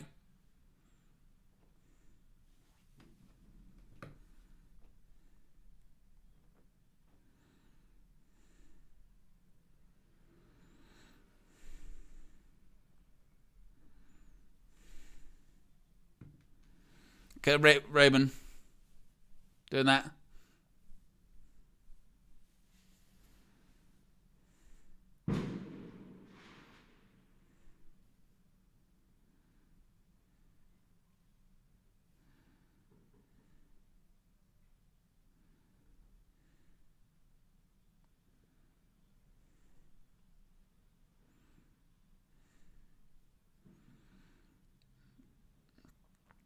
I still liked it when Paul Heyman did the ring introduction for Roman Reigns.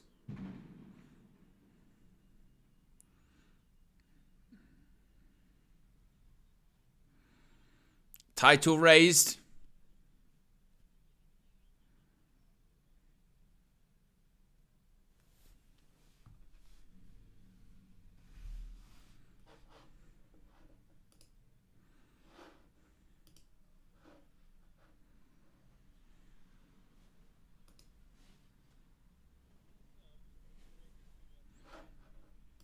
There we go, straight away. Look. Look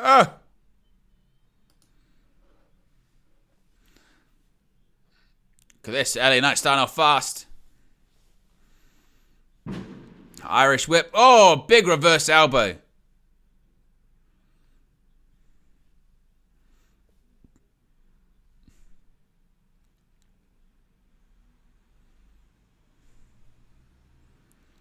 Back in control immediately. Uncharted waters. Uncharted waters for LA Knight. Crowd still chanting for LA Knight.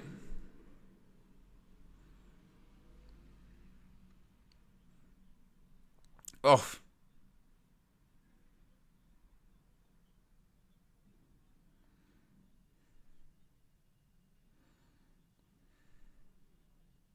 Irish whip again. Oh, drop kick right to the knee. Oh, and another one.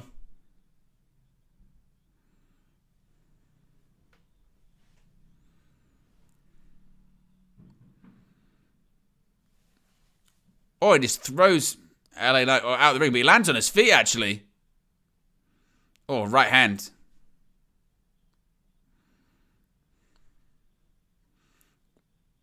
Look at the crowd. Look at the crowd. All of the signs, the yes signs. Stephanie Jason still watching the football, Owen. No, I'm getting a lot of messages. That's why I was looking at that. Well, LA Knight hangs him up. Oh, slingshot. Shoulder tackle.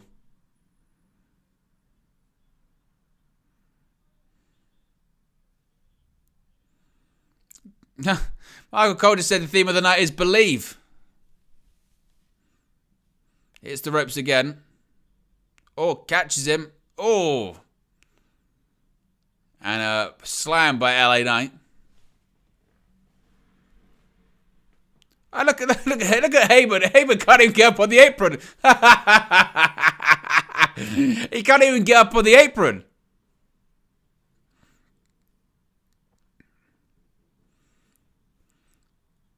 Now look at...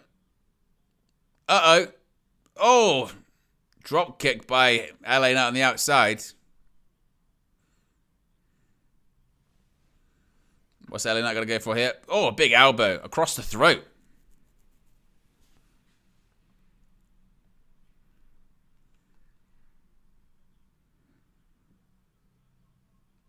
Big clothesline.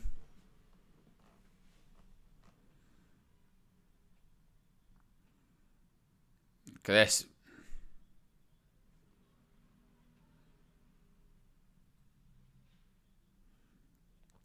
And looks like he's going to clear the announce table. Poor announce tables. Back-to-back matches. Oh, bounces Roman Reigns' head off the announce table. Oh, Roman Reigns sends LA Knight right into the steps. Corner of the steps goes LA Knight.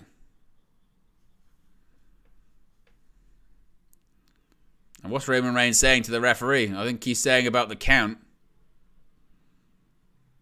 Roman Reigns trying to pick himself back up.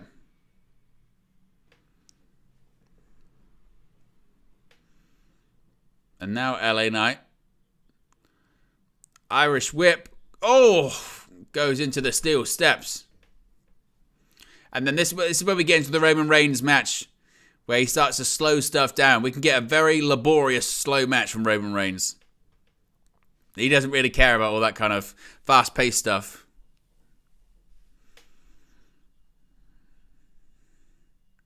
Referee doing the count. 7. And Knight's going to try and get back in the ring. And he does so. Look at that crowd. I mean, LA Knight. I mean, to say that LA Knight is adored in that arena is an understatement, to be honest with you. Adored doesn't even cover it. Now, look at it. The only problem is with these Reigns matches, they can just get, like I said, get very slow. Very, very slow. Reigns points towards the sky.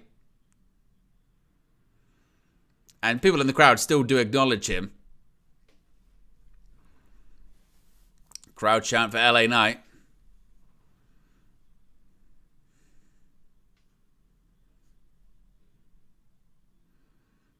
Look at Reigns shushing the WWE Universe.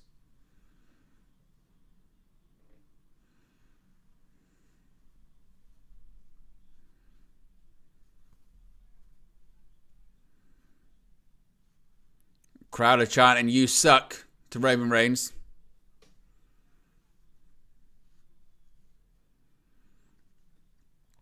Gets LA Knight back to his feet. Suplex. Oof.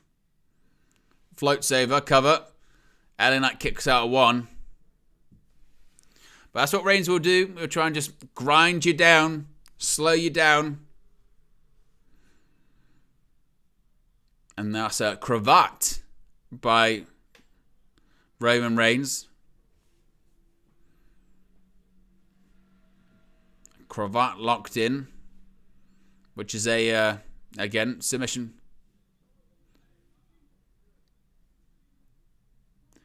Is it me? Or am I hearing CM Punk chants?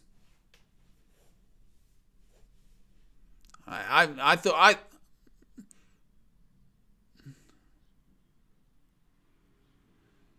Roman Reigns says he calls the shots. I'm pretty sure I heard some CM Punk chants. Interesting. So also, it's very, very interesting. Says he calls the shots. I call the shots. But definitely some CM Punk chants.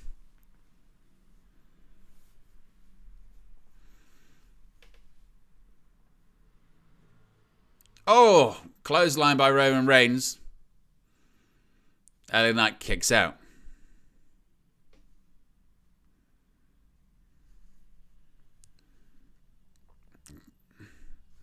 Crowd still chanting for LA Knight. Definitely worth some CM Punk chants though. And a big clothesline by Roman Reigns. Seeing that replay.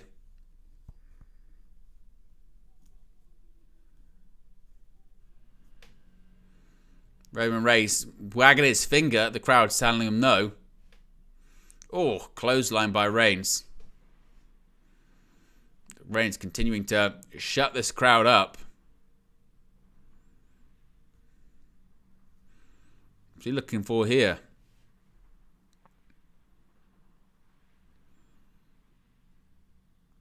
the Saudi crowd calling him an asshole.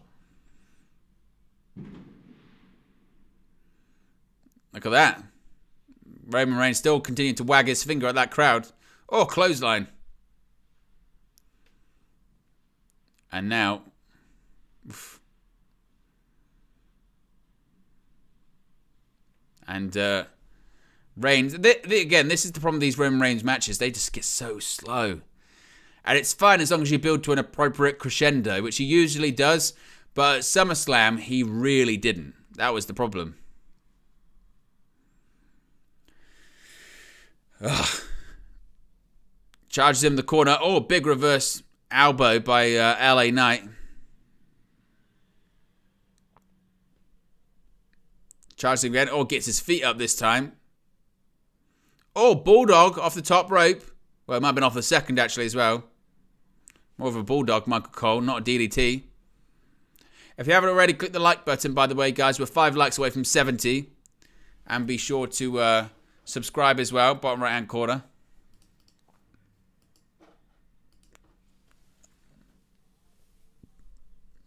LA Knight trying to get some feeling back in his hands and fingers.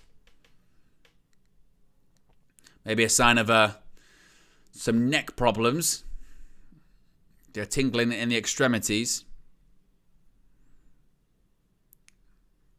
Crowd still chanting for LA Knight. Oh, big right hand. And another one. Oof. Look at Knight still. We're getting boos and yes. Boos for Reigns. Yeah for LA Knight. Look, literally starting to fire back. Hits the ropes. Duck under. And again. And a big clothesline by LA Knight. Oof. Side Russian leg sweep. I thought he was going to go for BFT. Kick to the gut. Oh, DDT. Plants Roman Reigns. Oh, and it kicks out.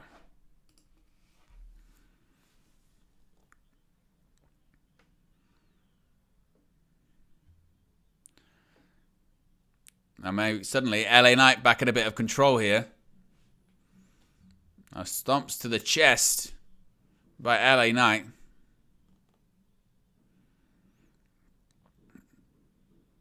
Continues stomps to the chest. Oof! Knee into the face, into the corner as well.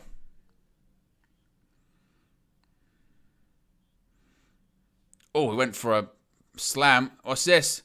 Oh, a rock bottom. Cover. Oh, just kicks out. That was close.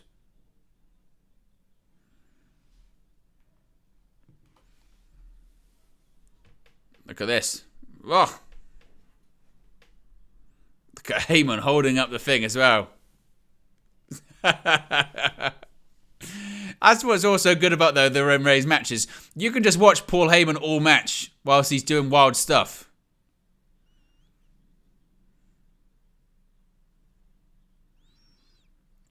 Now what's Reigns thinking now? He's in the corner. Maybe he's thinking Superman punch, perhaps. Superman punch. No, LA Knight turns it around. Oh, neck breaker by LA Knight.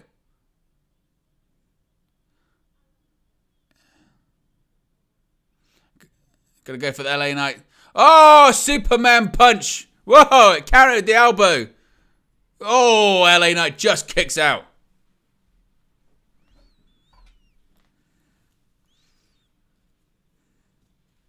Crowd chant, this is awesome. It's not even necessarily about the match, it's about the atmosphere, isn't it?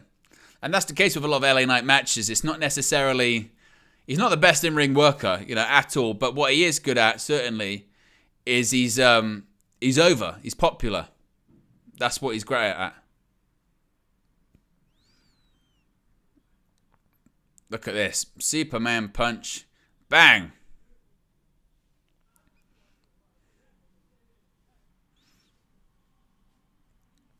Got Roman still rubbing it in the face of the crowd.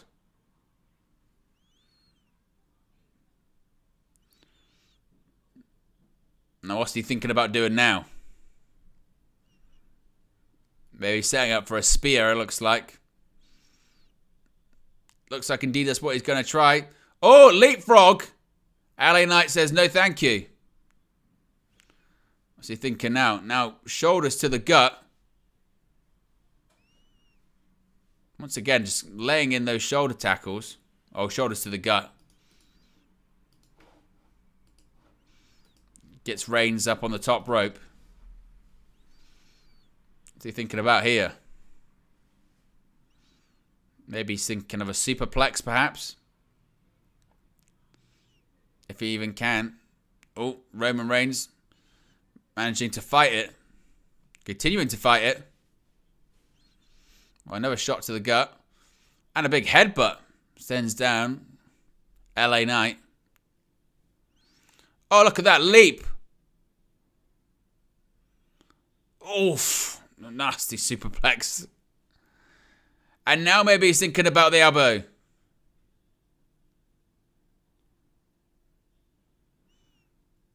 Cover. Oh, that was close. Just about kicked out.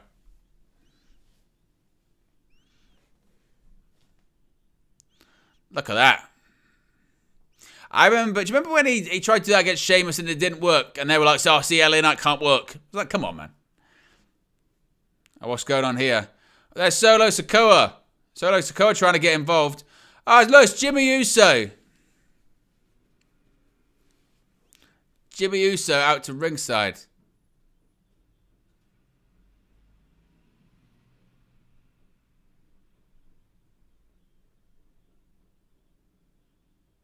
And now LA Knight grabbing Jimmy Uso.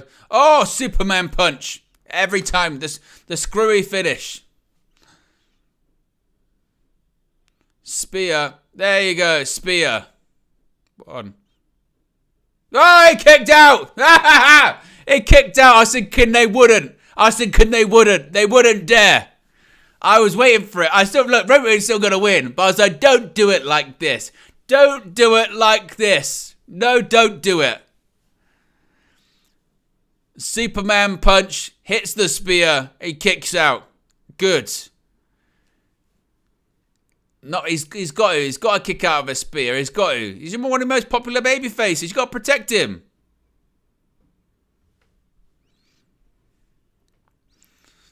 Now Reigns is looking frustrated.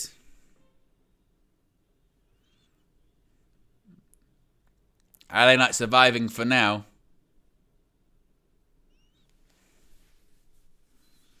Now what happens?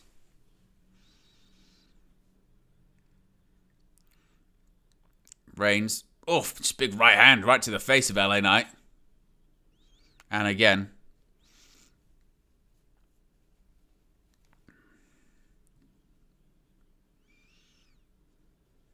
Now what's the plan? Maybe another spear? Something like that? Maybe that's the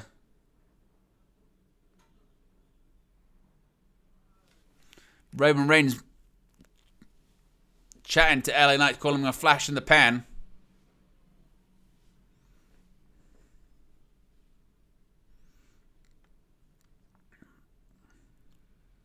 What's he thinking about here? Crowd chants Roman sucks. And now a guillotine. This is going to be it. He's won matches with this as well. He's tapped out the likes of Goldberg and others.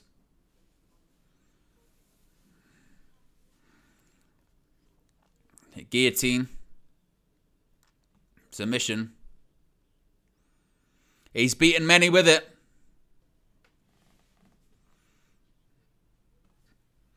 Like, I mean, surely they couldn't call him, you're a flash in the pan, and then they choke him out so he shows that he's a flash in the pan. Imagine they did that.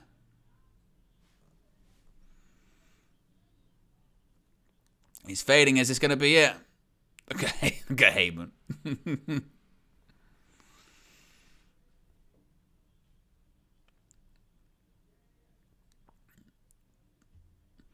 Trying to get back to his feet. Can he get back to his feet? Reigns is saying no.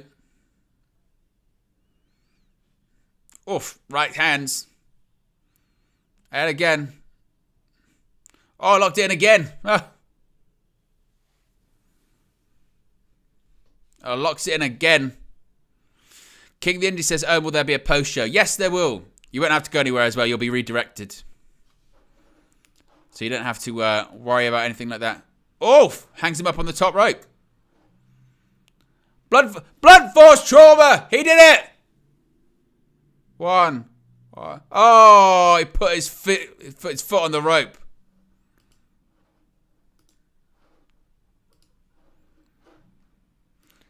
Jimmy Uso saving him. And look at LA Knight. He's furious.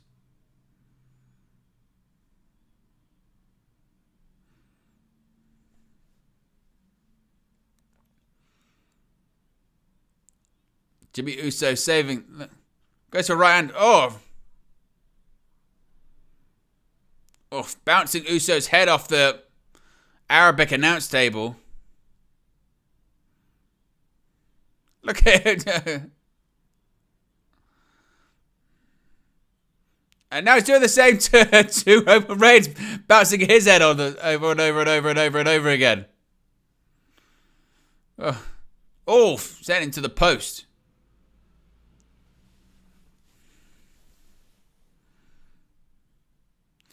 Super kick blocked. Oh, puts Jimmy Uso through a table. Oh, spear through the barricade. He nearly went through the barricade anyway. He nearly went through before Reigns even speared him. That shows how loose it was. You shouldn't have leaned on it. Oh.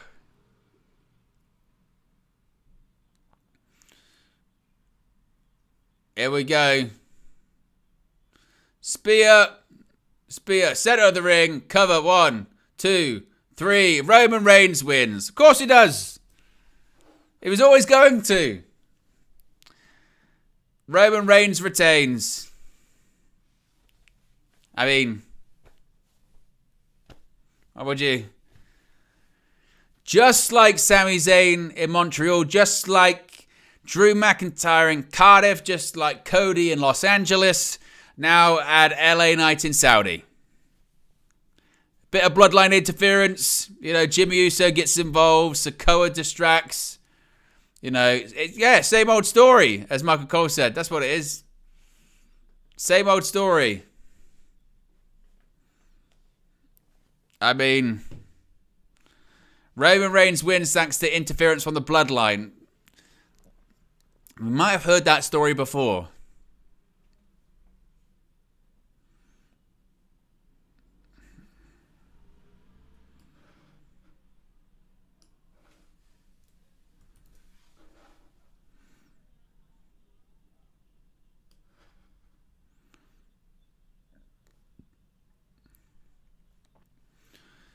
Roman Reigns retains.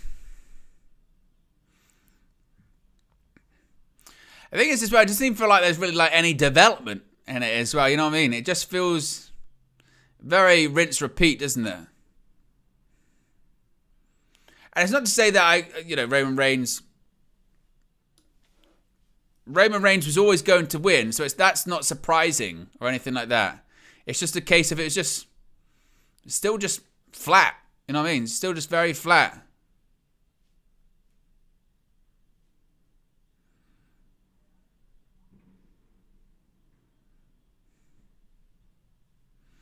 Roman Reigns basking in the glory of victory. LA Knight suffers defeat. And continues to point to the sky.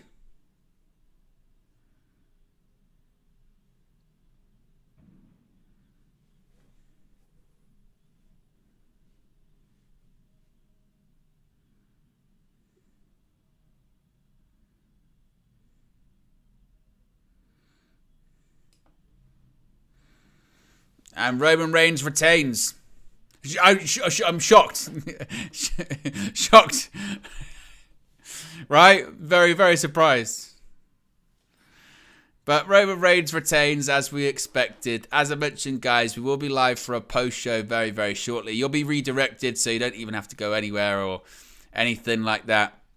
So there you go. Roman Reigns retains. Still the undisputed Universal Champion. LA Knight, I guess, put up a valiant effort, but shocker, and very surprisingly, interference from the bloodline means that LA Knight gets distracted and Roman Reigns hits a spear, the second one, and that's all she wrote. That's all she wrote for not only the match, that's all she wrote for Crown Jewel 2. As I mentioned, I'm going to be live very, very, very, very shortly for a post-show, which will go through all of the matches, share some thoughts, share some analysis about it, what we think worked, what we think didn't work, thoughts on the overall event as well, and all of the above. So as I mentioned, guys, be sure to smash a like on the like button.